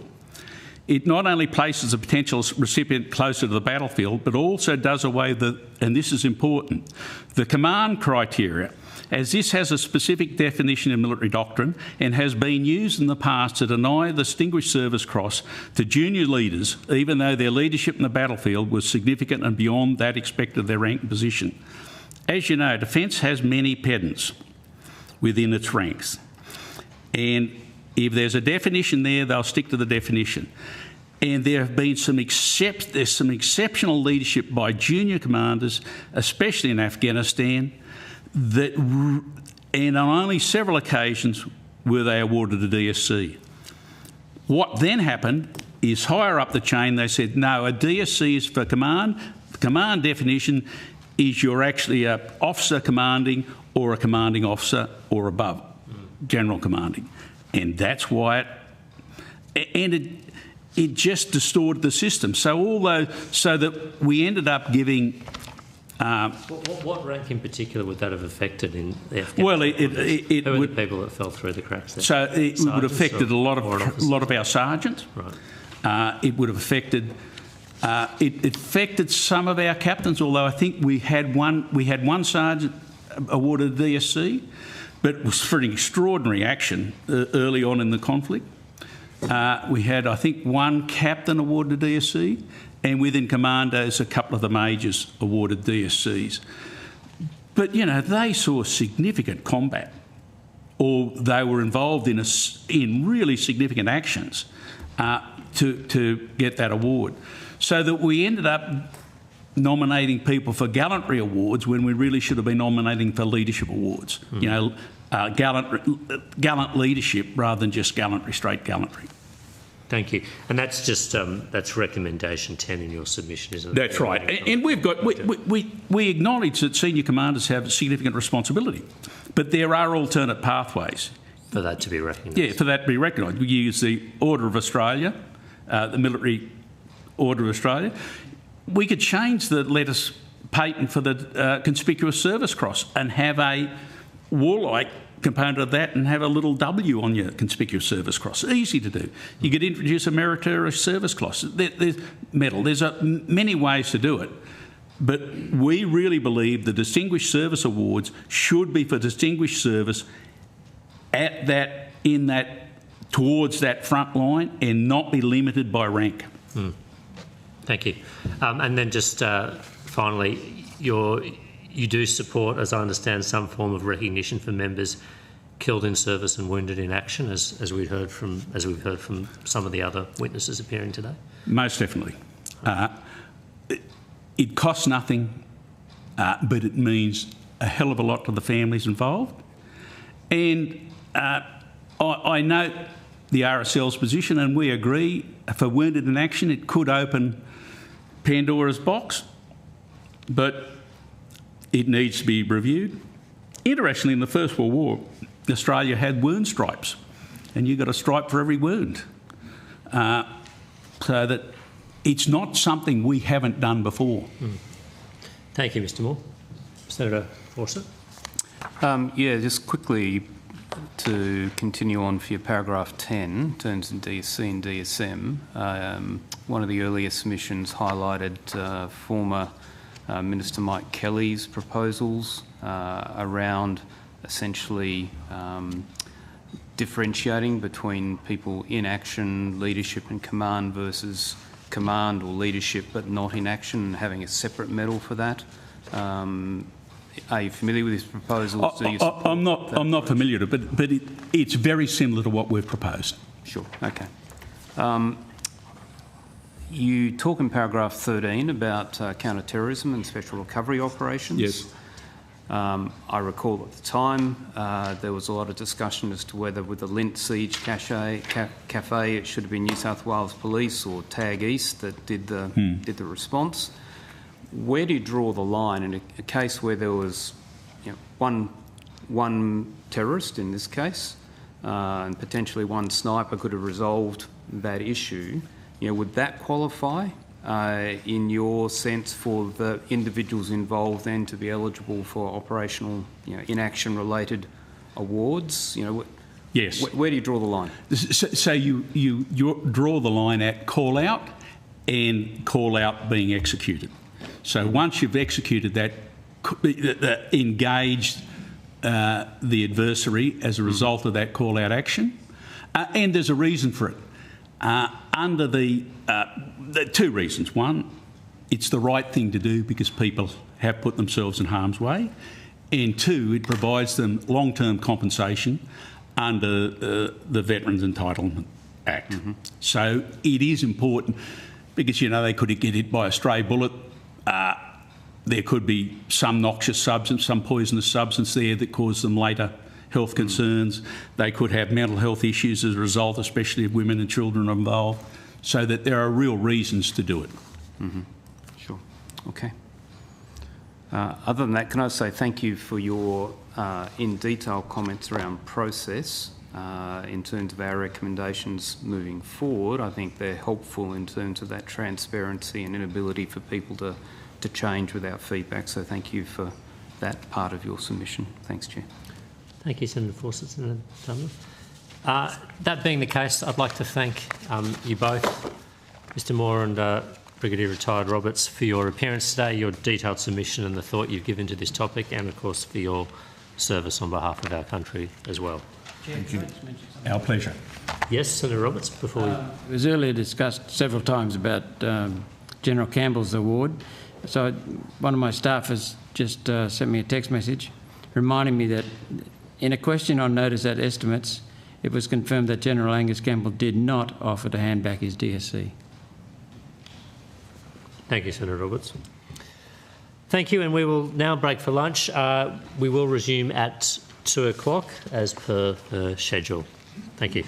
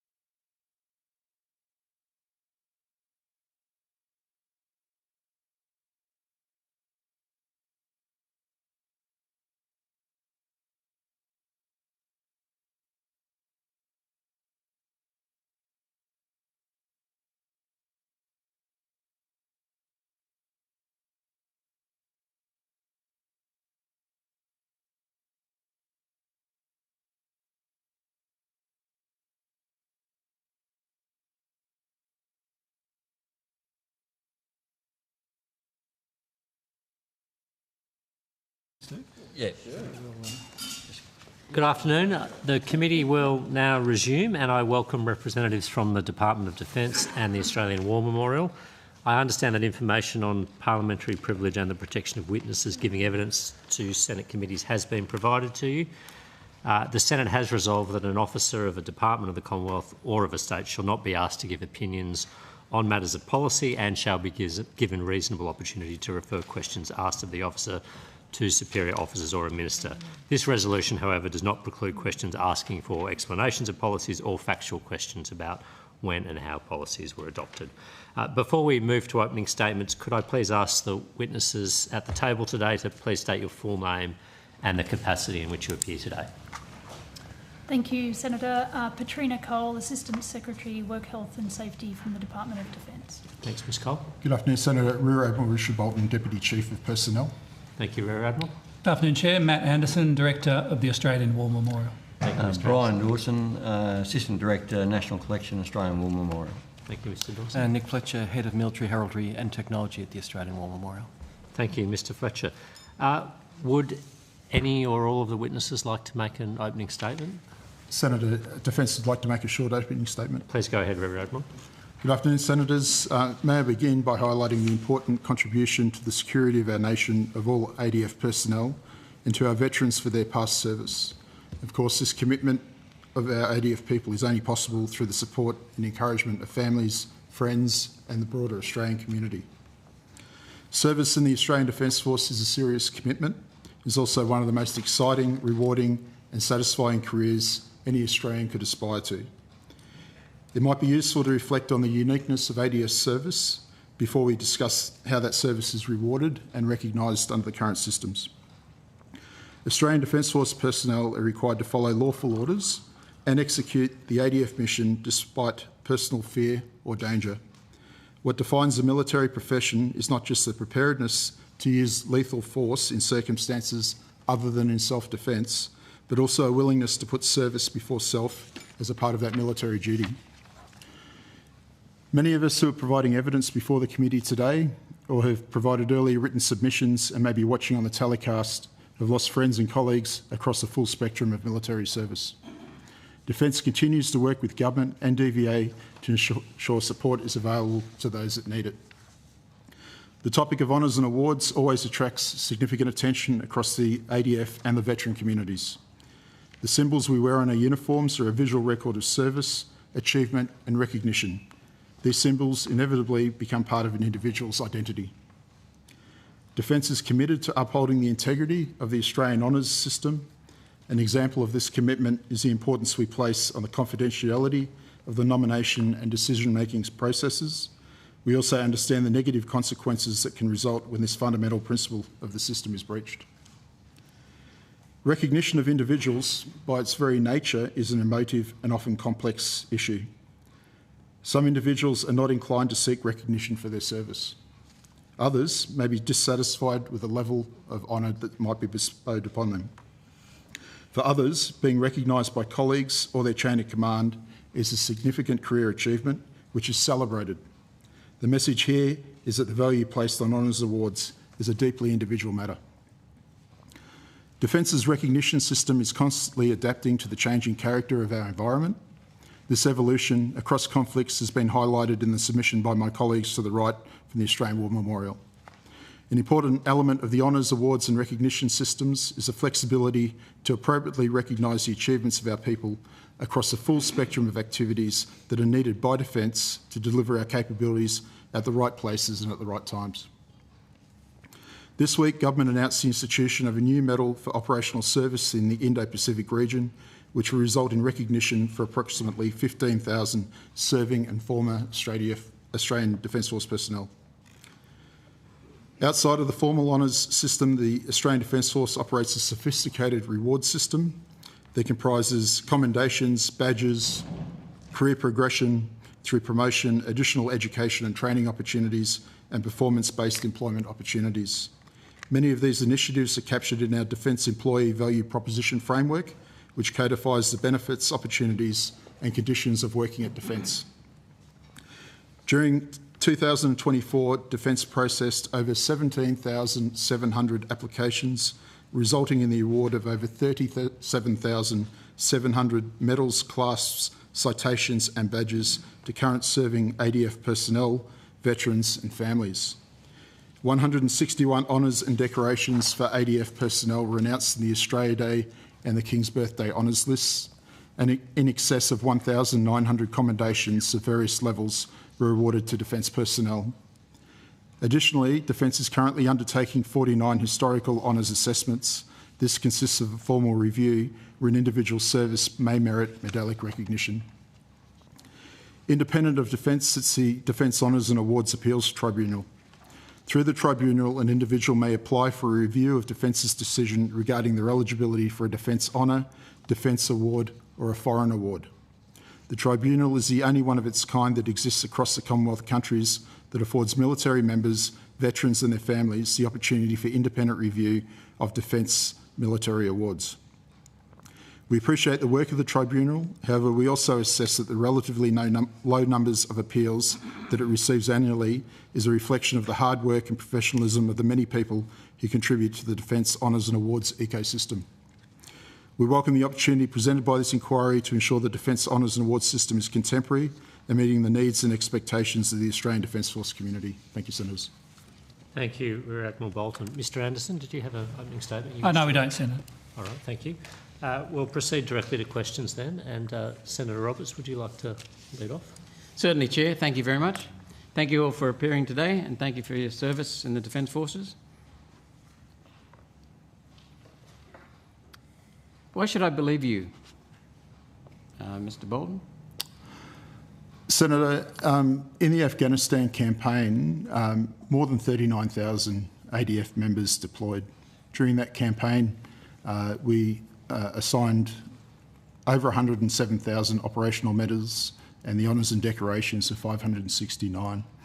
Some of the people that were recognised in the conspicuous honours and awards represent the bravest, most dedicated Australians that you will ever meet.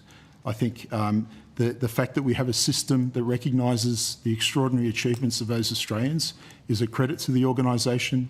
But as the committee is finding, this is a vexing issue. As I mentioned in my opening remarks, identifying and highlighting people for extraordinary achievements is always a divisive issue.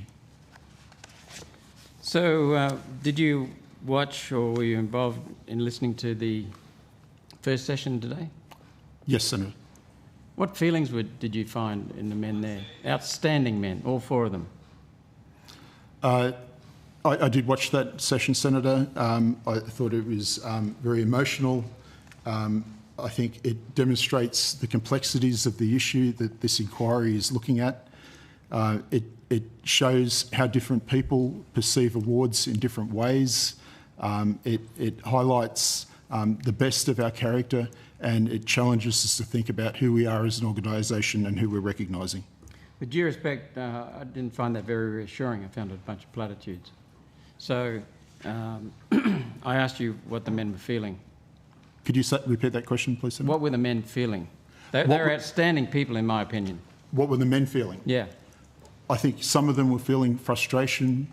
I think some of them were feeling pride to have been part of a special unit that was doing special things for Australia. I think there's a range of emotions, but I couldn't offer you what each of those individuals was thinking, Senator.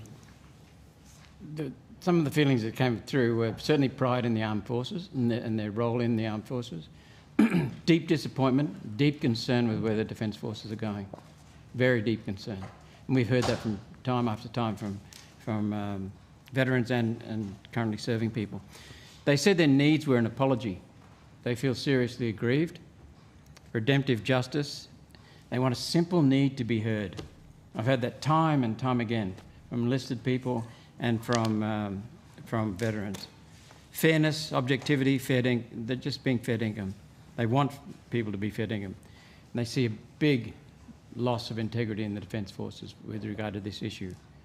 And they also see it as one member put it, the DNA of Australian soldiers. And the recognition system,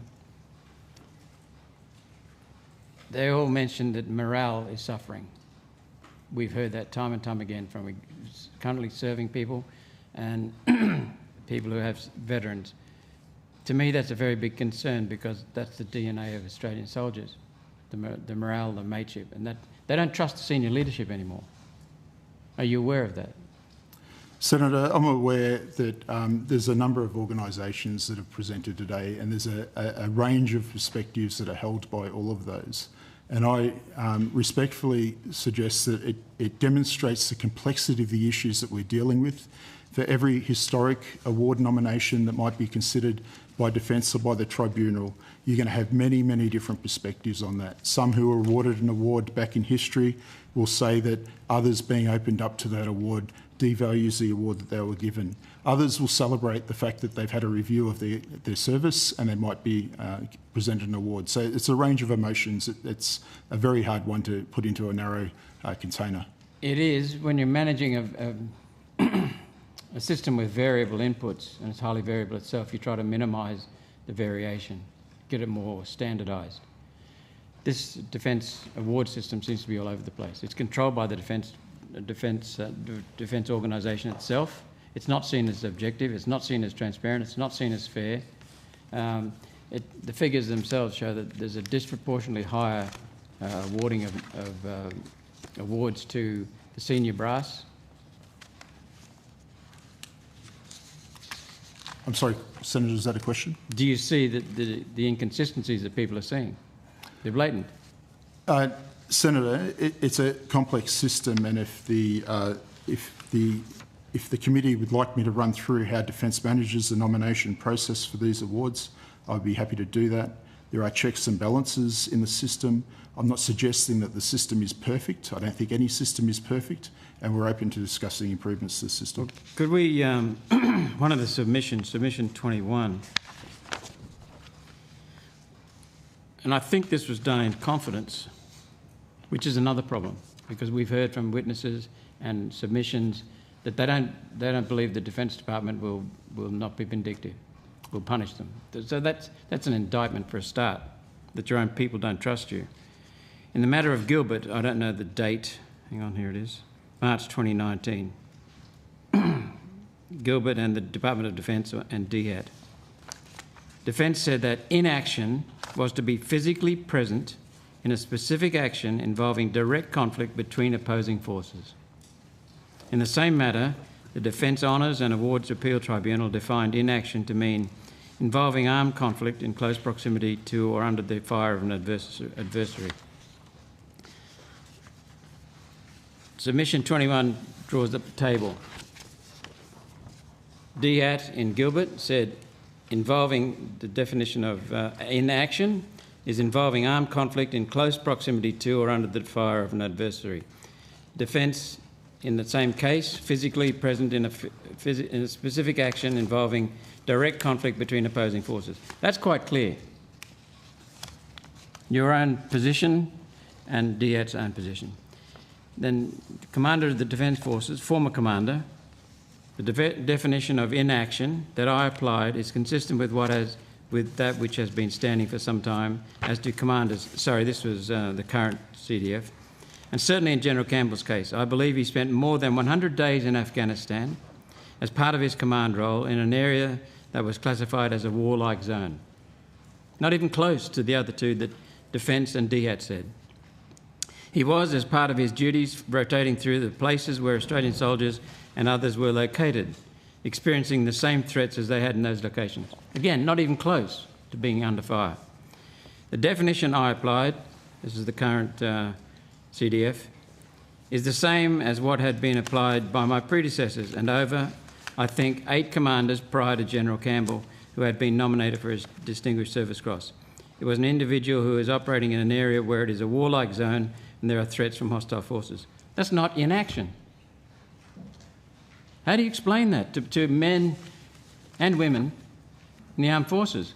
You've got one rule that DHAT's saying, similar rule that Defence is saying. The CDF says no.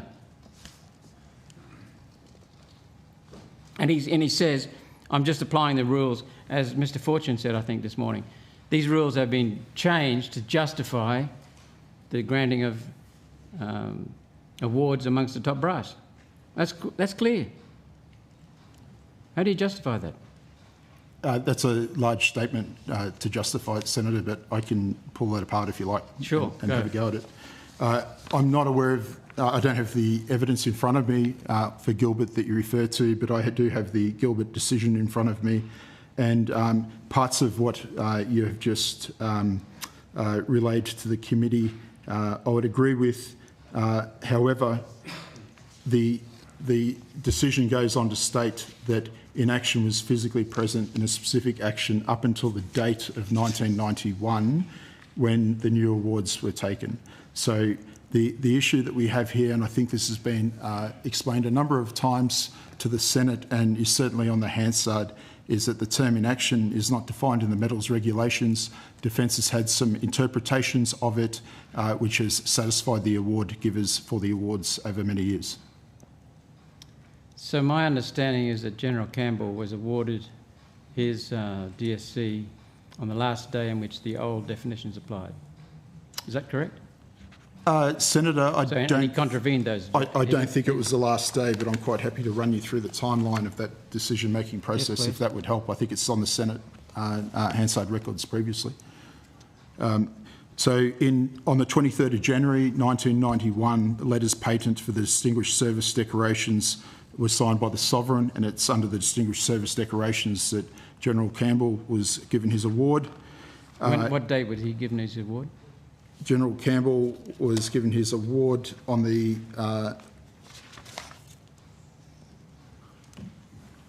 Queen's Birthday 2012 Honours List on the 11th of June 2012. When was his application made? Senator, it's a matter of the Hansard record that the citation was commenced drafting about I think it was over halfway through his tenure when he was in theatre.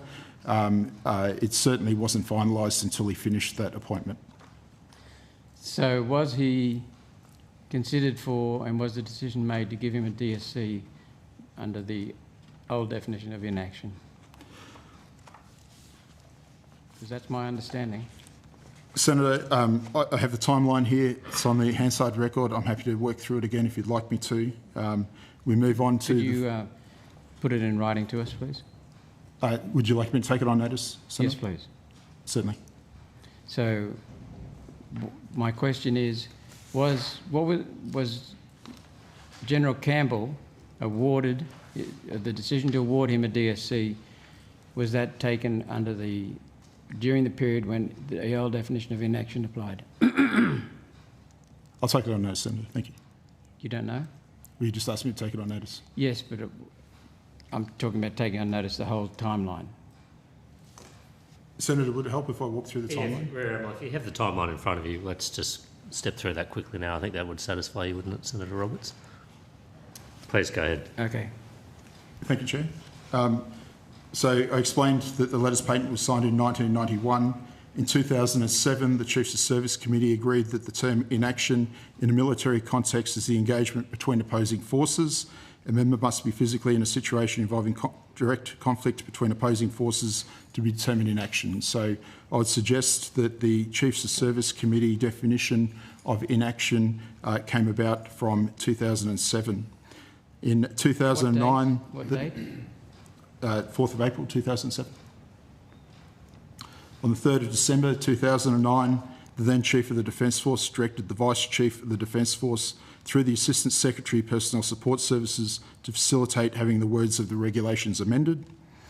On the 14th of January 2011, Major General Campbell assumed his command. In August 2011, an award narrative was drafted for his command. On the 29th of September 2011, operational nominations to the Queen's Birthday 2012 Honours List were considered by a Joint Operations Command and Honours Board. In October 2011, operational nominations to the Queen's Birthday 2012 Honours List were considered by the Joint Operations Command Review Board. Nominations endorsed by the Chief of Operations and submitted to the Director of Honours and Awards. On the 17th of January 2012, Major General Campbell relinquished his command of Joint Task Force 633. On the 30th of January 2012, the Queen's Birthday 2012 Honours List brief to the Chief of the Defence Force was signed by the Acting Director General Base and Customer Support Services.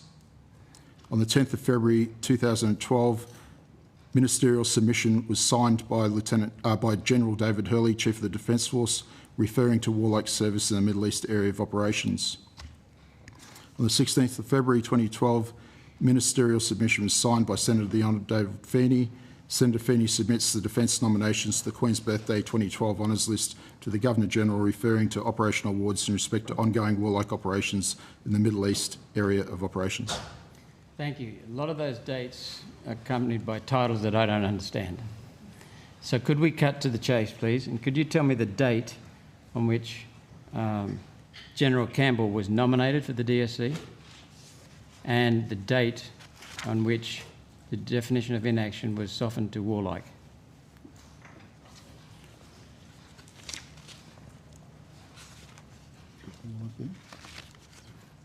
And please, I'm not the only one having trouble. No. So on the 3rd of December 2009, the Chief of Defence Force directed the Vice Chief of the Defence Force through Assistant Secretary to facilitate having the words of the regulations amended. And then on the 28th of August 2011, an award narrative was drafted by the Deputy Commander. If I could just interject, from my understanding, this is from your submission, the formal gazetting of the changes to the Distinguished Service Decorations regulations took place on the 22nd of February 2012, which substituted the phrase "in warlike operations" for the phrase "in action." What was that date again, Chair? 22nd of February 2012. So after General Campbell's service as CO JTF 633 had concluded. That's on page 16 of the defence submission. Please correct me.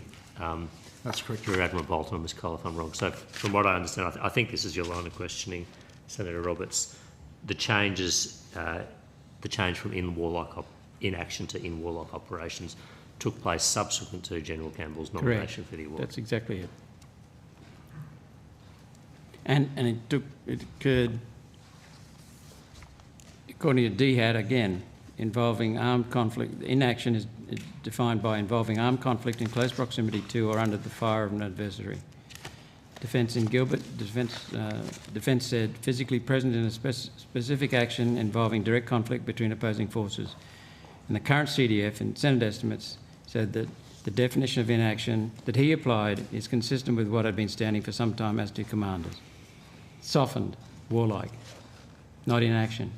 So General Campbell was nominated under the L system, and it was awarded under the L system, but it wasn't. That was prior to the definition changing.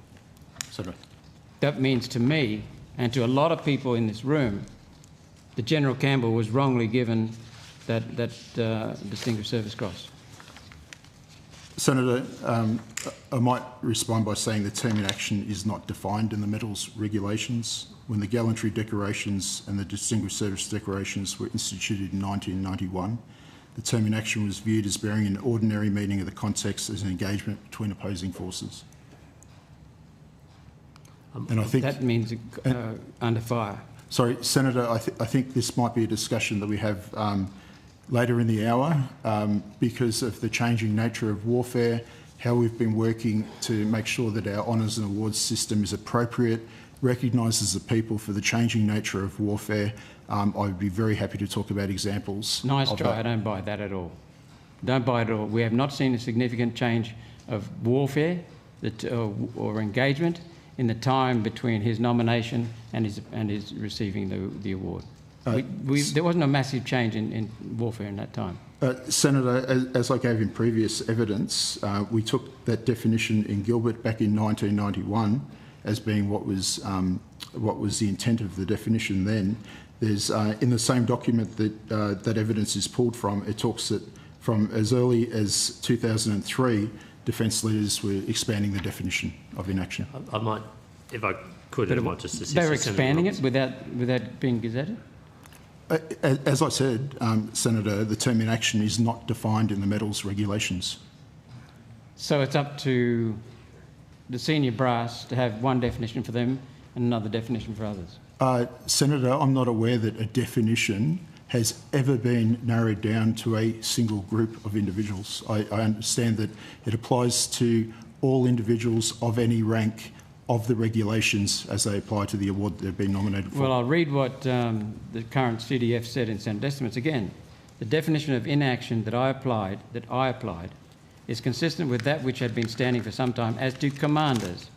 And certainly in General Campbell's case, I believe he spent more than 100 days in Afghanistan. That's not inaction. As part of his command role in an area that was classified as a warlike zone. That's it. He was, as part of his duties, rotating through the places where Australian soldiers and others were located, experiencing the same threats as they had in those locations. He didn't come under fire. Senator, the definitions under the regulations don't refer to being under fire. Is the notion that it's small arms fire, is it large fire, is it another threat? I'm not aware of the definition you're referring to. A lot of people are watching this. I just point out, Senator Roberts, I mean, there are a number of commanders of JTF 633 prior to General Campbell who were also awarded the DSC, I think going back to 2004, well before. And that was the point Mr. Fortune mentioned. Yeah, no, I take that point, but I think it's, perhaps rather than focusing on one individual, we might, it's obviously a broader question of interpretation. Mr. Fortune was making, that the senior brass have a different rule. No, I understand. That's the point many witnesses have been making. So, Mr. Bolton, what have you learned today from these outstanding people who have come before us? Senator, we've learnt that it's a complex issue, honours and awards.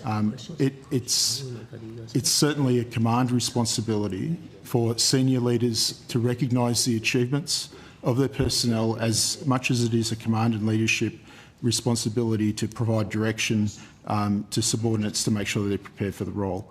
We don't deny that. Where the complexities are coming up in this situation is,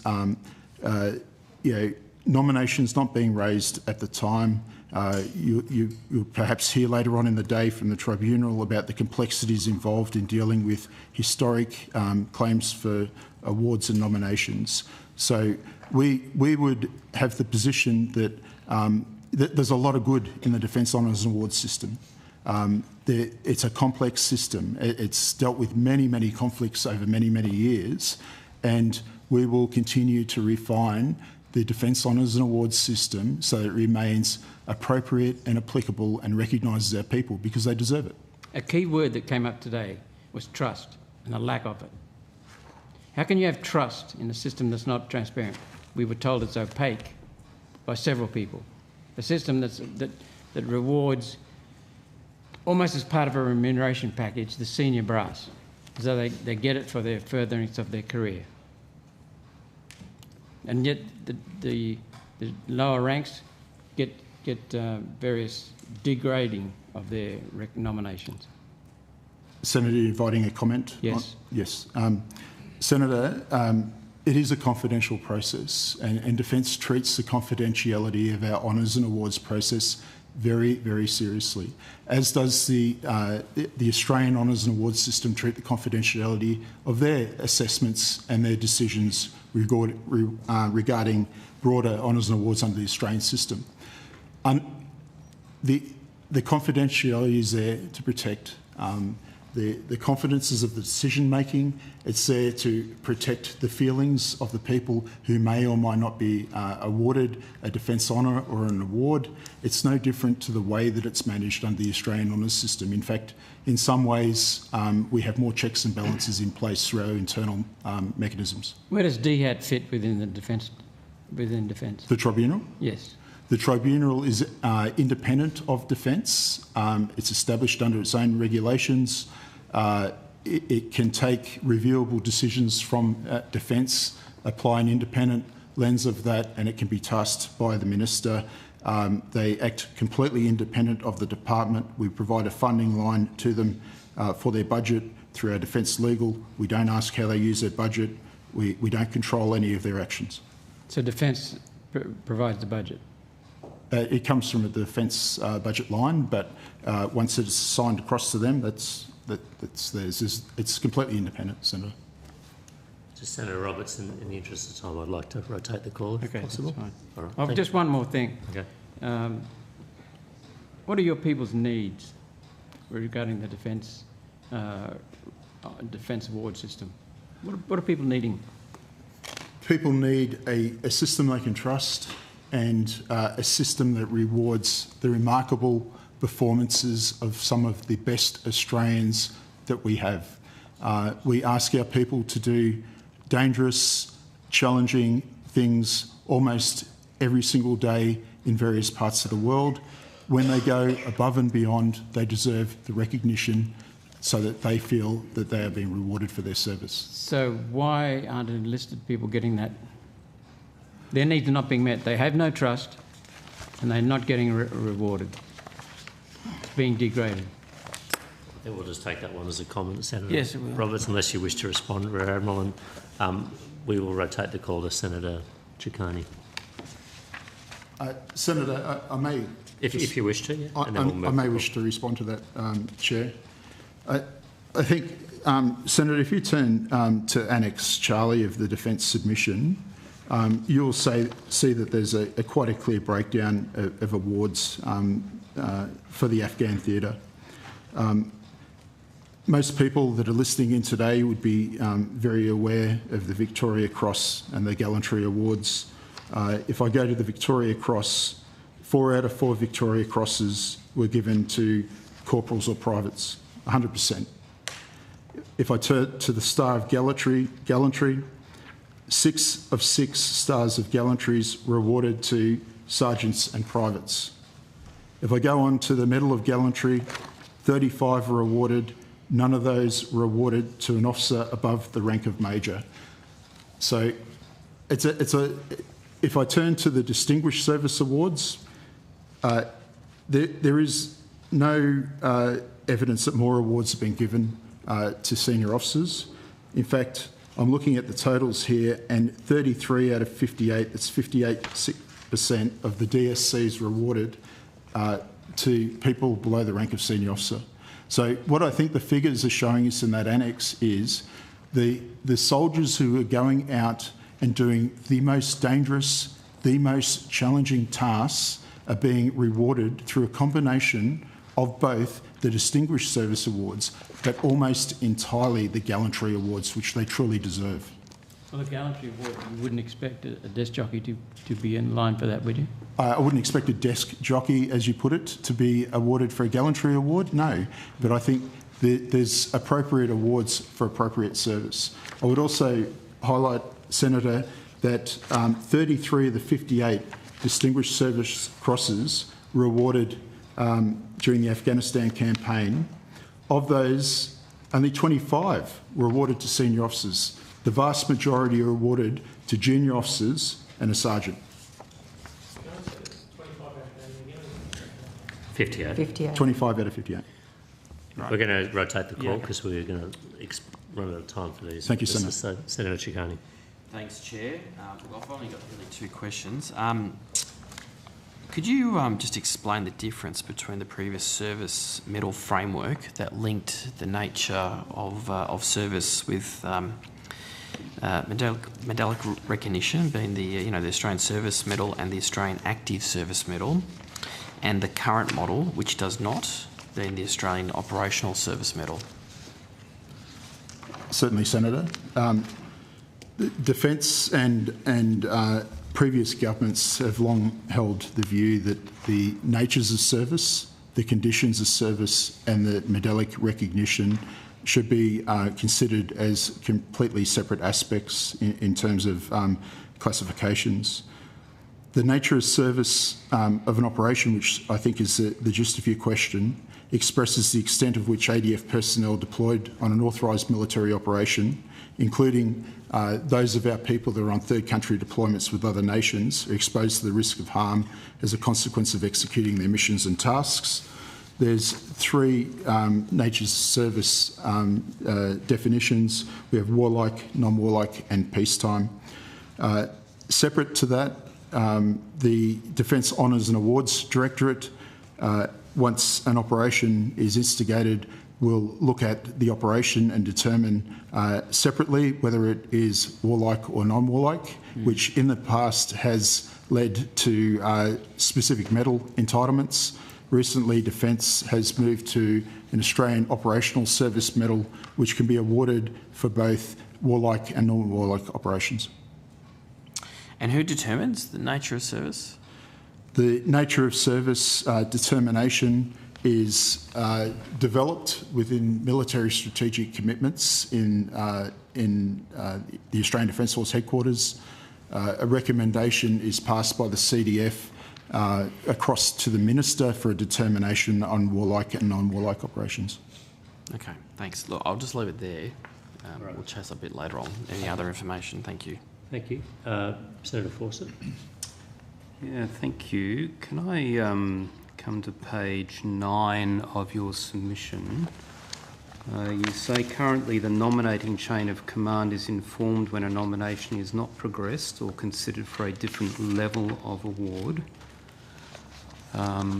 We had evidence this morning that a nominator in a chain of command put in a nomination for a enlisted service person for gallantry, went up through the chain of command. It was changed not only level but stream without informing the chain of command, and then went forward, and sometime later the members advised that he was nominated for an award that was not for gallantry and it was at a lower level. Is your statement here a response to that or similar incidents, or do you maintain that this is how the system always works? Thank you for the question, Senator. I couldn't say that the system has always worked in that way. I would say that we are working hard to constantly improve the system. The guidance that is provided to the services and the Headquarters Joint Operations Command is that when a nomination is raised and pushed up the chain of command, it proceeds to a Defence Honours and Awards Board. There's a couple of boards. The primary ones are within Joint Operations Command. The services and the Joint Capabilities Group have their own, but they're very similar. Once a board receives a nomination, it's been through a initiating and a recommending officer. If the board considers the awards and has either feedback for the nominating officer that the narrative might need to be strengthened in some ways because it doesn't quite match the criteria of the award, if the board has makes the assessment that the narrative that's been provided to them should be a higher or a lower award, then the direction that we have is that they should go back to the nominating officer and pass that down to them so that they can make the necessary corrections. I'm conscious that is in your submission. What I'm seeking to understand here is a few details. So if a nominator fills out a form, says this is for gallantry and this is what happened, does the board at the end of the process of review see that original nomination with additional comments, recommendations, etc., or do they see a modified version that is the product of the review of the chain of command? Senator, at present they would see the final version. They would not see the iterations throughout the drafting of the nomination. Okay, so the evidence the committee received this morning was that the chain of command not only changed the text, not only changed the stream, not only changed the level, but also at a certain level removed the nominator's name and inserted their own name so that any feedback would not go back to the original nominator. Is that an acceptable practice? Senator, I'm not aware of that individual case, but normally the officer who raises a nomination will sign the nomination, send it up to an approving officer, an approving officer will sign it. I think there is possibilities that nominations could be changed as they go higher in the system. There are different levels of command through Defence, within Special Operations. They had their team on the ground in Afghanistan. They had National Command. They had Special Operations Commanders who were a part of the HQ JOC Honours and Reviews Board. But look, I see where your question is going, and I think there's certainly room there to have some traceability within the nomination process so that people at those boards could see where it's been changed along the way. Is it permissible for a reviewing officer in the chain of command to not just perhaps change the text or the level, but actually to change the stream? When from gallantry, for example, to service? So, Senator, when a significant change like that is made, we would desire for the board to pass that feedback back down the chain to the nominating officer. But sorry, how does the board become aware of it if it's done by somebody in the chain of command? The board won't, Senator, and that's why I agree with you that it might not be a bad idea to have that traceability within the nomination system. We're open to discussing that. So at the moment, is there any sanction on somebody in the chain of command who takes it upon themselves to not only change the text and the level, but even the stream when they were not present? It's completely contrary to what the initial nominator was putting forward, or is that just an unfortunate incident that Defence lets go? Senator, I have no knowledge of the individual case that... Did you look at the evidence? You said you were here this morning or monitoring. Yes. Did you read the submissions before? I have read the submissions. I don't recall the detail of every single submission, but I have read them. But, you know, in that particular case, I'm not aware of sanctions that would occur, but in the same way, I'm not aware of the motivation for why it was changed. I would need to understand more about that case. Mm-hmm. Okay. The submission also says that Defence constantly evolves the system so it's fit for purpose. At the moment, have you prepared any recommendations to the Minister or to the Government for changes that you believe should occur, or at the moment do you think it is fit for purpose?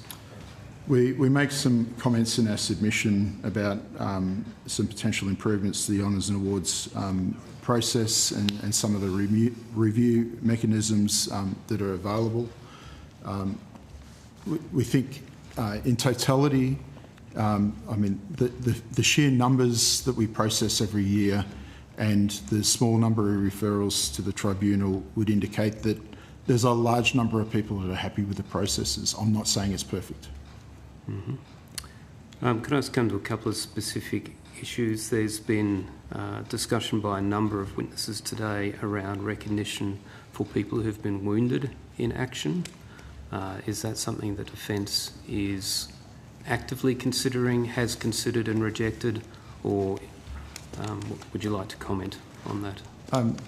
I could make a brief comment on that because I understand that it's under consideration by government at the moment, but I think we certainly acknowledge the service and the sacrifice of ADF members. We understand the hurt, the emotions that are out there when one of our people is killed or injured, suffers damage as a result of their service. We all feel that. We all have colleagues that have been hurt in the service. I think the issues raised by the Tribunal's work in that space are certainly very complex. They involve a lot of considerations over the wearing of awards, the recognition of people. Like every other matter that we've spoken about today, there'll be a range of opinions that I'm sure the government will need to consider across the defence community, the veteran community and the families that are advocating for these things. Sure.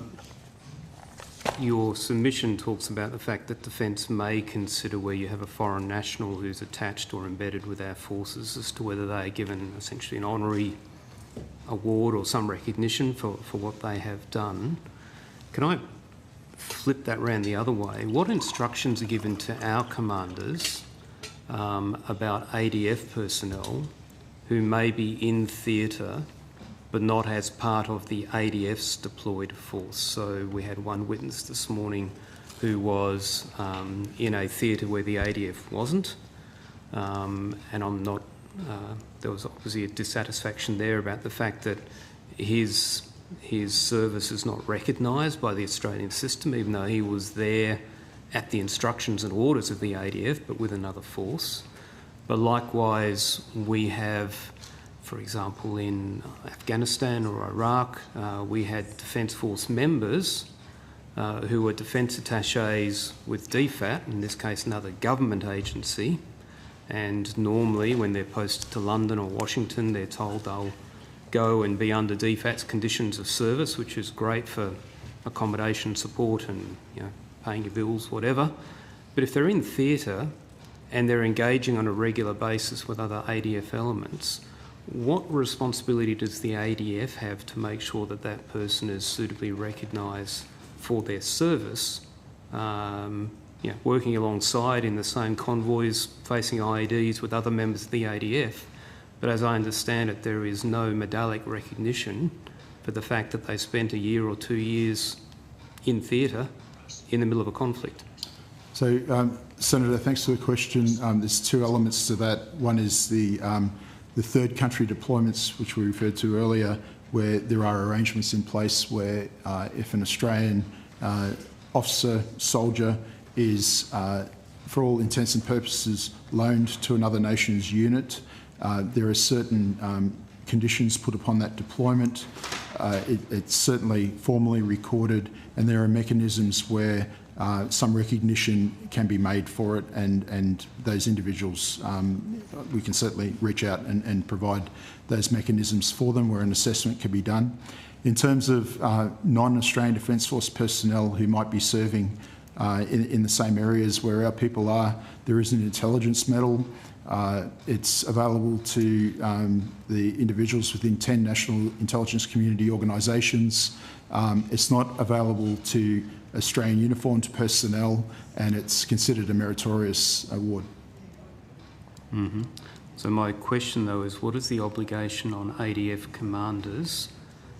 Because I am aware of some individuals who have gone into theatre, for example, on counter-IED task forces, etc. Their parent unit is a logistics unit, but they are sent in to do trials and test and evaluation, etc. And yet the people in theatre don't see any responsibility for them except perhaps to protect them, and the people at home, they're considered to be an administrative unit, not a field unit. And so sometimes those individuals slip through the cracks. The DA, DFAT aren't going to nominate them for a defence award, and yet they're an ADF member, posted by the ADF, just happens to be with DFAT, but in theatre. Even people like ISIS who deploy with the ADF, they don't have a chain of command there with them. ISIS, I think you mean. Pardon? You said ISIS, didn't you? Not ISIS. I think you said ISIS, but I think you mean ISIS. So let's say ISIS. I thought you meant the good guys. I'd be concerned if you had ISIS with you. But ISIS don't have a chain of command there with them. So does the ADF, do you convey to your commanders that they have an obligation to say, hey, who's here on Team Australia, that they don't have other people to witness or chain of command to recommend? And if they're working above and beyond what's expected, what role does the ADF see in terms of saying, hey, we're going to reach into that other person's nomination, or we're going to put through our chain of command a recommendation that a department to department level, you know, nominations are made? Senator, that's quite a complex question. For the defence attachés, there are long-standing protocols because of the diplomatic nature of the position that they hold. I can provide you further advice on that on notice. In terms of other government agencies that might be assisting us in theatre, once again, a complex question. The commander in a location might not necessarily have full awareness of everybody outside of his direct command arrangements. But once again, there are procedures to look at that, and I'd certainly be happy to take that one on notice and get you some further advice. If you could, because I'm aware that quite often they are actually considered to be part of the formed force, but things like unit citations, etc., Defence doesn't initiate a recommendation for that person to receive those awards, whereas in actual fact they are essentially on the nominal roll for that deployed force there. So there's areas where I think Defence could actually be more proactive for some of those outliers. I understand the question, Senator, and we'll get some answers on that.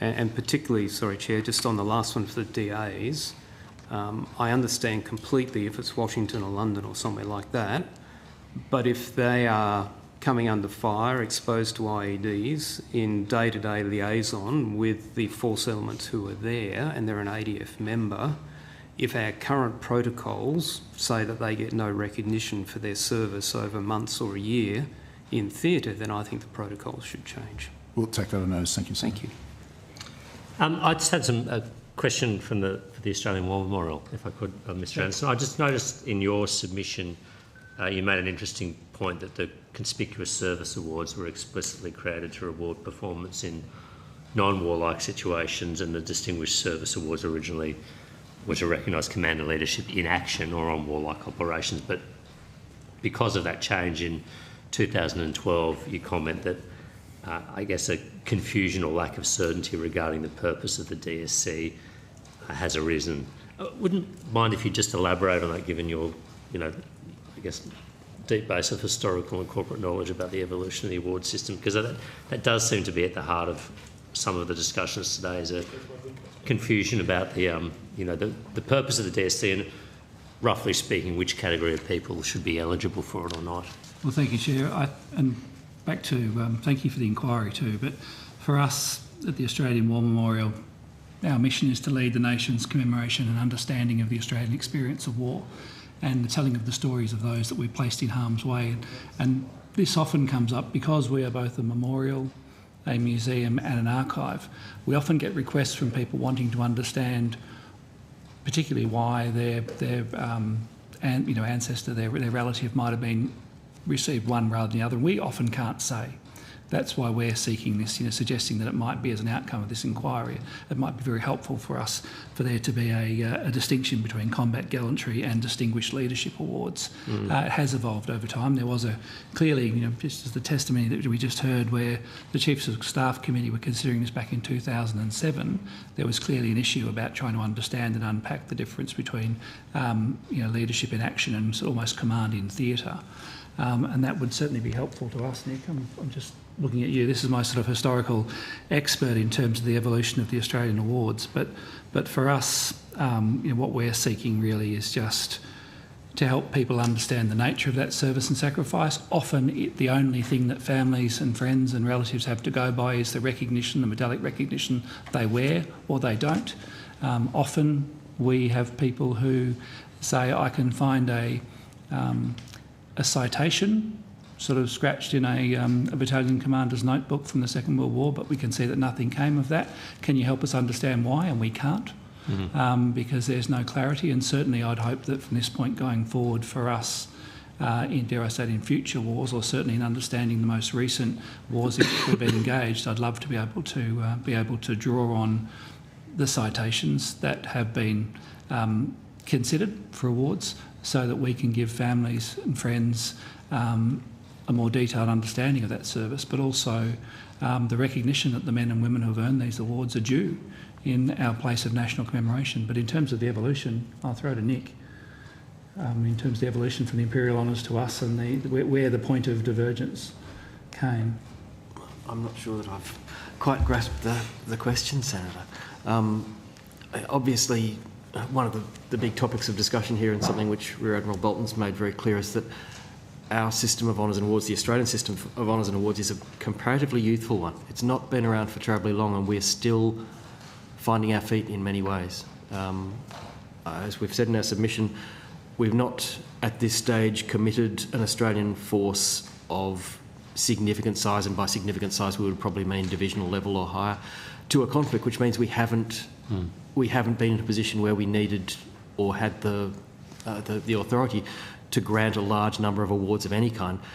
And so very much when Afghanistan comes along as our first significant conflict since Vietnam, the ADF is, I think, and I hope they'll excuse me saying so, is seeking as it goes along to work out how this system of honours and awards is going to evolve. it can only evolve through being used, and that's what we are seeing play out effectively. Or we're not seeing play out because so little, as the Director has said, because so little in terms of citations and information on what is being awarded and why it is being awarded is filtering through to the general public or even to the Australian War Memorial. It's very, very difficult for people to judge what an award has been granted for, or what is the standard which must be reached to receive that award. And that, again, is not, I think, a matter of fault of anybody's. It's a matter of an immature system which is slowly coming into maturity.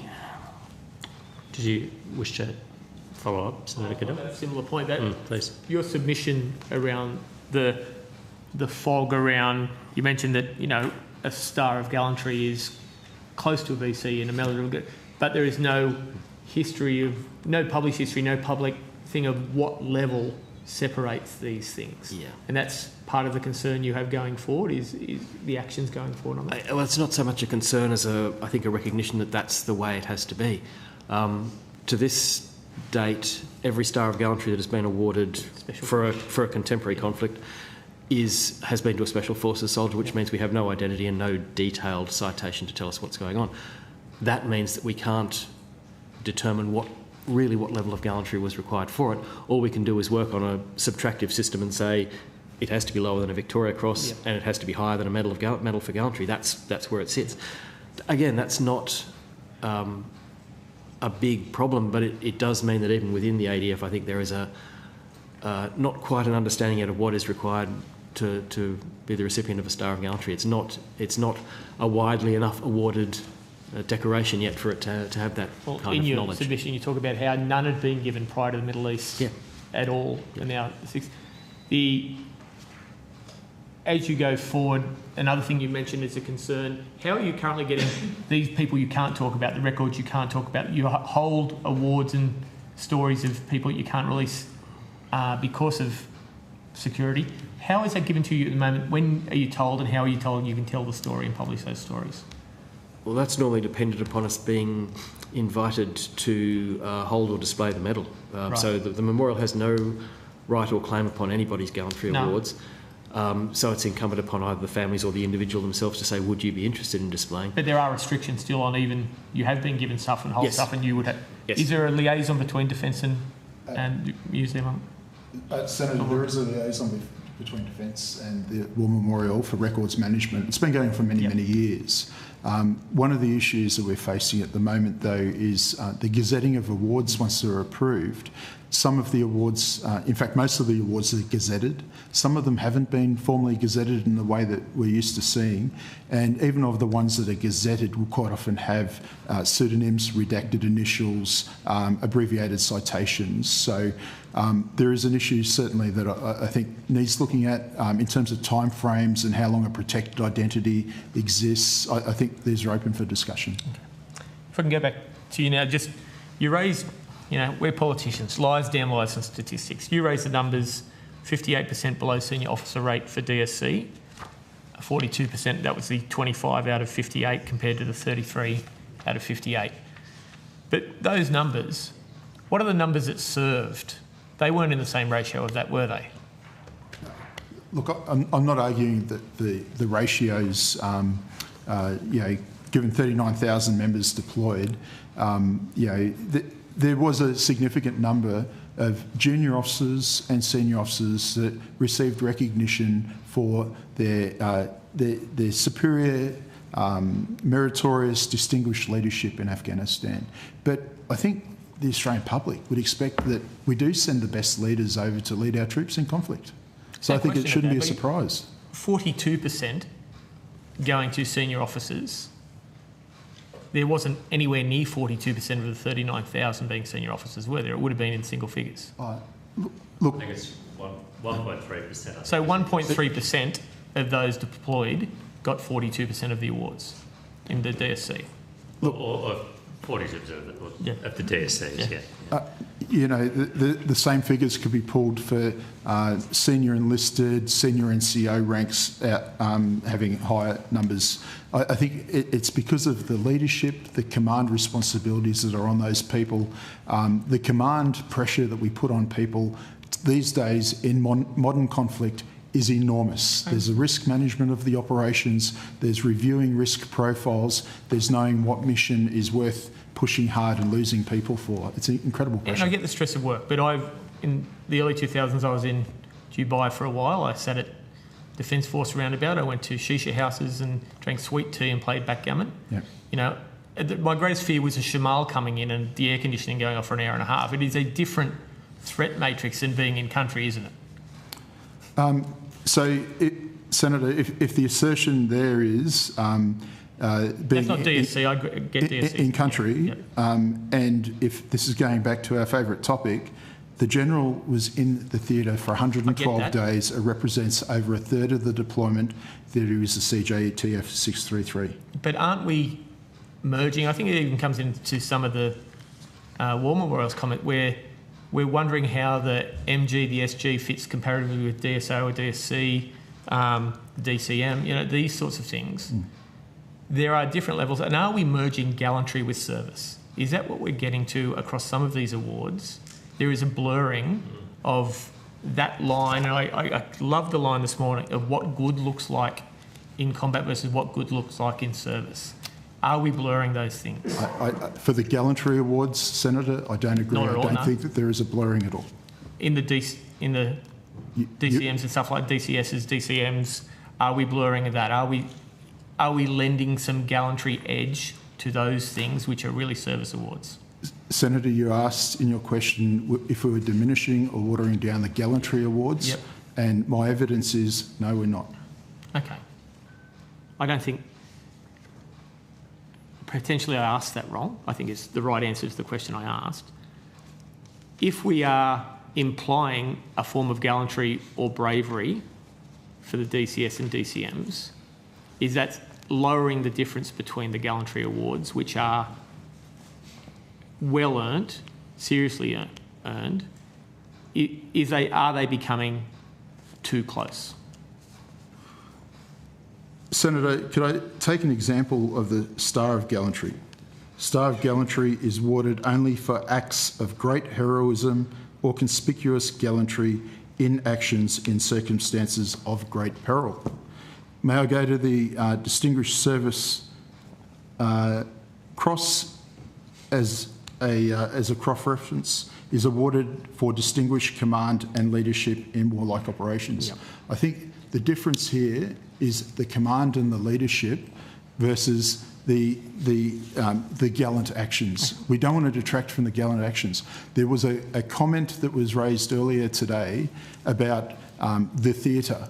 The theatre is an interesting concept in modern warfare when we're operating on the ground, under the water, on the water, in space. We've got remote operators thousands of miles away delivering lethal effects. Okay. Last question, just following up something from Senator Fawcett. He was going through that specific case where it appears the nominee had changed and the narrative had changed over time for an application. Has Defence Force, to your knowledge, and I think you'll have to take this on notice, ever disciplined or investigated someone for replacing a nominee on a narrative? I'm unaware, Senator. Have they ever investigated where things have been changed without permission or knowledge? Senator, I'm unaware. Could you take that on notice and ask that question? Certainly. Because it's a real concern to me that someone would change a nominee to cut someone out of the proposed communication chain. It's a real concern. If I did that to someone here, if I took someone out of a chain here, that's, I'd say, bordering on fraudulent. And we had a specific allegation today, and I'd like to know if ever, I know you said you didn't know that specific case, so we have never heard of a disciplinary action issued over the handling internally of a nomination. Certainly take that on notice. Okay, thank you. That's all, Chair. Admiral, I just had two questions, but I think just to finish on Senator Cadell's line of questioning, the Australian War Memorial, and I think the sentiment of a lot of the people we've heard today, or the source of their frustrations, I think partly arises from a lack of certainty regarding the purpose of the DSC, which the War Memorial refers to. And the War Memorial, and I quote them here, it is unclear whether the award is to be granted for excellence in the planning and conduct of operations or for gallantry in the execution of those operations, or both. Now, it seems from the pattern of their awards, and this is perfectly fine, it seems to be largely for the former, excellence in the planning and conduct of operations, because it disproportionately goes to senior officers, which might be the intent. But perhaps making clearer that distinction to the public, the purpose and the criteria and the likely eligible categories for those might be a worthwhile consideration. But I'll just submit that for your consideration. I just wanted to turn to a different topic. In your submission, you refer to potential legislative reform and changes to Part 8C of the Defence Act 1903, which would introduce some changes to the operation of the Tribunal. What is the status of those proposals? Is that Defence's view? Has that been a subject of a ministerial submission? Has a minister approved it? Has it gone to Cabinet? Has government drafted legislation? Where is that up to? Legislation? Thank you, Senator. I might answer this question. Yes, Defence is of the view that some reform to refine the scope would be in line with modernising the Act, and the conduct of that has been subject to ministerial discussions. We've discussed it with the Tribunal, and the initial consultation on some policy ideas have been shared with some members of the veteran community. And whilst no, it has not gone to Cabinet, it has not proceeded to that position. It's still in its infancy in the state that it's not agreed. So you're still in a consultation phase, would that be correct? Correct. Okay, good. Because I don't know if you've seen, there is a second submission for the Defence Honours and Awards Appeals Tribunal that flags some concerns about your proposals. So I just would urge you to make sure you're familiar with those and take those considerations into account. Thank you, Senator. I had no further questions. We will. Yeah, we will. But if we could wrap this up in the next 5 minutes, we'll get to the next witness, Senator Roberts. Mr. Bolton, coming back to Annex C in your submission, column DSC, Distinguished Service Cross. Yes, Senator. Could you tell me what the difference is between the generals, the lieutenant generals, major generals, brigadiers, colonel, and the rest? In terms of numbers of awards? No, just in terms of why the distinction, having a subtotal under those five ranks? Yeah, certainly. So it's broken down into senior officers and others. There's two definitions of senior officer that are commonly used in defence. One is under the Defence Act, which it covers down to, in army ranks, down to brigadier, and then a commonly used definition of senior officer in defence is down to colonel. So it's just an extension of one officer. So in Afghanistan, I understand it was a lot of patrol work. It depends on the troops themselves. Would it be more appropriate to draw the line there at captain, just above captain? Who goes on patrol? Do majors go on patrol? Do lieutenant colonels go on patrol? Senator, I don't think the intent of the award is limited to patrols. I haven't seen a definition that limits to patrols. No, I'm just wondering who's in the actual fighting. Distinguished command and leadership. And I think the actual fighting would certainly be elements of command and leadership in leading fighting formations. Defence supports that. The acts of gallantry, which are the most likely to be seen in those particular types of units, in direct contact with the enemy, I think is recognised through the overwhelming weight of the gallantry awards that are given to those brave young soldiers that deserve them. So coming back to my question, lieutenant colonels, do they go on patrol? A lieutenant colonel would be at the command level of some of the special forces elements that were over there and some of the reconstruction task forces that were over there. I don't have first-hand knowledge. I can back up my statement out of session, but I would anticipate that those commanders at times would go on patrol with their patrols. So who would be most commonly on patrol? Would it be a captain, lieutenant? Surely they'd be involved. The major or lieutenant colonel? As a general rule, Senator, those that would do most of the patrolling would be senior NCOs and very junior officers at the lieutenant captain level.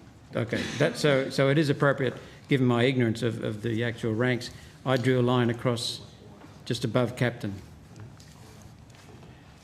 So when I do that, the total for Distinguished Service Cross to the top subtotal, the seniors and the middle officers, is 56. The total for below is 2. And then I wonder about the ratio in terms of numbers above captain and numbers of people captain and below.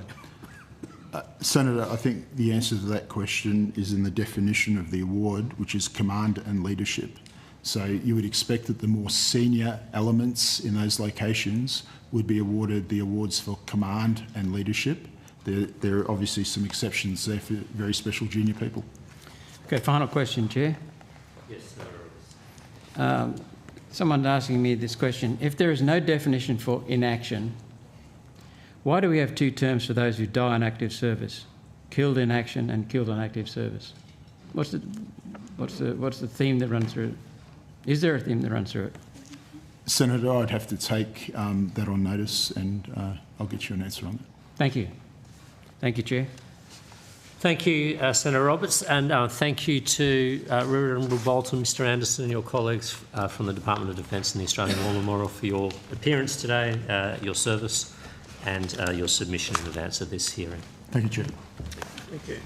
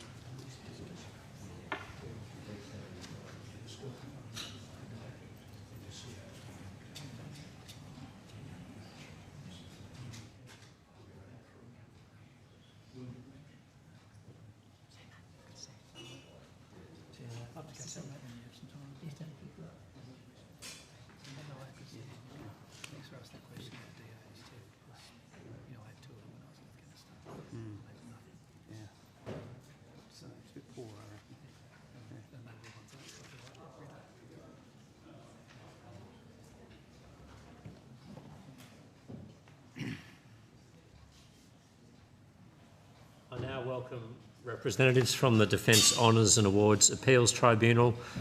I understand that information on parliamentary privilege and the protection of witnesses giving evidence to Senate committees has been provided to you. For those at the table, could I please ask that you state your name and the capacity in which you appear today? Stephen Skeel, I'm Chair of the Defence Honours and Awards Tribunal. Jay Koppelman, I'm the Executive Officer of the Defence Honours and Awards Appeals Tribunal. Thank you both. Mr Skeel, would you wish to make an opening statement? Yes, if I could, Chair, if you'll please grant me that indulgence. Of course.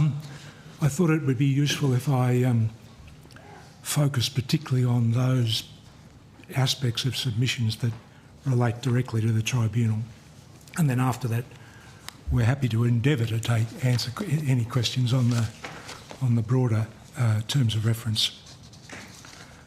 In all the very many civilian workplaces that I've been engaged over 55 years, it's been common learning that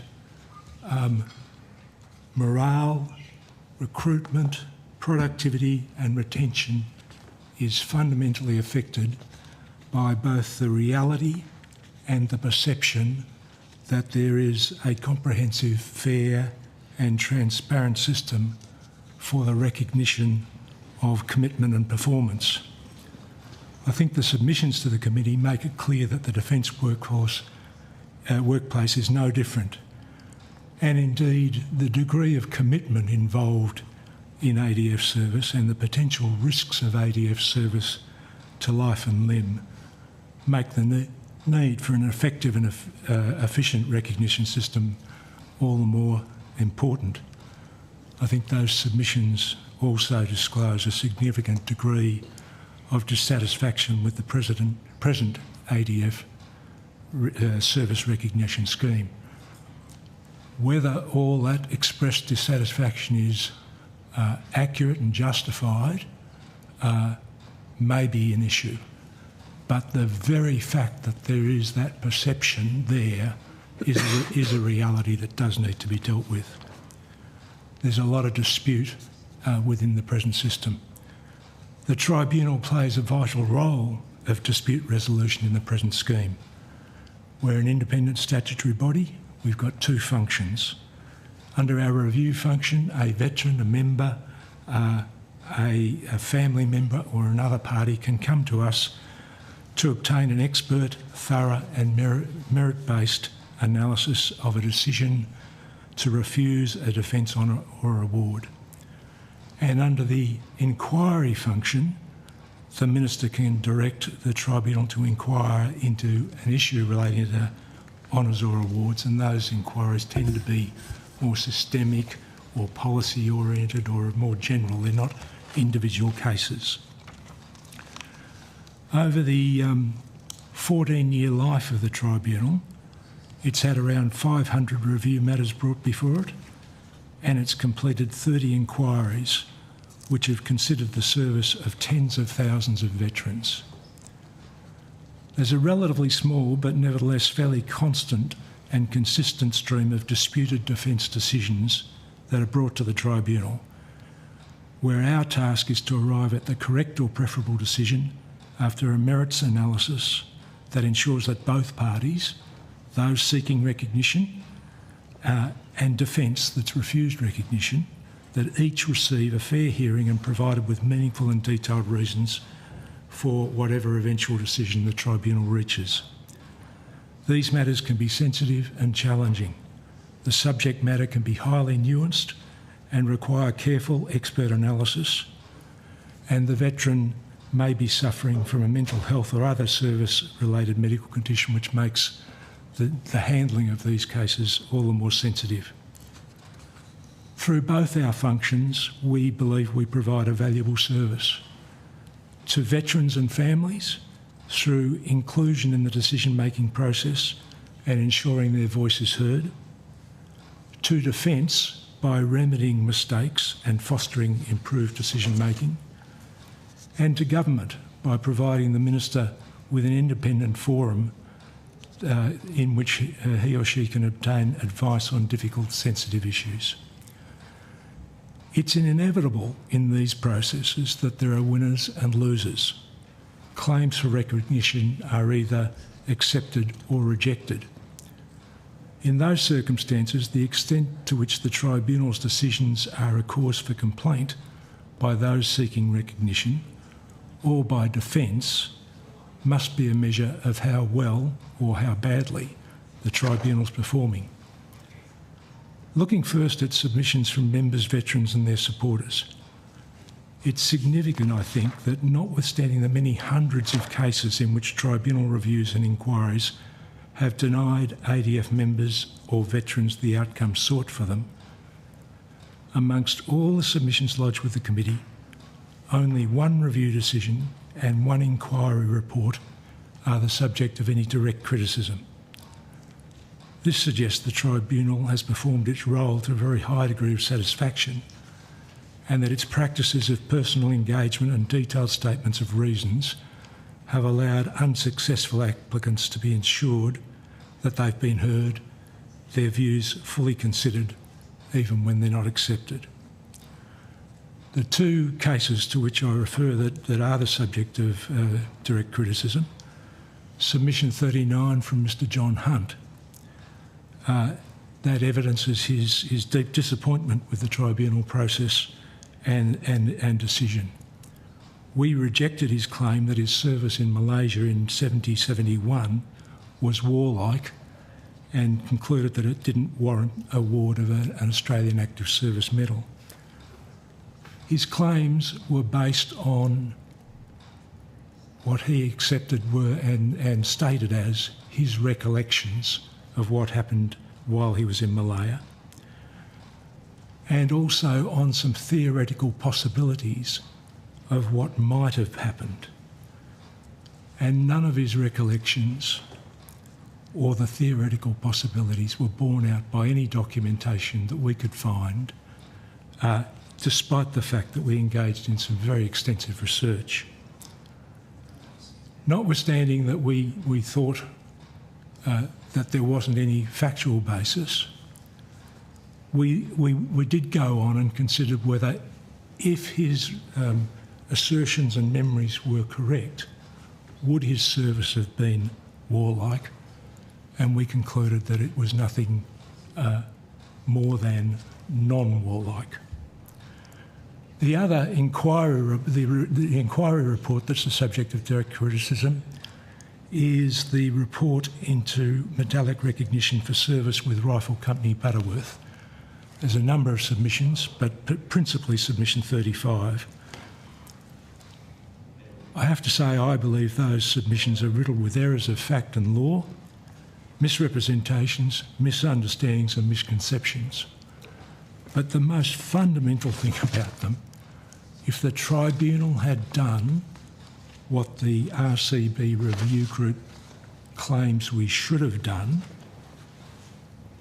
RCB veterans would be worse off than they currently are, and worse off again than they would be if our recommendations were accepted.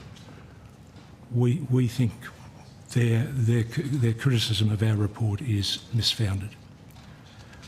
So apart from those two specific cases, there's a few other things that are raised about the Tribunal. The Australian Peacekeeper and Peacemaker Veterans Association submission, number 41, makes a number of claims about alleged tribunal processes and procedures which, if they ever had any validity, and I don't think they did, are certainly not reflective of the tribunal today. It's a mature tribunal and it does not follow the procedures that are alleged of us in that submission. And a number of submissions suggest that tribunal members come to hearings with preconceived views and aren't prepared to contemplate contra views. I suggest that that's not the case and that those who make this claim have misunderstood the role and duty of the tribunal, which is to give a party an opportunity to respond to any matter that the tribunal believes to be relevant.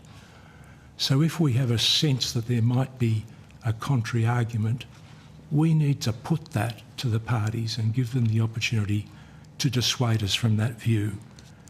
That's not having a preconceived idea or view, it's simply doing what the law requires of us.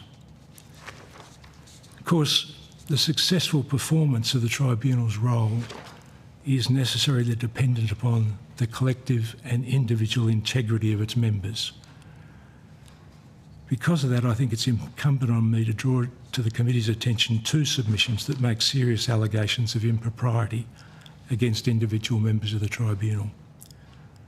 The Australian Special Forces Alliance submission suggests improper conduct by tribunal member Brigadier Diane Galash while she was a full-time serving defence officer. And submission 56 from an unnamed submitter alleges that tribunal member Rear Admiral Alan Dutoit should not have been a member of the tribunal assigned to that particular case because it was said that he and a defence decision maker who represented defence at the hearing appear to operate closely with one another, potentially compromising impartiality. We value our propriety and integrity very highly. As a result, I inquired into both those allegations, and I can tell you that those inquiries show that each allegation is completely without any factual or other substance. Both Rear Admiral Dutoit and Brigadier Galash have my full support as tribunal members of integrity. A number of other submissions express strong support for the tribunal, and some seek an expansion of its jurisdiction and role, and perhaps we need to talk about that a little later. Turning now to the other side of the ledger, what does defence say about us? While the tribunal very often agrees with the position advanced by defence, there are many cases in which we do not, and in some of these we're highly critical of the defence position. It's thus, I think, significant that the defence submission contains no criticism of any tribunal decision or inquiry report. It's also significant that, so far as we're aware, in only 2 cases has the defence sought to prevail upon the Minister to reject a tribunal recommendation for the bestowal of a defence honour or award. One resulted in the award of an honour at a lower level than that recommended by the tribunal. The other was the now notorious case of Teddy Sheehan, in which the tribunal recommended the award of a Victoria Cross for Australia. As is well known, that award was subsequently made after an ad hoc independent inquiry panel established by the government in the face of persistent criticism of the defence position came to exactly the same conclusion as the tribunal. Given this absence of criticism of the tribunal's decisions by defence, we think it's a matter of deep concern that the defence submission recommends amendments to the legislation underpinning the tribunal that would significantly reduce or abolish existing rights of ADF members, veterans and their supporters to independent tribunal review of adverse defence decisions. We've expanded on that in our supplementary submission, to which the Chair made reference a while ago. While the defence submission in this regard is expressed in superficially moderate and benign terms, I think it's important that the committee understands the significance of these proposals, which the tribunal unanimously believes to be incapable of justification. The defence proposals would render invalid the majority of applications for review that are made to the tribunal. While defence seeks to curtail or abolish tribunal decision-making, it proposes no corresponding limitation on its own ability to make adverse decisions on applications for defence honours or awards.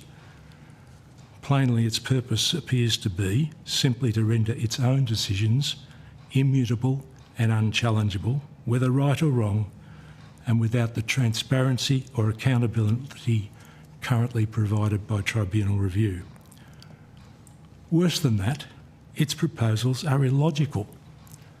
The more complex the required decision-making as you go up the tree of awards and honours, the more complex the required decision-making, the more prone it is going to be to error, but the more defence seeks to remove such decisions from reach of tribunal review.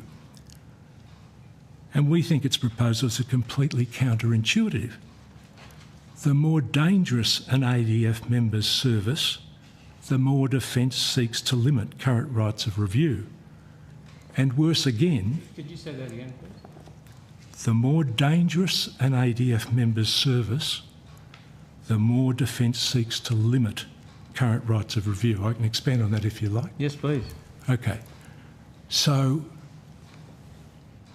you have medals like the Australian Defence Medal and the Defence Long Service Medal. To receive those, you simply have to have served for a period. Above those, you have campaign and operational medals. That's more dangerous service. And for those medals, Defence is trying, with these proposals, to cut back on the current rights of review. And then, worse again, where it's claimed that an ADF member has performed conspicuously or with distinction, gallantry or valour, Defence seeks to go even further and abolish current rights of review. So if someone makes a complaint, they get their complaint removed? They will not be... If they don't want to give the information to review special forces operations and stuff like that where it's dangerous. Yeah. If the defence proposals were made law, we would not be able to accept applications.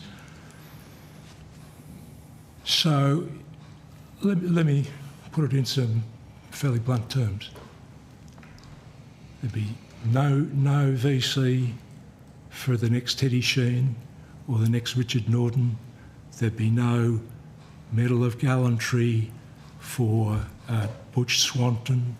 There'd be incomplete and inadequate recognition for Sapper Rowan Conlon.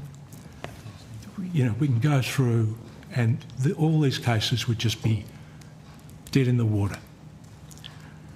So one might be forgiven for thinking that Defence is simply trying to go back to the good old days when it could make recognition decisions with impunity and without any independent external overview.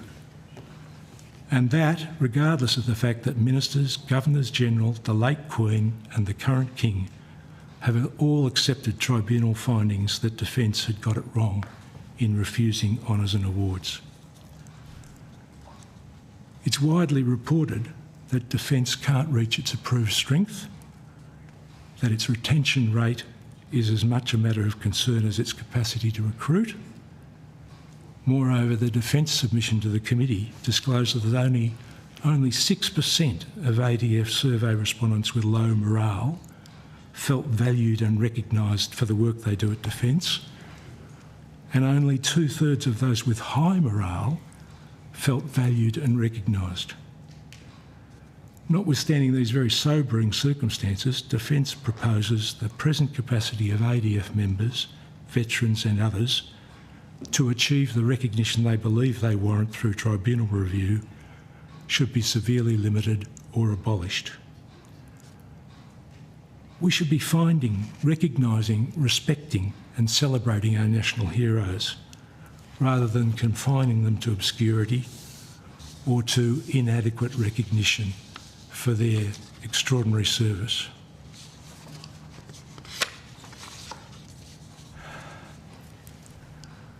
I don't see how exhibiting such an apparent disregard for the recognition of deserving service can be helpful to Defence recruitment, morale or retention, and what damage it might do to the mental health of those who seek independent review to gain the recognition they believe they warrant doesn't bear thinking about. I therefore urge the committee to roundly dismiss these unjustifiable attempt to turn back the clock. Instead, I suggest that based on the submissions received by the committee and their lack of justifiable complaint, the committee can readily conclude that the tribunal has performed exceptionally well and should not be limited in its present role. But at the same time, I do want to stress that we don't claim to be doing things perfectly. We're not complacent. It's always possible to do better. Our primary submission to the committee details steps we've taken in the last couple of years to improve our processes and performance, and we'll continue to attempt to do better again in the period ahead. I should note that there are a number of submissions that you've received which refer to individual recognition issues that could potentially be reviewed by the tribunal if the submitter chose to make application to the tribunal, or if an application to Defence was refused. There's also a range of other matters raised in submissions concerning collective recognition, and they could be referred to the tribunal for inquiry, and the committee might consider recommending to the minister that he should make such referrals. We'd be pleased to provide the committee with a list of such submissions if you wish. Can I just finish on a couple of things that came out of things that were said this morning?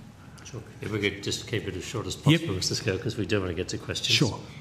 It was suggested that the tribunal was part of a Canberra cartel, a boys' club, that we just towed the Defence line. We are, by statute, independent, and we take that independence very seriously. I suspect that if those who think otherwise read tribunal decisions and reports, they would see that we can and are in appropriate cases very critical of defence. We're not towing anyone's line. Scott Seccombe, in his evidence, referred to 5 case studies. We've not seen those. But he said that he'd appealed. We've never had an appeal from him. He talked about someone who had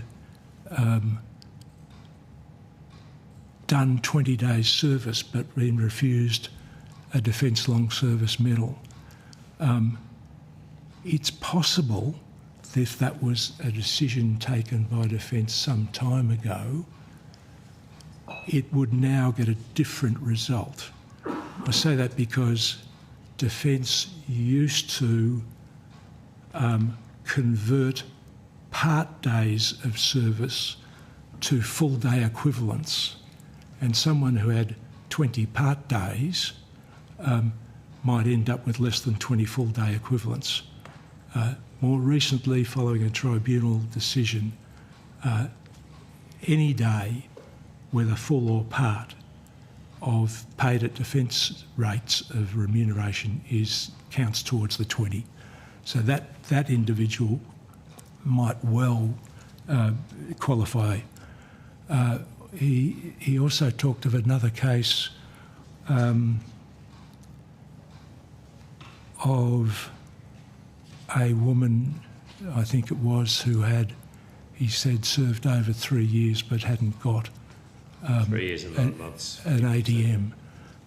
That one I don't know anything about, but that is worth looking at. We'd be happy to liaise with you and your Secretariat to get details and see if we can assist on any of those. You heard a deal about the recognition report today, and it's been mentioned by a number of people. I've got with me a few copies of the report which we can leave with you. If you want more, we can give them to you. But could I also just tender a one-page from that report, because I think it very graphically shows the issue with recognition of people killed, wounded or injured in defence service. Medals tell a story. People in service can look at someone's chest and know where they've been and what they've done. They read them like a book. But what those medals don't tell is what sacrifice the individual's done to render that service. They don't tell you whether that person, the owner of those medals, is killed, injured, permanently incapacitated, whether the medals are being held by a widow or a widower. And we think that sheet is just a very graphic representation of something that is lacking in the present system.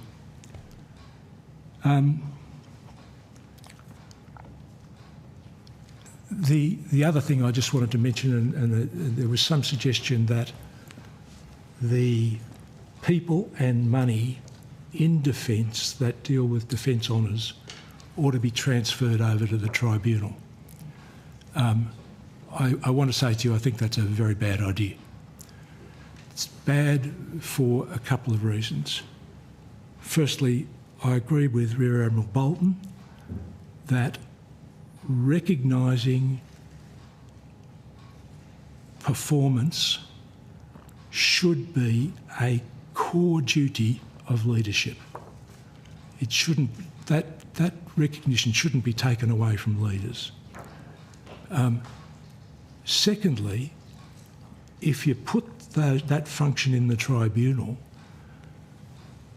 we've got the capability, we've got the expertise, but what happens when we decide that someone doesn't qualify? We would have a massive conflict of interest. I personally think that function ought to remain within defence, but it needs work. But if, and there's a number of ways that the quality of that process can be improved. But if it's going to be taken out of defence, if anyone thinks that there has to be a separate independent statutory body, fine, set up another body, not the tribunal, because we would have a massive conflict of interest. So look, I've probably spoken longer than I should have, and I apologise for that. That's all right. Thanks. It's been very helpful. Thank you. I might just start with a few questions just about the tribunal itself, if I might, and then I'll pass to my colleagues. How many members sit on the tribunal? Okay, so there's we're at our statutory maximum of 10 plus the chair. And do you convene a full panel for every hearing? Or? No. Most depends on the issue, but mostly it would be 3 members. If there's particular complexity, might be 4. Okay. Recently, I convene a panel of 5.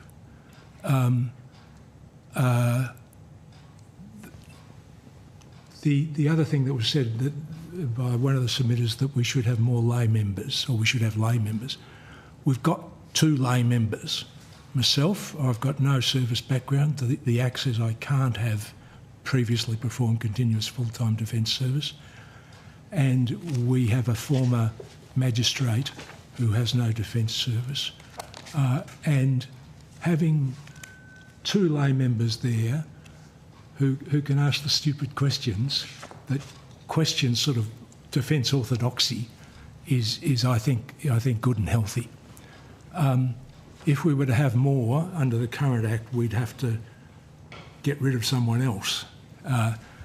We try very hard to get a multidisciplinary mix of people with senior defence experience and less senior defence experience, law, public administration and military history. And I think we've got a pretty good balance. In recent times, these positions have been advertised. There's been a public recruitment process, and we really have quizzed people about their suitability. We've been overwhelmed by the quality of people who've applied. It's been tremendous, and obviously we couldn't appoint everybody who was perhaps worthy of it. But we've tried to pick the cream. And personally, and I'm old enough to, I think, be a fairly decent judge, I think we've got a great bunch of members, and I'm very honoured to be amongst them. And who has, I'll just get through a couple more questions. Who has standing to bring a claim before the tribunal? Anybody, so long as they were an applicant to defence for an honour or award, and anybody can apply to defence for an honour or award. Okay. So and you only have jurisdiction to review applications for awards that are not progressed or rejected by defence. You don't have jurisdiction to review awards that defence has already issued. No. Correct? No one can appeal to us against the grant of an honour or award. Yep. But having said that, under the law at present, if there was thought to be significant concern about awards or honours that had been granted, the Minister could direct us to conduct an inquiry into that matter. Mm-hmm. And your decisions are themselves reviewable by the federal court under administrative law grounds? On a question of law, not on a question of fact. Not a question of fact, okay. And then just in terms of your decisions, I was looking at your tribunal review outcome statistics, which you have in your submission. So you've got a category decision affirmed, which means you obviously affirm Defence's decision not to grant an award. Decision set aside, does that mean you void Defence's decision and it needs to go back to first instance, or can you actually grant an award yourself as a tribunal and overturn Defence's decision? No, we can't grant. We can, and it's different as between honours and awards. For awards, we can set aside the Defence decision and substitute for it a recommendation that the award be given, and the Governor-General or a delegate gets that recommendation and acts on it. For an honour, we cannot set aside a Defence decision, but we make a recommendation to the Minister, and we can recommend that the Defence decision not be adopted and that the Minister should recommend to the Governor-General or the Sovereign. Okay. And then this category, you've got application withdrawn following Defence action, 72 since 2008. What's the garden variety of that? Is this like a settlement out of court? The Defence decides to actually reconsider the application on its merits? Or? I guess they probably fall into a few categories. But let me say that I think it's great when Defence does concede and give an honour or award that's where they've previously refused. It might be that the individual has come forward with new evidence that Defence didn't previously have. It might be that Defence has looked again at the evidence they already had and come to a different conclusion. It might be that the tribunal, that Defence has had regard to conclusions reached by the tribunal in other cases involving the same issue.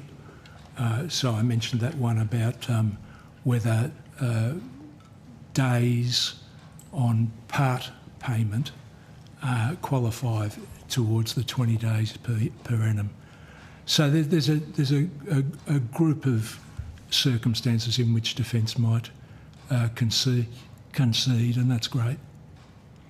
And in your view, because this came up before, I mean, you exercise full independence and control over the operations of the tribunal. You've never had anything that Defence has never sought to compromise your independence or influence your decision making. No, and I noticed Senator Roberts' ears pricked up when he realised that our funding comes through Defence. Never any suggestion that it'd be cut back or anything. Defence has behaved with propriety in that regard, and I wouldn't expect anything different going forward. All right, thank you. I just wanted to get that on the record. Senator Roberts, would you like to? Yeah, thank you, Chair. Thank you for appearing today. I've got a note here. You may remember that I asked Mr. Bolton to Annexure C, and what would happen if we drew the line at Captain. Then we'd have 56 people with the Distinguished Service Cross above and only 2 below. And the same applies to, by rank, the totals, 292 of people who are majors or higher, and only 277. And yet the numbers below a major would be far greater than the numbers above major. So does that ring any alarm bells? This is all the medals and awards, Gallantry, Distinguished Service Cross.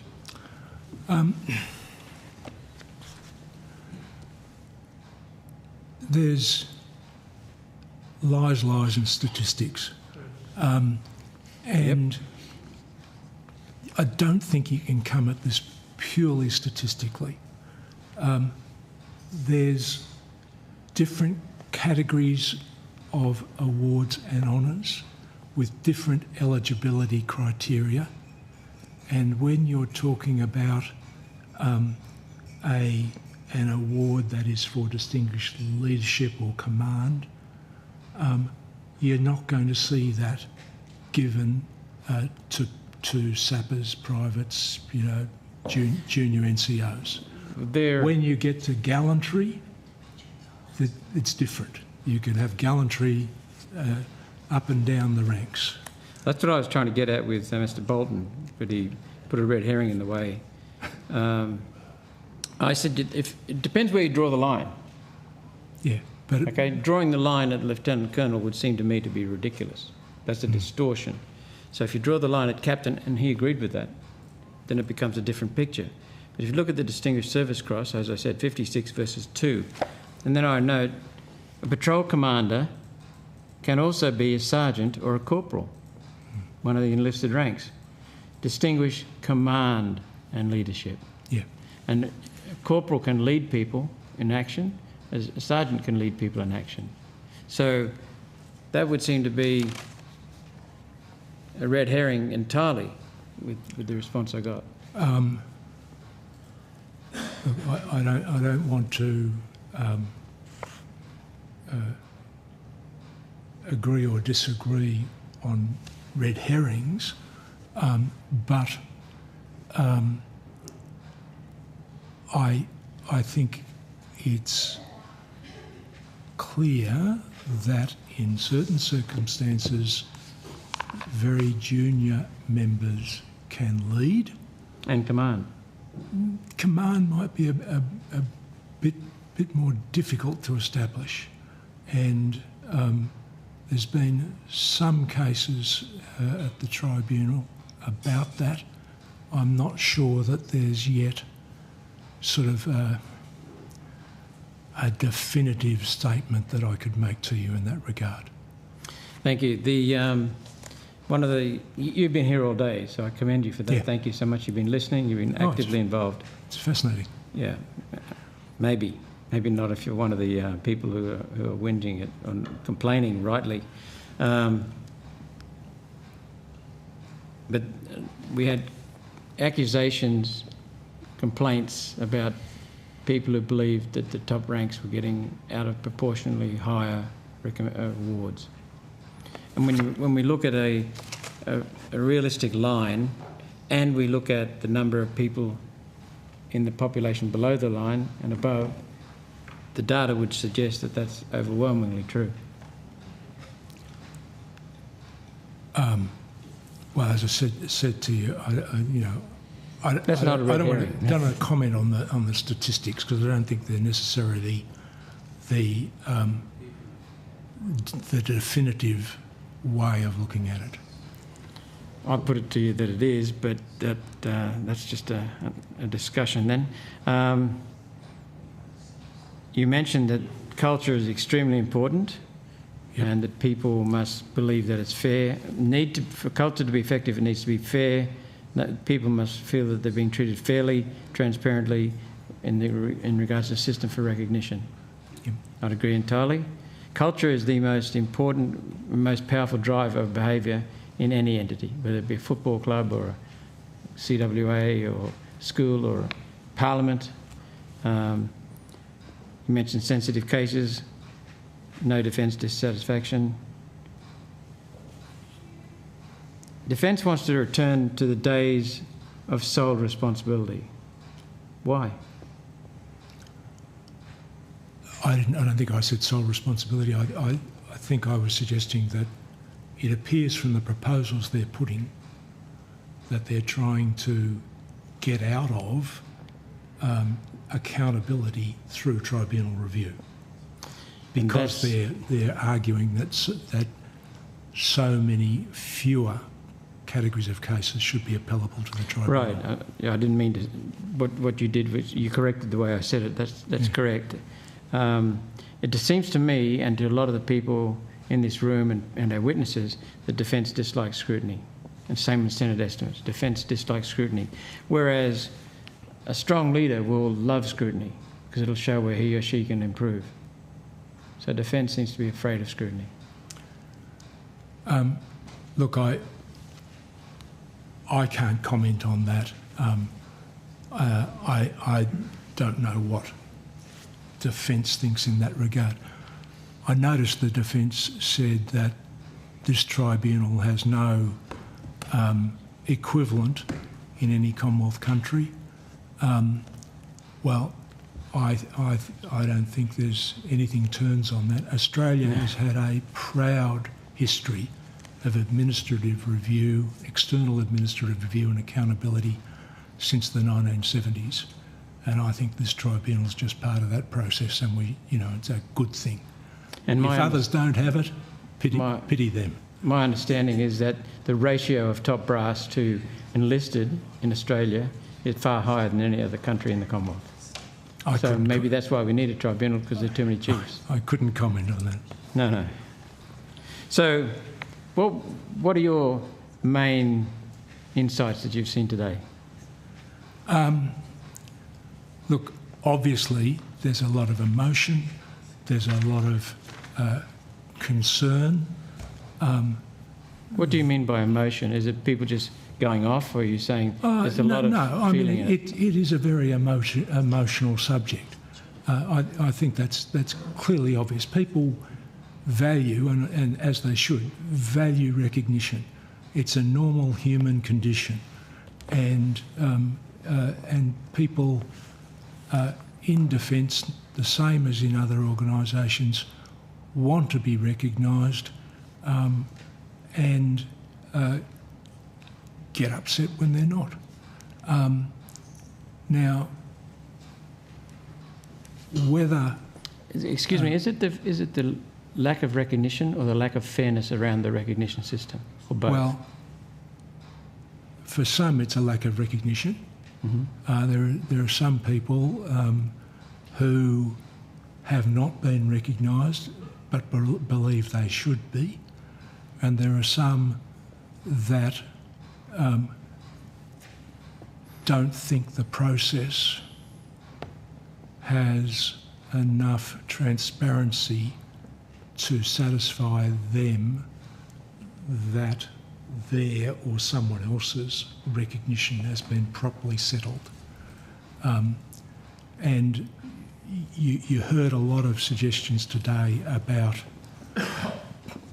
having a system in which the initial nomination and the subsequent nomination and endorsement and any changes to it are all transparently maintained on a system. That I think is eminently good sense. So there's certainly that. The other thing that is apparent is that there are people who believe that some awards have been made that should not have been made, that were made illegally. Now, I'm not going to comment on that. I think it would be wrong and improper for me to do so. Wrong because you can only form a proper view about whether an award has been, or honour has been properly bestowed, when you know all the facts of service and when you've had the opportunity to consider the law and form a view about it. And I don't know the facts of the cases that have been in contention today, so it'd be wrong for me to answer it. And with respect, I suggest that the committee doesn't know all the facts either. And it would be improper for me to go and venture a comment, because under the law as it stands, there is the potential that the tribunal could be asked to conduct an inquiry into these matters. And in that event, we would have to be able to bring to the inquiry an open mind, unfettered by any preconception. I agree. In the case of General Campbell, though, there are two key dates, and everyone has known that for years. And Defence keeps hiding it, keeps trying to cover it. So I'm not asking you to comment. Okay, I won't comment then. Anything else that you learnt today? I was heartened by the expressions of support for the tribunal. I think we work hard to earn support and respect, and it's nice to hear that.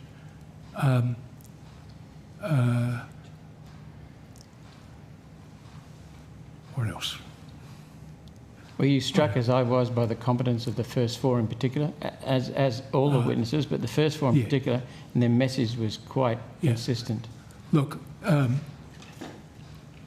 was struck by the various submissions that have been put to you, and I would say that they are thought-provoking. I say that as using it as a neutral term. That's not me saying they're right or they're wrong. I've got to keep an open mind. Yep. There are a couple of things in the Alliance submission where I think they've got it wrong. They talk about senior officers conferring honours on other senior officers. That's not how it happens. The Governor-General confers on the advice of the Minister. It doesn't go from officer to officer. But perhaps more significantly, there's a paragraph in their submission where they say that you can only get a distinguished award where your service is more distinguished than all your predecessors and your successors. Now, I think that's just wrong. The word most does not appear in the regulations. In other cases where the word most has appeared in the Victoria Cross regulations, tribunals come to the view that it's not an escalating eligibility criteria. What it means is your service has got to be up there. To say that it has to be the most, that everyone's got to be better than the predecessor, is like saying that an Olympian can't have a gold medal unless they've broken the world record. Whereas we know they can get a gold medal for being the best on the day. And if you said, as that submission does, that you have to look at the performance of successors, then you could never award anyone a Distinguished Service decoration until the position was abolished, because we don't know how good their successors are going to perform. So, you know, there's an error, I think, there in the way or the standard they've purported to judge things by. That's not to say that they don't raise questions that require thought. Thank you. Senator Roberts. Senator Cadell. Thanks very much. Going on to your point about some of the claims to move awards out of defence and some of the things you said around that not coming to you to keep your objectivity. What, of you and your 10 other board members, is there any security clearance, positive, negative vetting or compartmentalisation to look at the more detailed active cases at that higher level? Yeah, we've all had to have at least a basic security rating, and then if we needed access to something of a higher classification, then we'd have to limit access to whoever had that higher classification or get reclassified.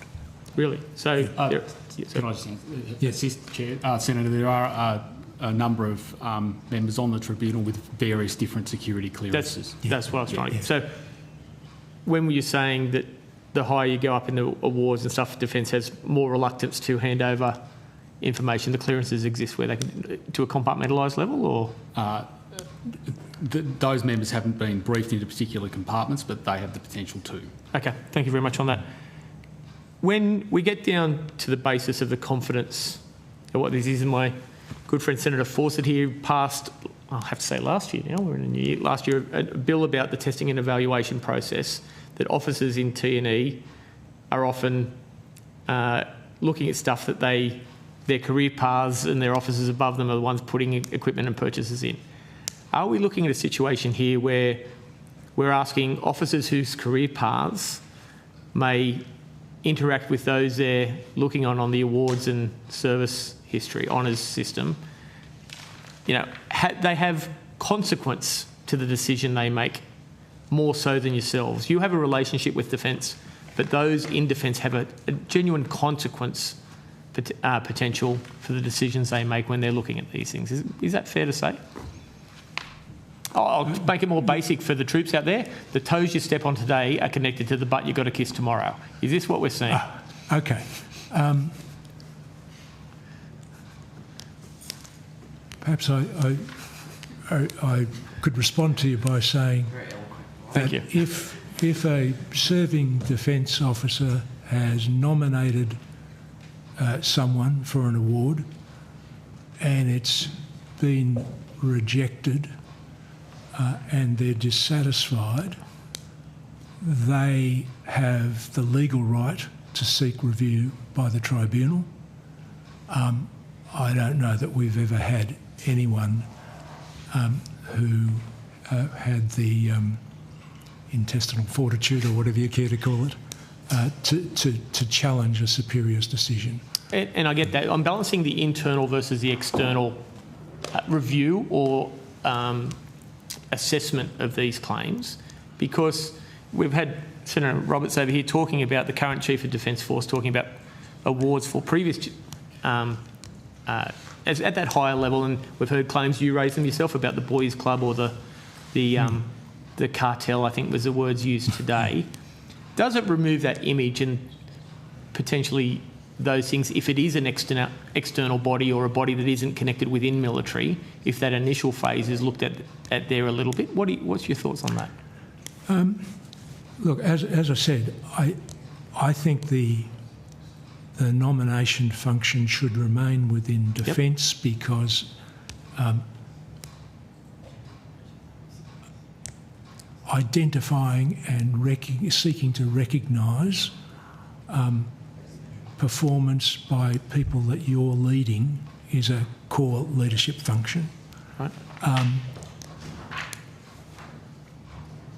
You have to have, I think, a process by which nominations are brought together and tested to make sure that you're not generating anomalies and inconsistencies.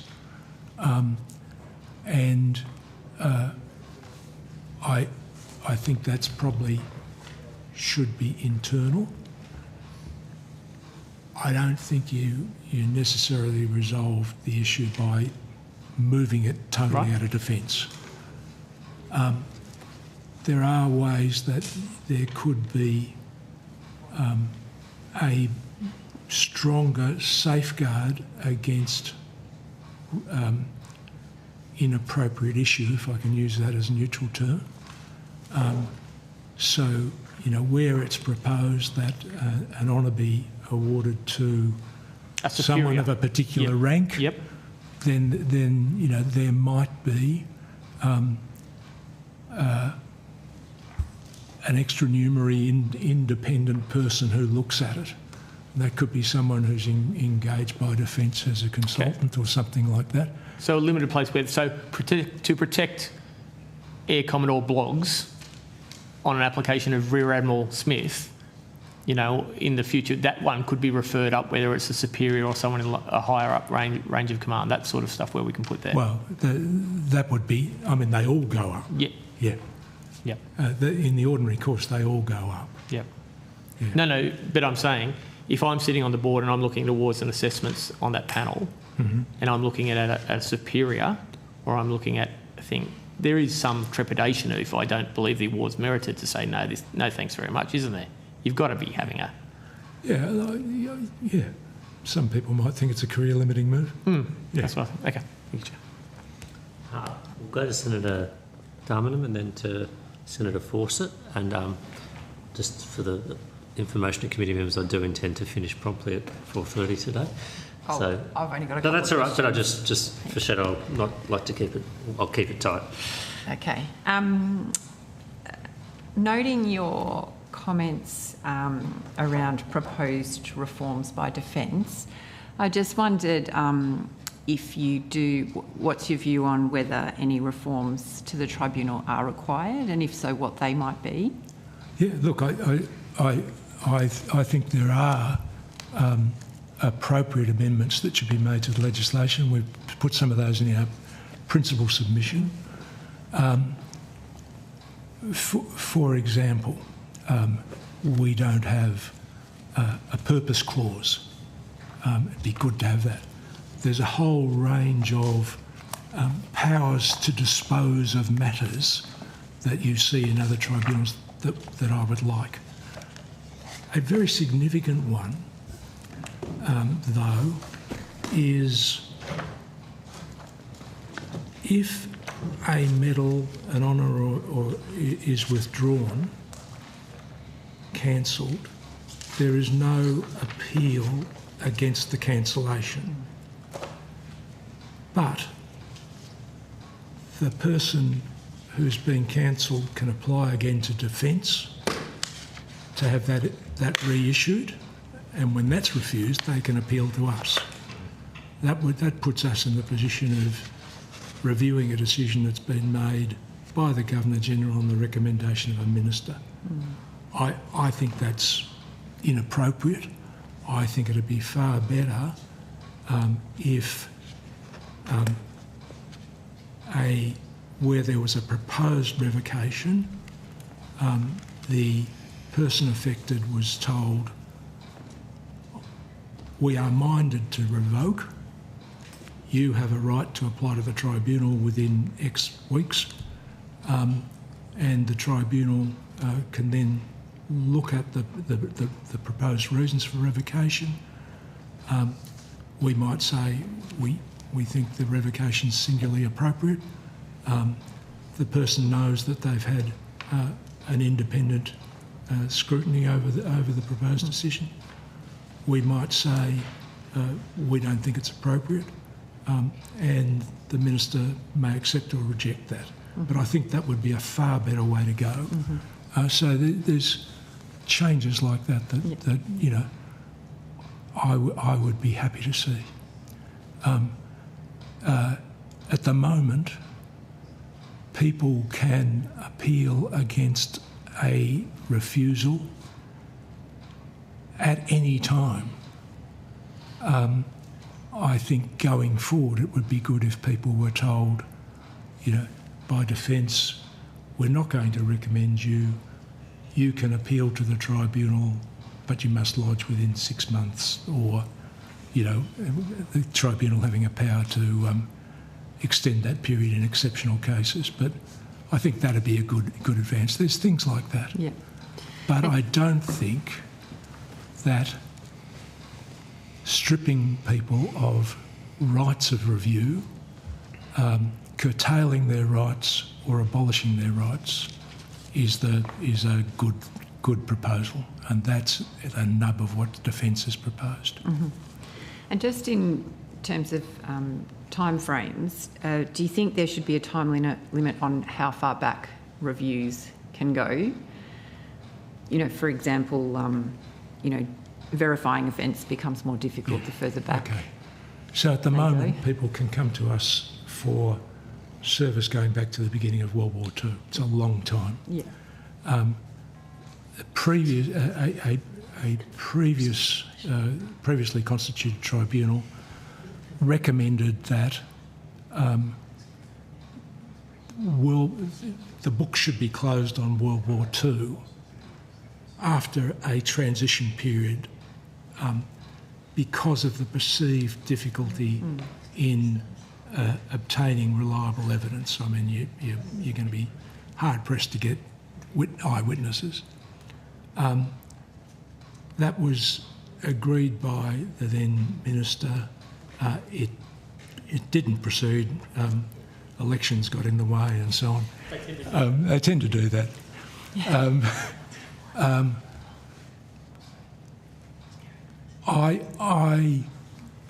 I wouldn't oppose that sort of a limitation so long as there was a reasonable transitional period, just like an auctioneer says, going once, going twice, going three times.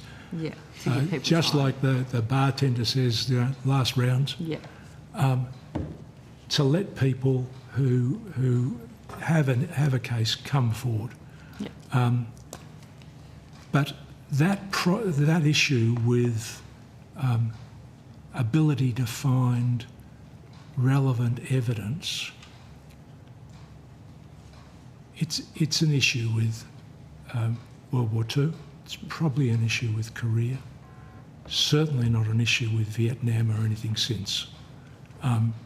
Whereas Defence would, their proposals would cut out Defence, cut out Vietnam, cut out all the other campaigns and in between time. Mm-hmm. They would limit people to go to service going back 20 years, and we think that's just inappropriate. Most of the applications we get relate to service more than 20 years old, and there's lots of reasons for that. A lot of people don't start thinking about medals until they've left the service and they're reflecting on what they've done, or they weren't prepared to rock the boat while they were still serving, or they may have mental health issues that surface late in life, and that where recognition becomes a big issue. Mm-hmm. It may be the family that's seeking recognition for a now deceased member who didn't talk about service, and so on. There's lots of reasons why people come to us, 20 or more years. If those amendments cutting out World War II weren't made, it wouldn't fuss me. If we can't find the evidence, we're not going to recommend the issue of an honour or award. It's a sort of self-enforcing rule in any event. Thank you. Senator Thanks, Drummond. Chair. Yep. Senator Fawcett. Yeah, thank you. Given the time, I'm just going to ask you to take this one notice. Right. You're one of the first groups I have come across in Senate evidence who has actually identified potential legislative reforms. Most groups just assume the law is immovable and ignore the fact that the purpose of the Parliament is to make laws. So thank you for suggesting legislative reform. I'd ask you to go a step further, though, in your role as the Tribunal, because the reform you have suggested is just about the operations of the Tribunal. You made the comment before that you do all the law requires of you, and clearly you operate within the constraints of what the rules, regulations, protocols that are in place for Defence Force members are. Have you come across cases, or a consistent run of cases, where you go, any reasonable person would say this particular regulation or approach by Defence is unreasonable, but we must find this way because that's what the regulations are? And can you consider that and come back to us if there are any changes that you think we should be recommending to the government, that the government recommends to the Governor-General, that things change? Yeah, look, I can certainly give you something about that. There is one category of case where we did recommend a change to the law, and the Minister didn't agree with us. But yeah, look, basically, it's not for us to go setting the law. We're bound to implement the law as it is at the time of the Defence decision that we're reviewing. I understand that, but you are uniquely in a position to observe the impact and to weigh up the reasonable person's assessment of, is this fair and logical?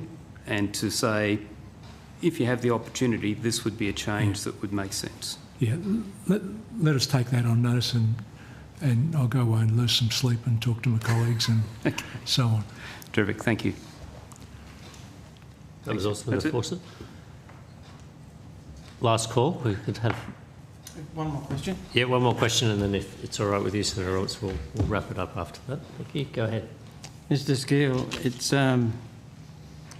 what does it mean to you, or does it send you any signals that 4 years after the Brennan report, with all of the hurt that it caused, only one war crime charge has been laid and 0 guilty convictions despite $100 million spent at the Office of the Special Investigator? I simply cannot comment on that, Senator. I do not have any visibility of the processes and what's happening, so I just cannot respond. Not even on the initial call for handing back 3,000 medals? I cannot comment on that. Okay. No, that's fine. Thank you. Can I just comment on my respect for the things you haven't commented on today for the rule of law and your scope of what you are still do and may be asked to do? I think it's been very well done. Yeah, I'd second that. Yep. Thank you. Well, with that praise, that will conclude today's hearing. Thank you for appearing as a witness today, Mr. Skeel and Mr. Copperman. Thank you also for your detailed submission. I believe you have taken one question on notice. We would appreciate if a response to that question could be provided by the 17th of February, so in 10 days' time, Monday week. Oh, you're a hard taskmaster. And then that concludes today's hearing. Thank you to all the witnesses who appeared, to Hansard and Broadcasting for their assistance, and to the Secretariat for all the support and preparations for the day. And the committee now stands adjourned.